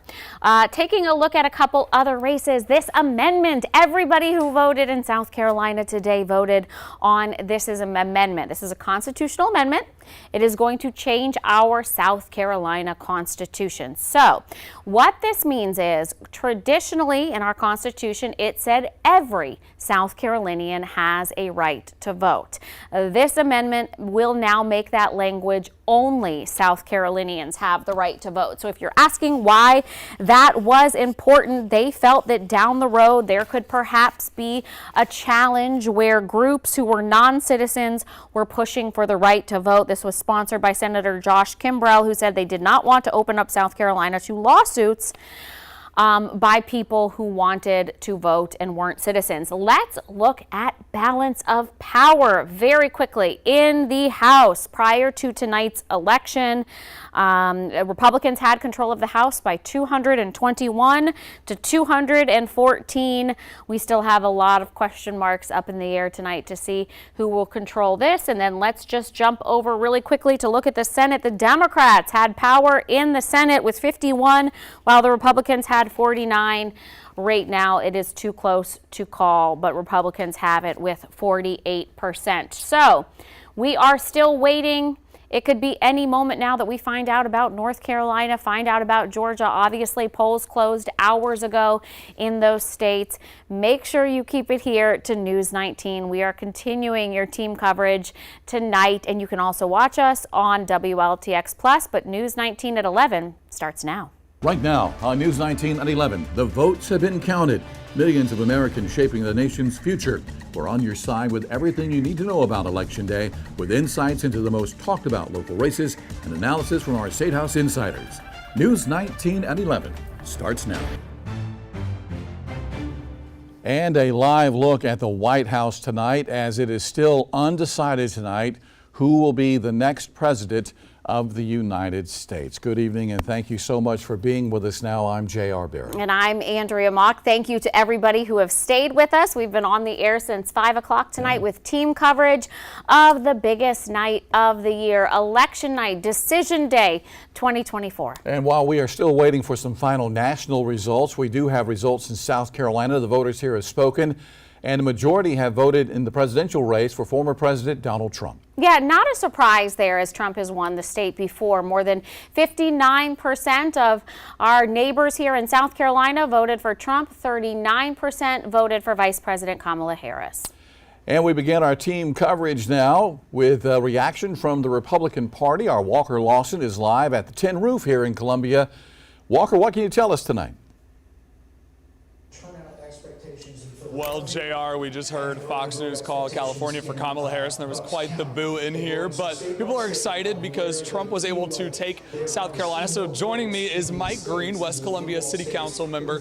So I'll first ask you, what's the atmosphere been like in here tonight to the reaction that Trump won and what we've seen so far for South Carolina? Yeah, the reaction is starting to pick up here, but we're also cautiously optimistic as the night goes along, as the vote total keeps on increasing as we see it to 270. Yeah, we've also talked, there are still several races here in the state that are have not been called yet. Are you surprised that it's going to be such a late night tonight, or does this not shock you? No, I think the Election Commission is being very cautious with their calls and their reporting. They want to make sure everything is done 100% perfectly right before they report these numbers. Any final notes, takeaways from being here tonight? Yeah, no, I would just say that once karaoke starts, we're going to be singing "We Are the Champions" and "Unstoppable." Well, I appreciate it, Mike. Thank you. I'm going to send things back to you guys in studio. All right, Walker, thank you so much. Our team coverage continues at the Democratic Watch Party. Our Rachel Ripp got to speak with our 6th District Congressman Jim Clyburn not too long ago, who celebrated his victory. And she is joining us live now with the details from the Democratic headquarters. That's right, JR. Andrea, things have pretty much wrapped up here. You can see an empty room here, a lot of those people trickling out, but as we heard from Congressman Jim Clyburn earlier tonight, he said that nothing is over yet. Those votes are still being tallied. All those election results are still coming in. He is hopeful, and I also spoke with several chairs here, local chairs, as well as the state Democratic Party chair, Crystal Spain. Again, they are all very hopeful to see some different results in the morning, leaning towards President Kamala Harris, or Vice President Kamala Harris, I should say. But anyway, that's kind of the scene here now. Things are wrapping up, kind of dying down, but we're going to send things back to you in studio. And tonight we are nearing an official result in the race for Senate District 26 between Democrat Russell Ott and Republican Jason Gary. Yeah, this race has not been called yet, but Democrat Russell Ott just moments ago declared himself the winner. We're going to take you live now to our Josie Frost at Savage Crest, where Ott claimed victory, but again, it's not officially been called yet. Andrea, JR, as you said, this race has not yet been officially called.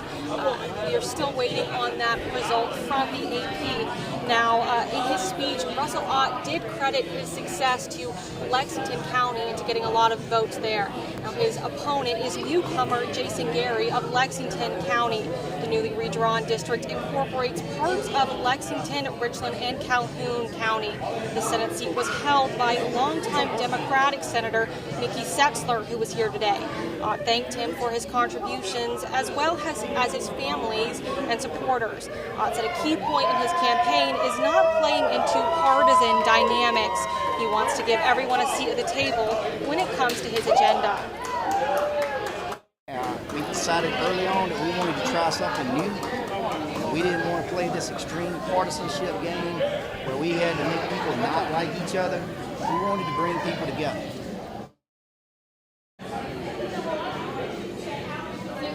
I actually spoke to Ott just a few minutes ago, and he said he's proud to be bringing a resident senator to Calhoun County who hasn't had one in years. Now, again, I want to emphasize this race has not yet been officially called, and we'll keep you updated on that result on our website, WLTX.com. Andrea, JR. Yeah, thank you so much. Yeah, Ott in Calhoun County working on Ott Farm. He's a farmer. And Nikki Setzler, JR, was the longest serving congressman in the country with more than 50 years in that seat. Longest serving Senate member there. There's a lot of representation lost in Lexington County over there. All right, Americans across the country still voting as the race between Vice President Kamala Harris and former President Trump comes to an end. We want to go to CBS News correspondent Bradley Blackburn and Natalie Brand. They are covering the two different campaigns and have the latest tonight. CBS News projects early wins for former President Donald Trump in several Republican-leaning states, including his adopted home state of Florida.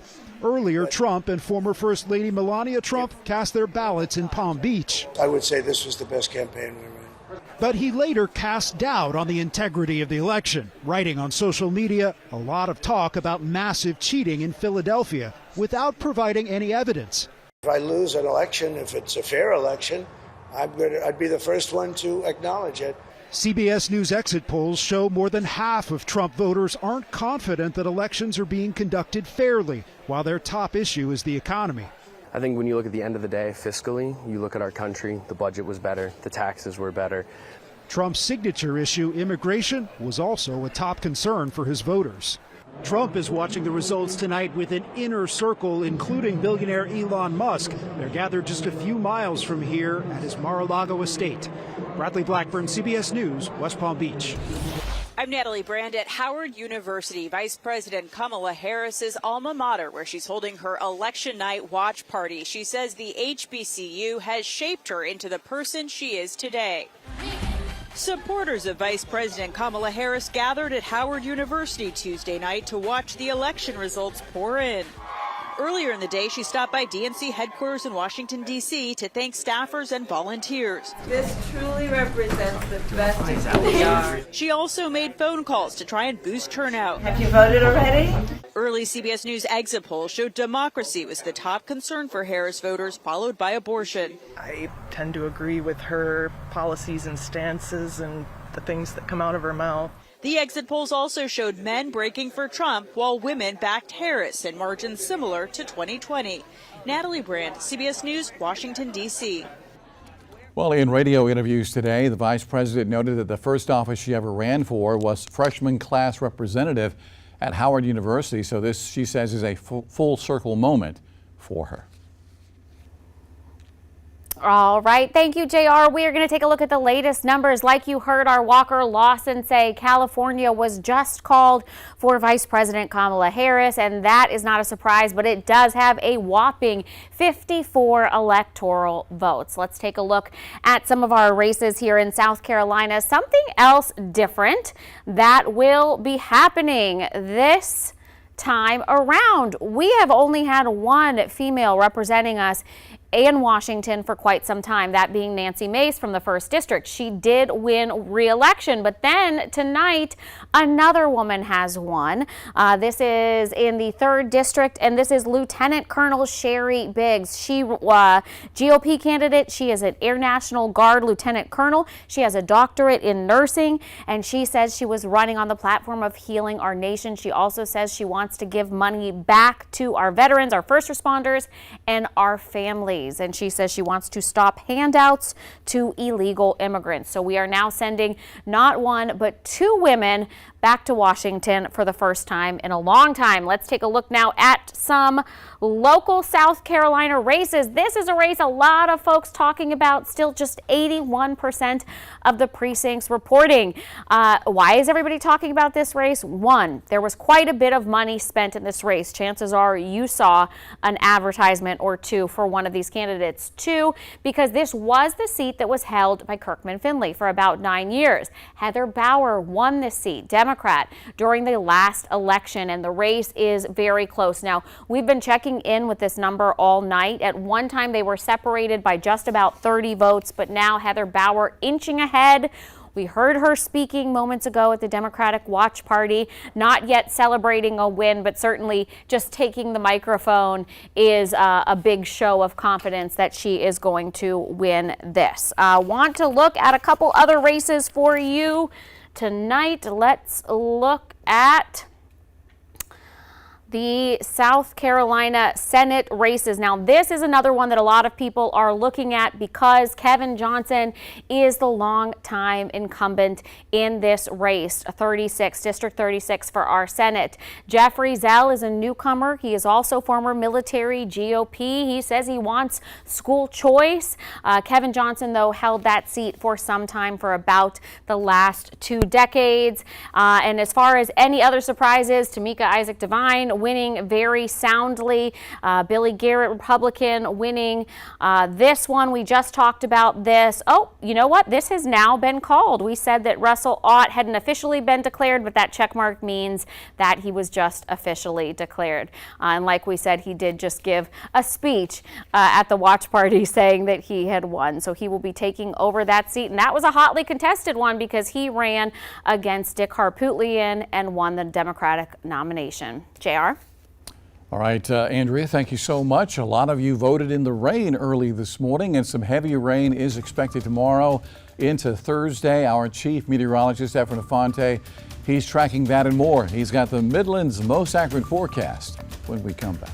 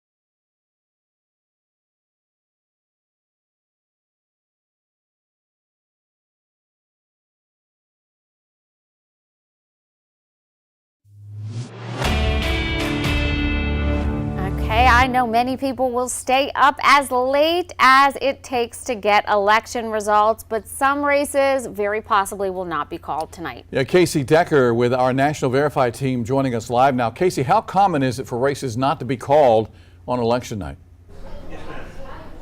Well, it's very common, actually. We've seen it more and more over the years as these races have become closer and closer, but it's definitely typical for election results to take a few days, sometimes a few weeks to finalize. Now, the numbers we're seeing right now, obviously those aren't the final numbers. We don't really know when we'll get necessarily from each of these states the final numbers, but we know what the deadlines are. Every state has their own law explaining when the state needs to certify their own results, and there is for presidential elections a federal law saying that that election has to be certified by December 11th from each state. So December 11th is the worst case scenario when we could possibly know the results of this, though likely it'll be sooner than that. All right, Casey Decker with our National Verify team. Thank you so much for that information because lots of people are asking why. Oh, yeah. And people are going to be staying up late hoping that there is an answer, and something tells me they're going to be disappointed not knowing tonight. But here's the good news. If you voted for a penny tax in your area, you will get an answer tonight. Shelley Garzone is joining us in studio tonight with the details on these penny tax projects that were approved by voters here in the Midlands. Yeah, JR, Andrea, like you guys said, we have some of the results coming in tonight, and we're going to start by taking a look at the Richland County penny tax. So for starters, we have 58 out of the 149 precincts reporting here in Richland County, and we have 62% voting yes, 37% voting no. And this penny tax would go towards transportation here in Richland County. So fixing some of the transportation with the roads, getting road construction better, fixing some of the issues with the comet, sort of things like that. So anything you use to get around in Richland County, that will be what this penny tax will go towards, And so again, that is 62% voting yes and 37% voting no. And so now we'll flip to Orangeburg County.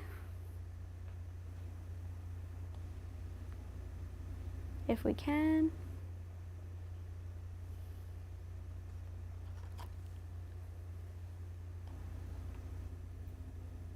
All right, apparently we're having some technical issues with some of our graphics there, but voters in Richland and in Sumter and in Orangeburg County all voting for this penny tax increase.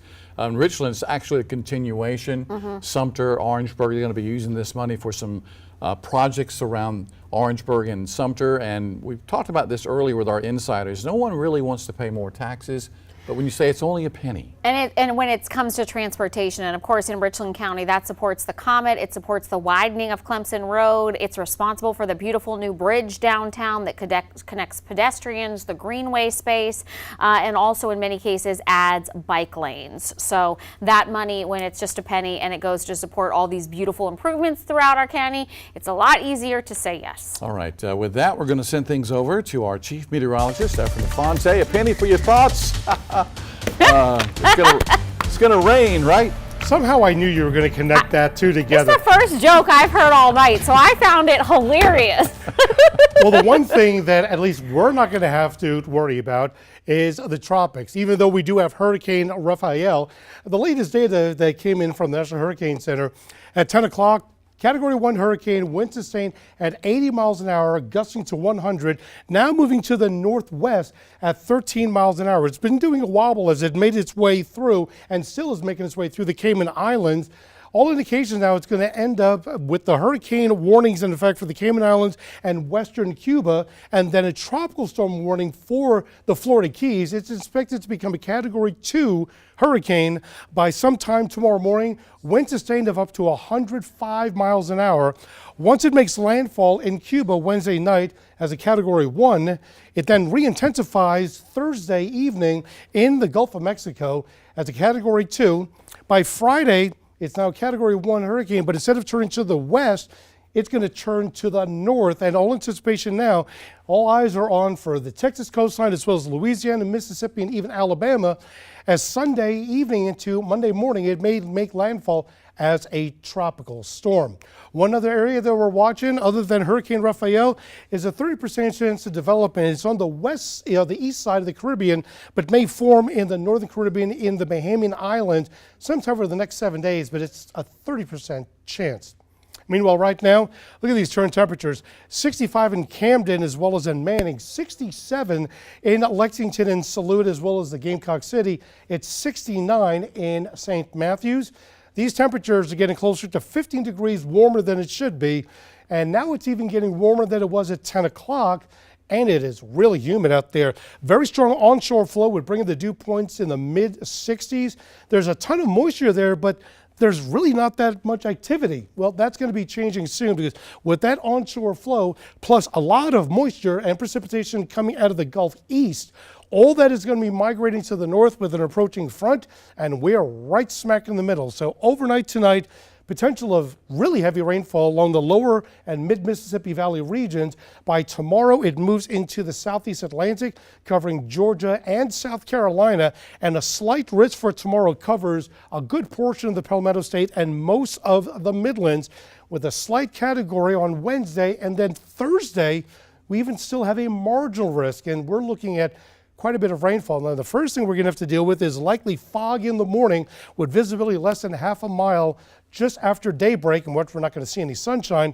Then by 10 o'clock, it starts to clear up mostly, but don't give that up because once we get to about 1, 2 o'clock, the rain starts moving in.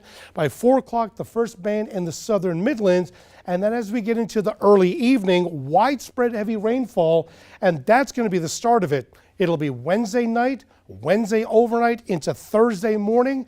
Good portion of Thursday morning, especially when we get to sunrise, which you won't see, we'll see a lot of heavy rainfall. And that heavy rainfall is going to continue for a third round going into Thursday midday. Before Thursday late afternoon, it starts to taper off. Now, I had real concerns of how bad the weather's going to be. In the morning, it's going to be very warm and muggy with low temperatures in the mid 60s with highs tomorrow getting into the upper 70s in the western and northern Midlands and the low 80s in the central and eastern Midlands. And if we hit 82 in Columbia, that will tie a record for the warmest ever for November 7th. Now, the amount of rainfall we're expecting as we get to midnight, there are a lot of areas that could receive upwards of 2 to maybe 3 inches of rainfall. That's only until midnight. As we get into Thursday morning into Thursday afternoon, I think the computer model is overdoing this quite a bit, but nevertheless, many areas of the Midlands could end up with a total of 3 to 4 inches of rainfall. Some isolated areas, and I hate to say that this may be the case, but some isolated areas could receive 5 to a total of maybe approaching 6 inches of rainfall. So we're talking from 4 o'clock tomorrow afternoon through 4 o'clock Thursday afternoon in that 24-hour period. Well, Thursday in the afternoon reach a high of 74 degrees. Then on Friday, it's mainly cloudy, a high of 76. The rain is finally done then. And then for the weekend, still a lot of cloud coverage as the highs stay in the mid-70s. By Monday, Veterans Day, mostly sunny with a high of 77, just to get up to 79 by Tuesday. Stay with us. We'll be back right after the break.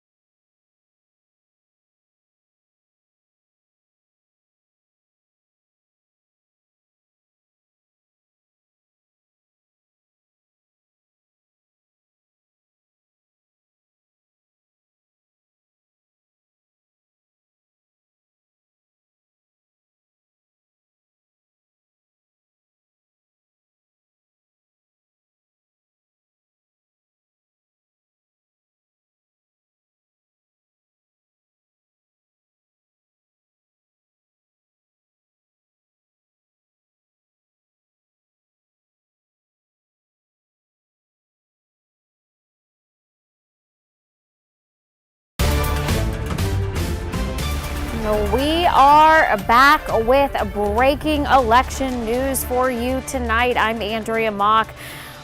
Just heard just into our newsroom that North Carolina has been called. The AP officially calling North Carolina for former President Trump. That will secure him another 16 electoral votes. If we look at the breakdown, this was a very close race in North Carolina, and both candidates spent a lot of time and a lot of money in that state. 2.5 million votes to 2.4 million votes. So where does this leave us total? Right now, Trump with 230 electoral votes. He has to get to 270 to win, or Kamala Harris has to get to 270 to win. She has 187. The other states that we are looking at is the 15 in Wisconsin, the 15 electoral votes. Where do these numbers look right now?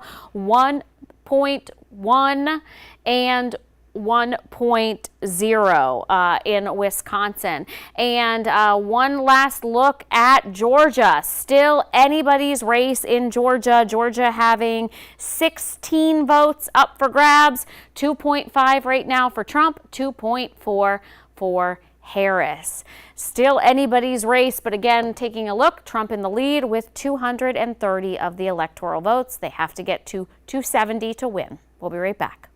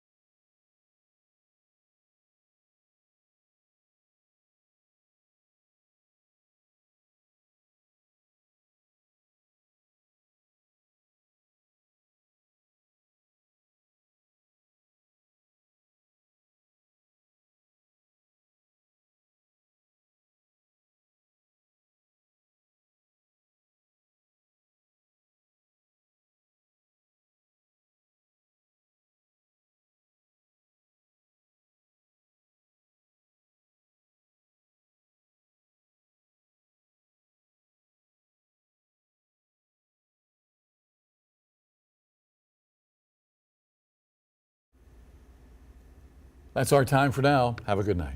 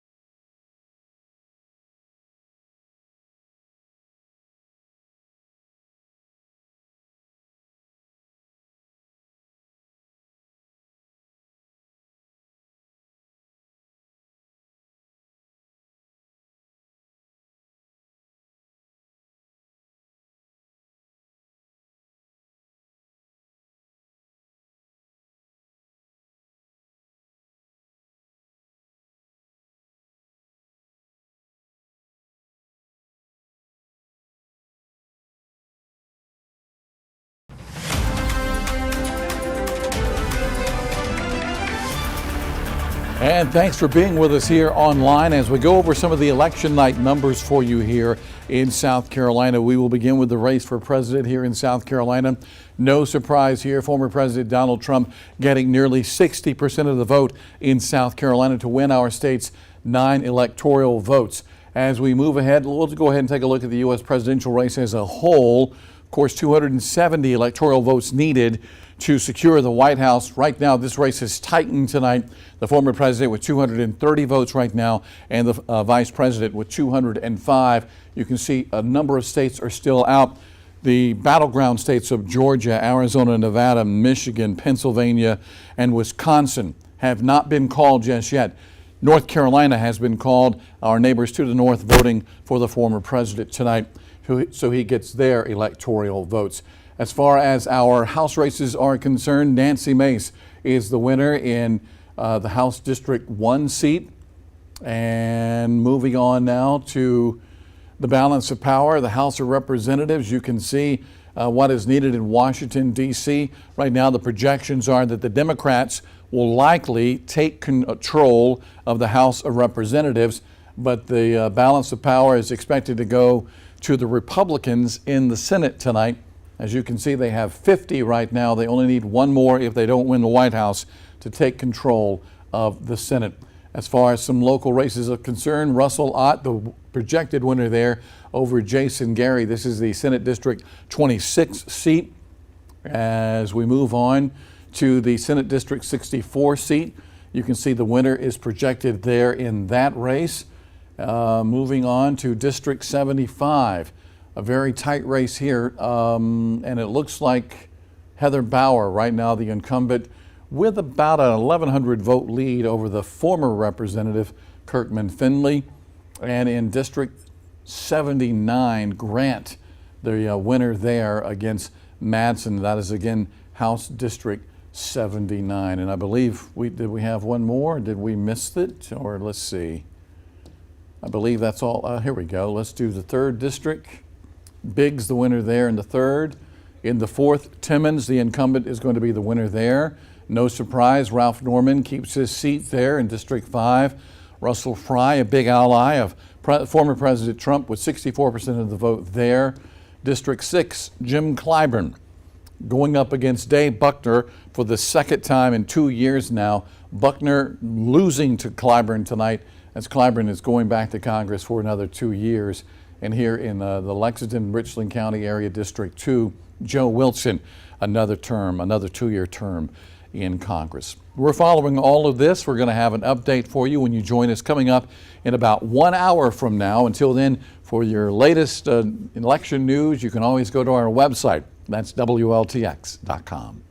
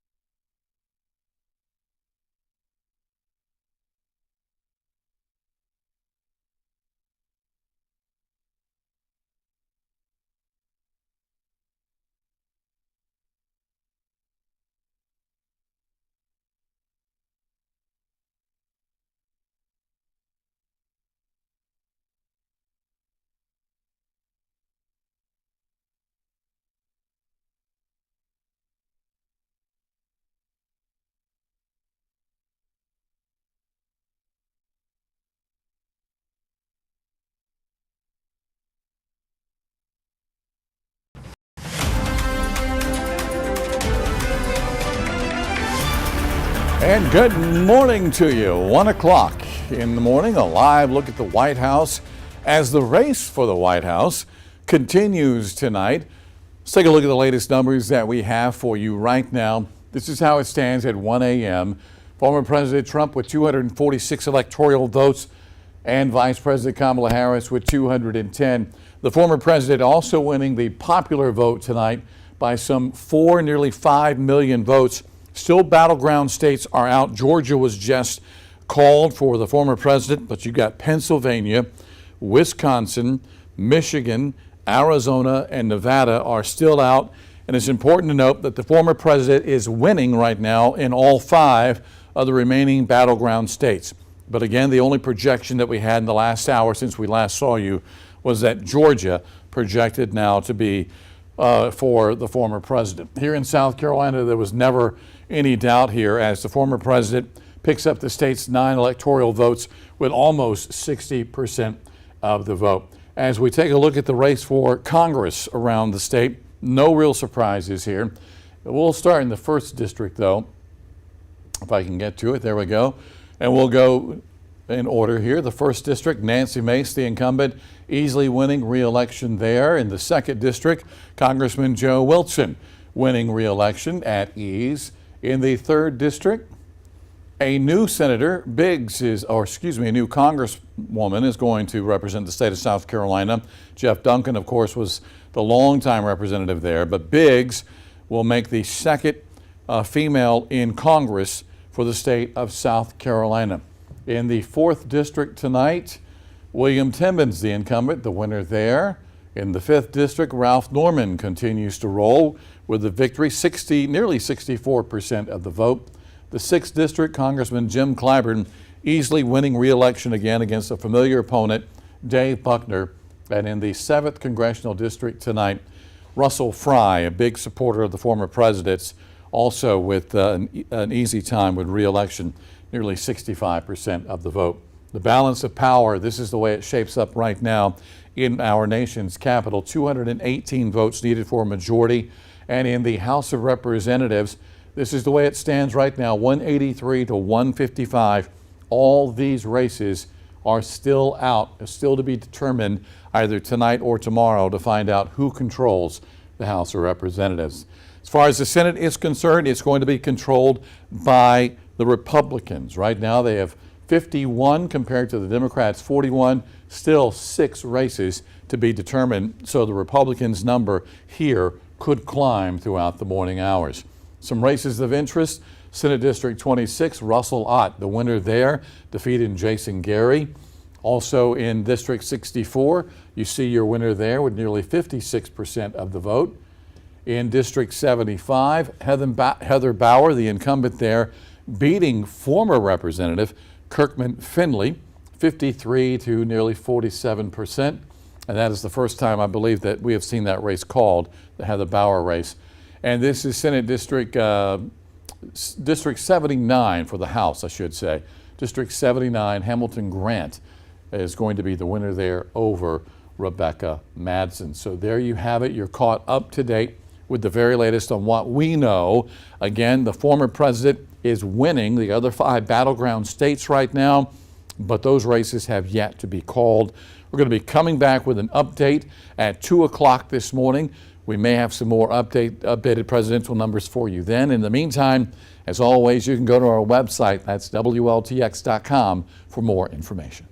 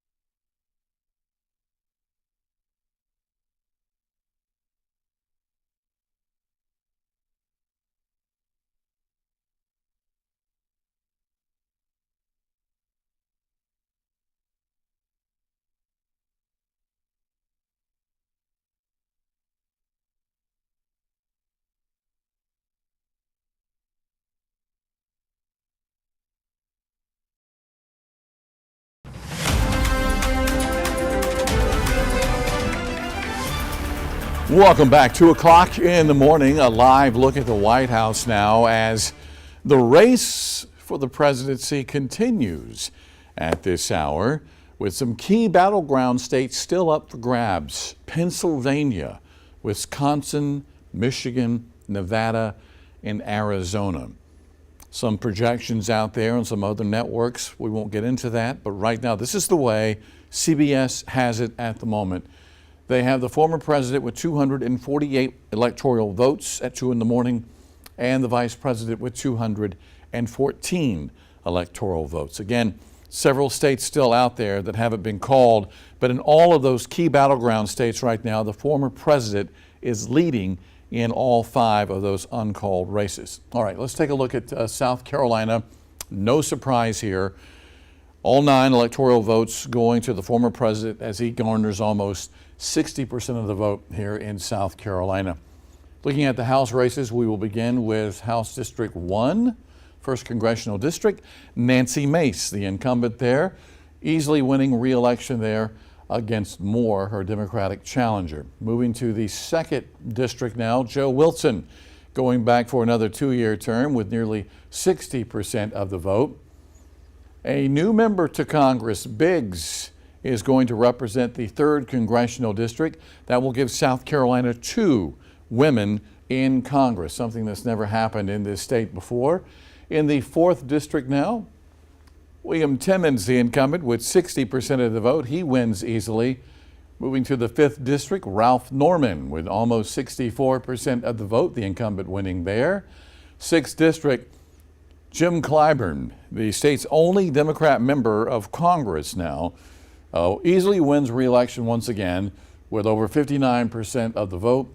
And in the 7th District, Russell Fry, a big backer of former President Trump's, you may recall, had a big rally there just a couple of years ago where he endorsed Russell Fry, 65% of the vote against Hyman. So those are our congressional races. As we move now to our Senate races, Senate District 26, Russell Ott is the winner there against Jason Gary. Of course, Russell Ott, a longtime member of the House of Representatives, but now he's going to be moving to the Senate. Going to House District 79, Hamilton Grant, the winner there tonight over Rebecca Madsen. In House District 64, we have the winner there with 56% of the vote. District 75, Heather Bauer, the incumbent, with 53% of the vote, the winner there. And we've already gone through District 79, Hamilton Grant, with 76% of the vote there. The balance of power. All right, this is in the House of Representatives. Right now, Republicans control the House of Representatives. They're trying hard to hold on to their power there. And right now they need 18, they need 31 more seats out of the seats that are currently up for grabs. 31 more seats to regain, hold on to power, I should say, in the House of Representatives. In the Senate, it has flipped from Democrats to Republican. 51 seats now for the Republicans, 6 seats up for grabs. But again, at this point, the Republicans are going to control the Senate. Former President Trump is expected to address supporters soon tonight in West Palm Beach, Florida. CBS is going to continue coverage of that on our main station on WLTX. You can tune in there to see his remarks this evening. We'll have another update coming your way at 3 o'clock in the morning. As always, for the latest on what's going on with the election, simply go to our website tonight. That's WLTX.com.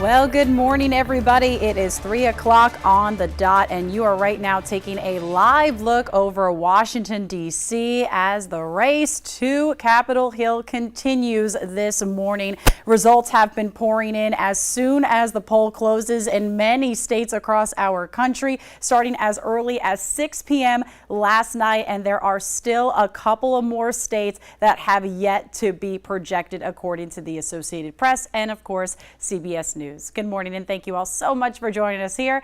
I'm Christy Calcagno. So let's go ahead and bring you up to speed on not only with the presidential race, but also we'll give you just kind of an inside look into what we're seeing locally. So here's the latest projections that we have right now. According to the AP, you can see Trump is leading with 267 votes over here against 224. Again, as I mentioned earlier, there are still a couple of more states that have still yet to be tallied and projected over here, just to give you those numbers this morning. So you can see right on over here, we are still waiting for Nevada to be called. We are also still waiting to see if Arizona is going to be called. Alaska, we are going to be seeing and waiting to hear on that one as well. And then breaking on over here to the East Coast, on over here, Michigan as well. We are still waiting for Pennsylvania. We are also still waiting for as well. So let's go ahead and just break down a little bit of what we saw here in South Carolina. Trump has defeated Harris here in South Carolina and then received 9 of those votes. So let's go ahead and break it down even more here in the counties. So you can see overwhelming here on the red parts of our areas here. Lexington County voting more red, Newberry over here, Calhoun County more red, Kershaw County. Then coming in a bit closer, we have Fairfield as well as Richland County, and then, as I mentioned, Calhoun and Sumter County. Just a little bit of a breakdown of kind of what we saw here as far as the presidential race. So let's go ahead and talk about some of our local races as well. We're going to go ahead and start with the U.S. House race there. District 7, we have Fry has won with 64% of the votes, just kind of breaking down what we have here again, kind of county by county, as well as Wilson taking the seat there. We have Briggs. This is a big one here too, as well as Norman. As we mentioned, Fry. And of course, Clyburn here winning on this part of our state. So this is kind of what we're seeing more so with the U.S. House race, breaking down kind of that balance of power, really what we're seeing right now with the House of Representatives, as we have 192 to 172. So it looks like Republicans are keeping the control of the balance of power with the House of Representatives. But here's the big change. This is what we saw here overnight. This is the new thing that we're seeing this morning, as it looks like Republicans are now taking over the balance of power in the U.S. Senate. 51 to 41 with 2 independents. So coming up a little bit later on News 19, starting at 6 a.m., we are going to be hearing with a political expert and kind of breaking down what this balance of power means, of course, with this new control, kind of flipping it around with the U.S. Senate and then keeping the balance of power there in the U.S. House of Representatives.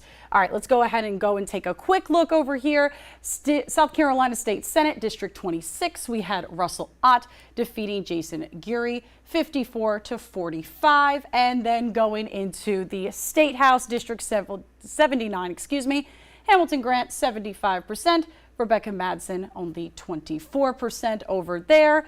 Fawn Petalino, actually winning on over there. So this is a huge thing that we're seeing. Heather Bauer and Fawn. So that's a really big thing that we are seeing, that women are coming back and they are taking multiple seats over there at the State House here in South Carolina. Of course, another thing we're going to be talking about with our political expert about what that means, but we are seeing that as well. And then that is what we're seeing with the State House. Let me quickly go back to the State Senate. We talked about Russell Ott. We have Tamika Isaac Devine there in District 19, District 10. We have Billy Garrett. Jeffrey Graham we have over here. This is District 35. And then this one, it looks like at this point we do not have anything called just yet in District 36. I mean, you can just see just a couple of hundred votes are separating the 3-2. We have Jeffrey Zell and we have Kevin Johnson. So right now we still do not have a projected winner. You can also see on the right-hand side of my screen, it's only reporting 88.9% there. So we still do not have a winner in this race. And then lastly, we're going back into District 40. We have Brad Hutto defeating Sharon Carter. So this is kind of what we're seeing right now when it comes to our races, both locally as well as the state and of course here nationally. Again, this is the projections that we're seeing according to the Associated Press and CBS News. But again, all of this we are continuing to follow. As I mentioned, there are still some states that still have yet to call their races. But of course, you should always stay with WLTX News 19, both on air and online as we bring you those updates. Just a few minutes ago, former President Donald Trump wrapped up a speech over in Florida there. We'll have more highlights from that as well coming up in just a little bit. This is a live look there in Florida. Don't go anywhere. More of News 19 will be back in just a short minutes.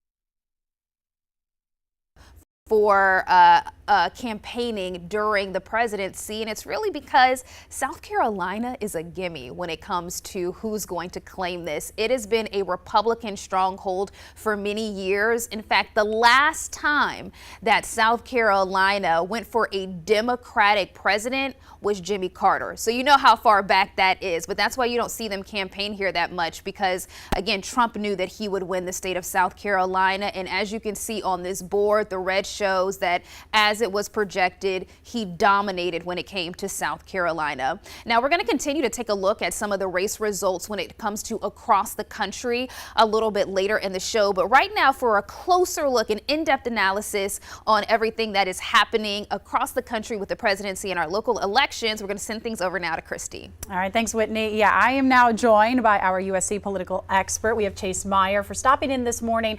Listen, it started last night into this morning. Let me just ask you, did you kind of expect this at this point to be getting the results as early as today? Were you thinking maybe we could have gotten them last night? What were you thinking of your head? This is about where I would expect the results to be, particularly compared to 2020, 4 years ago, where it took days upon days before to get the final results. So all indications were that we would get results much sooner in this election than we did 4 years ago. And the results coming in this morning as opposed to last night, that's not super atypical. A lot of close presidential election results get called early in the morning, 2, 3, 4, 5 a.m. So getting this race called right now, given it's a very close race, that's not super atypical. The big thing is that we didn't have a repeat of 2020 where we would have to wait until the weekend for a result. Right, and that's kind of what we saw. So we have the results there too. We are actually still waiting for a couple of states too, but we talked about Trump currently has 277 according to the Associated Press. Can you kind of really break down what those numbers mean? Because there was kind of a stark difference in there from the Electoral College versus kind of that popular vote. Absolutely. So the popular vote is just how many people voted for Harris and Trump nationwide, every state in the country, all over from coast to coast. But the Electoral College is how we actually elect the president. That nationwide popular vote, that's great. You get a nice blue ribbon participation for winning that. It doesn't actually matter. The Electoral College is how you win. And how is that done? Imagine the United States and all 50 states is not one nationwide election, but 50 individual elections. And so it's all about who wins each individual state. So there sometimes is a discrepancy between the popular vote and the Electoral College vote. If the states you lose in a landslide, but the states you win, you only narrowly win them, then you could win the Electoral College while losing the popular vote, which is something we saw in 2016, in 2000, in other elections. And so this is obviously, we are far from over with talking with you because there's a lot to really go over. I mean, especially what's going to happen next, kind of how did we get here, and then also talking about really that balance of power. But I know you're sticking around here with us, so don't worry. We're going to come and get a more in-depth with you. But Chase, we appreciate you kind of stopping by for right now, but we're going to get more details from you in just a little bit. Whitney, I'll send it back to you. All right, thank you so much. Now, the race for state representative in District 75 remained tight throughout the night, but eventually incumbent Heather Bauer claimed victory over former Representative Kirkman Finley. Heather Bauer discussed the campaign and her plan going forward. We were able to draw a really stark contrast between me as a representative and our campaign. We believe that politics can work for people. I will continue to show up for my constituents. I'll attend neighborhood meetings, I'll continue to knock doors, return emails, return phone calls, and continue to work on things in the district that matter to them. Bauer says she will continue to listen and respond to her constituents. Well, this morning, voters have chosen to approve several local referendums on the ballot, including some penny taxes over here. So we're going to start this morning by having you take a look at Orangeburg County, the penny tax there. 67% voted in favor of it. Now, supporters say the penny tax could help the county build its new courthouse, replace roads, build an urgent care facility in Santee, as well as renovate the town's Department of Health and Environmental Control, also known as the DHEC building. Well, in the past, penny taxes helped build a new jail, town halls, water parks, monuments, county industrial parks, renovations to county buildings, and much more. So there's a lot that this money can do. All right, let's go ahead and take a look over in Sumter. Well, they also voted for the penny tax over there, 61% here. Now, this is going to raise $124 million, which would then go to the capital improvement projects. The funds will be used in rural areas throughout the county, including for quality of life improvements, economic development infrastructure, as well as public safety. This tax is going to take effect in 2025. And then also, we want to talk about this one, the Lexington-Richland 5 bond referendum. Now, according to the district superintendent, the bond would fund $240 million in specific district projects. The referendum would then result in a new borrowing total and then long-term debt that would need to be paid off over the next 20 years. So the bond would allow money to fix things like plumbing and roofing, add advanced security cameras, and secure entries and implement instructional programs, all about entrepreneurship as well as AI. All right, let's turn our attention now to Capitol Hill. A lot of folks talking about this already as this election is making history. In Delaware, voters elected Democrat Sarah McBride to Congress, making her the first openly transgender person serving in the U.S. House of Representatives. McBride already made history 4 years ago when she became the first transgender state senator in the U.S. She's also the youngest person Delaware has sent to Washington since President Biden won the seat back in 1972. And she's not the only woman making history at the polls this year. Delaware's Lisa Blunt Rochester and Maryland's Angela Also Brooks will become the first 2 black women to serve in the U.S. Senate at the same time. Can't believe we're saying that in 2024. The historic wins will double the number of black women who have been elected to the Senate from 2 to 4. Illinois Senator Carol Braun was the first back in 1992, and Vice President Harris was the second. Well, time right now, 6:14, and we know the election is, of course, top of mind this morning, but here are some of your other top stories worth knowing this Wednesday. First up, Richland Sheriff's deputies continuing to investigate this morning after several people reported being drugged at a local bar. Now, on 3 separate occasions, Richland deputies have been notified of people being drugged at TLC Sports Bar and Grill on Stadium Road. Richland County confirmed that deputies are currently running tests and looking at video footage to try to piece together how all this happened. The incidents took place on September 13th, October 31st, and November 1st. News 19 has reached out to TLC Bar and Grill for a comment, but we have not yet heard back. Well, South Carolina basketball star Ashlyn Watkins her charges have been dismissed. On August 31st, you'll remember Watkins was charged with assault, leading to an immediate suspension from the women's basketball team. Due to this, she did not join her teammates to the White House in September to be honored for the national championship. Court records show that Watkins' charges were dismissed on November 1st. There was no immediate word on her suspension. And this morning, Cheese USA is recalling several soft ripened cheeses due to possible Listeria contamination. So the recalled Brie and Camembert cheeses are being sold under the Aldi brand name, as well as others like Emporium and Le Bon. Now, consumers are urged to throw these items away, or you can always return them for a full refund. And those are your morning headlines. For details on these stories and more, head over to our website at WLTX.com. You can also find the latest on the News 19 app. Well, good Wednesday morning to you. We're going to start off in the tropics where we're still monitoring what is now Hurricane Raphael. Here's the latest from the National Hurricane Center. This is as of 4 o'clock this morning. Does have winds of 90 miles per hour, gusts up to 105, currently moving towards the northwest at about 14 miles per hour. Forecasted to get a little bit stronger as it does make its way across the western tip of Cuba. Eventually, as it moves into the Gulf of Mexico, it is forecast to start to weaken a little bit. So that is good news there, but something we'll continue to monitor. As that storm does move towards the north and west, our moisture will increase across South Carolina and the southeast. 65 degrees in the capital city, 63 in Sumter, 66 in Orangeburg, 70 degrees though in Beaufort. We still do have that fog across a large portion of the Palmetto State. So once again, if you are traveling this morning, you probably want to give yourself just a little extra time and space on those roadways as that fog has been a little bit dense. As we move through the rest of your day, showers start to develop later this afternoon and certainly as we go into the evening hours. This is 8 o'clock. But one thing you will notice, the heavier downpours are in the southern part of South Carolina, down towards the southern part of the Midlands as well. So at least as of right now, our forecast model is indicating the heaviest rain will kind of be in the low country and in the southern half of the Midlands.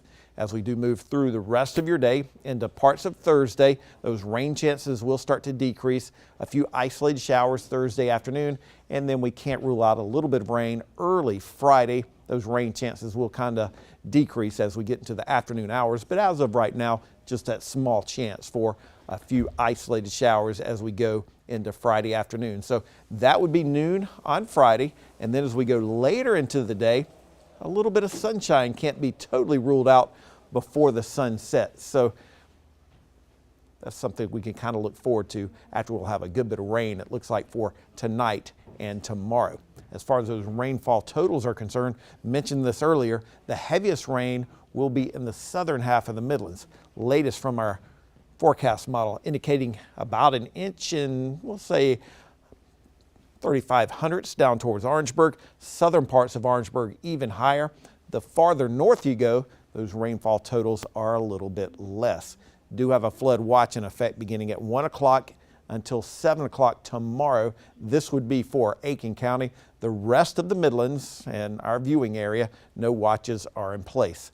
80 degrees later today, tomorrow, a little bit cooler with that heavy rainfall possible, especially southern and we'll say western parts of South Carolina.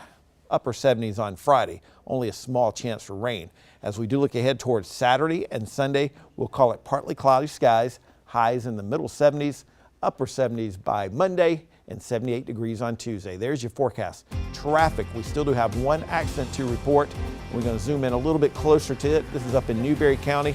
This could slow you down. This is 2 lanes blocked, crash on I-26 eastbound near exit 85, but keep in mind, we do have that dense fog across the Midlands. Guys?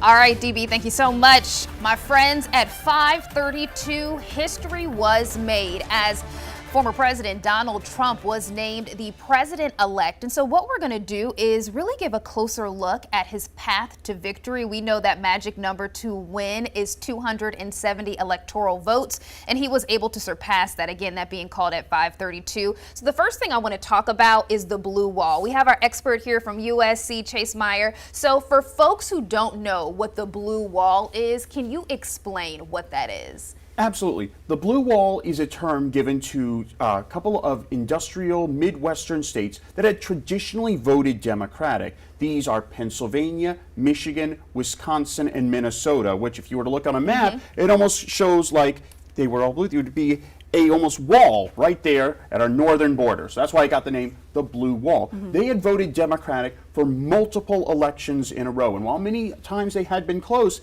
seemingly Democrats carried them every single election until Donald Trump broke through in 2016. So these states are also where Joe Biden got his victory, where he broke through in 2020. So the question was, would these states remain blue as they were for Joe Biden and previous presidential elections, or would they go Republican as they did with Donald Trump in 2016? Yeah, and what's so interesting is one of the things that a lot of political analysts and experts were saying was in order for Kamala Harris to win, in order for Trump to win, Trump either needed to flip those states in the blue wall, or the other states like North Carolina, which is considered a battleground state, which he was able to win. He also needed to flip Georgia, which also a couple of years ago, and the last presidential election was actually flipped to blue. But as we continue to take a look at the blue wall, one of the reasons why this was critical in the path to the White House is because it contains Pennsylvania.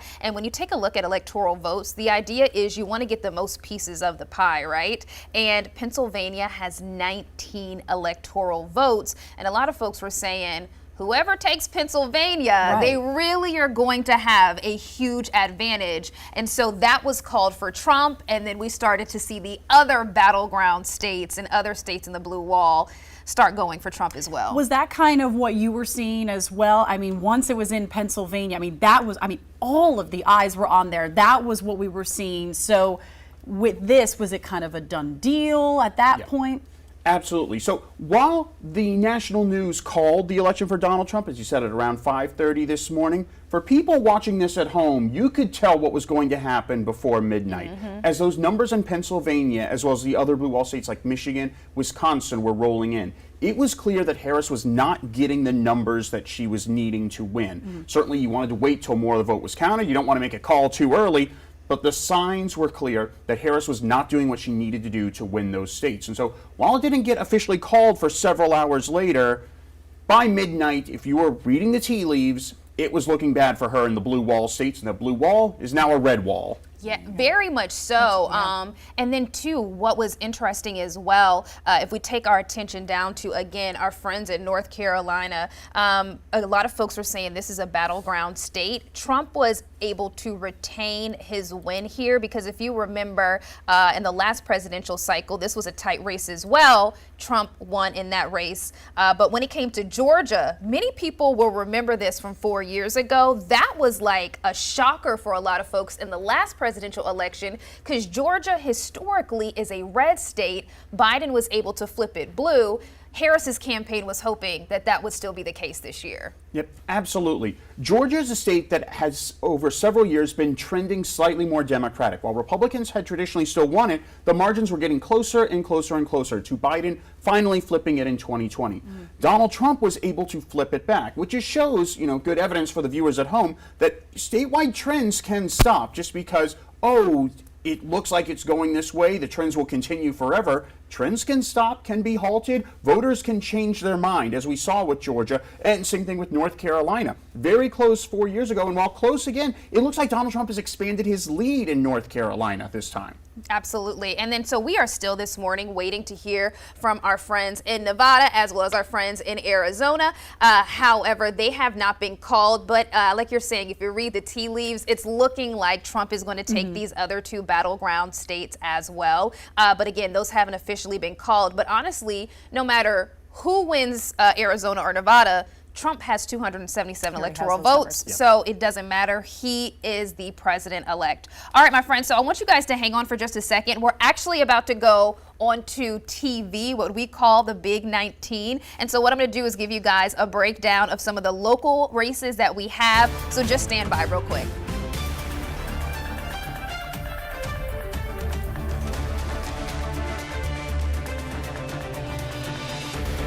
Your time right now is 6:25. I'm Whitney Sullivan, and it is a very exciting morning here as News 19 as we are continuing to see the election results for the 2024 general election. Now, of course, everybody's talking about the presidential election. However, of equal importance are the Midlands races as well. And I want to go through two very much contested, talked about races. So let's start right here with Senate District 26.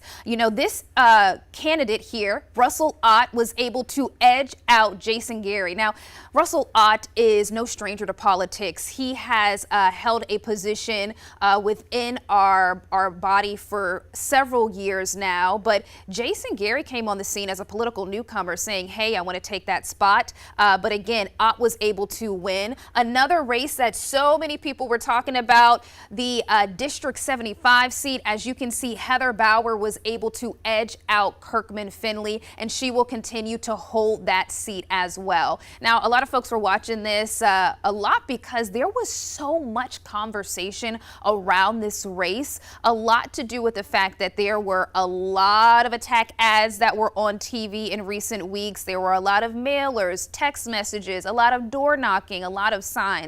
So a lot of folks paid close attention to this race. And again, Democratic incumbent Heather Bauer will hold on to this seat. It was a narrow win, but still a win.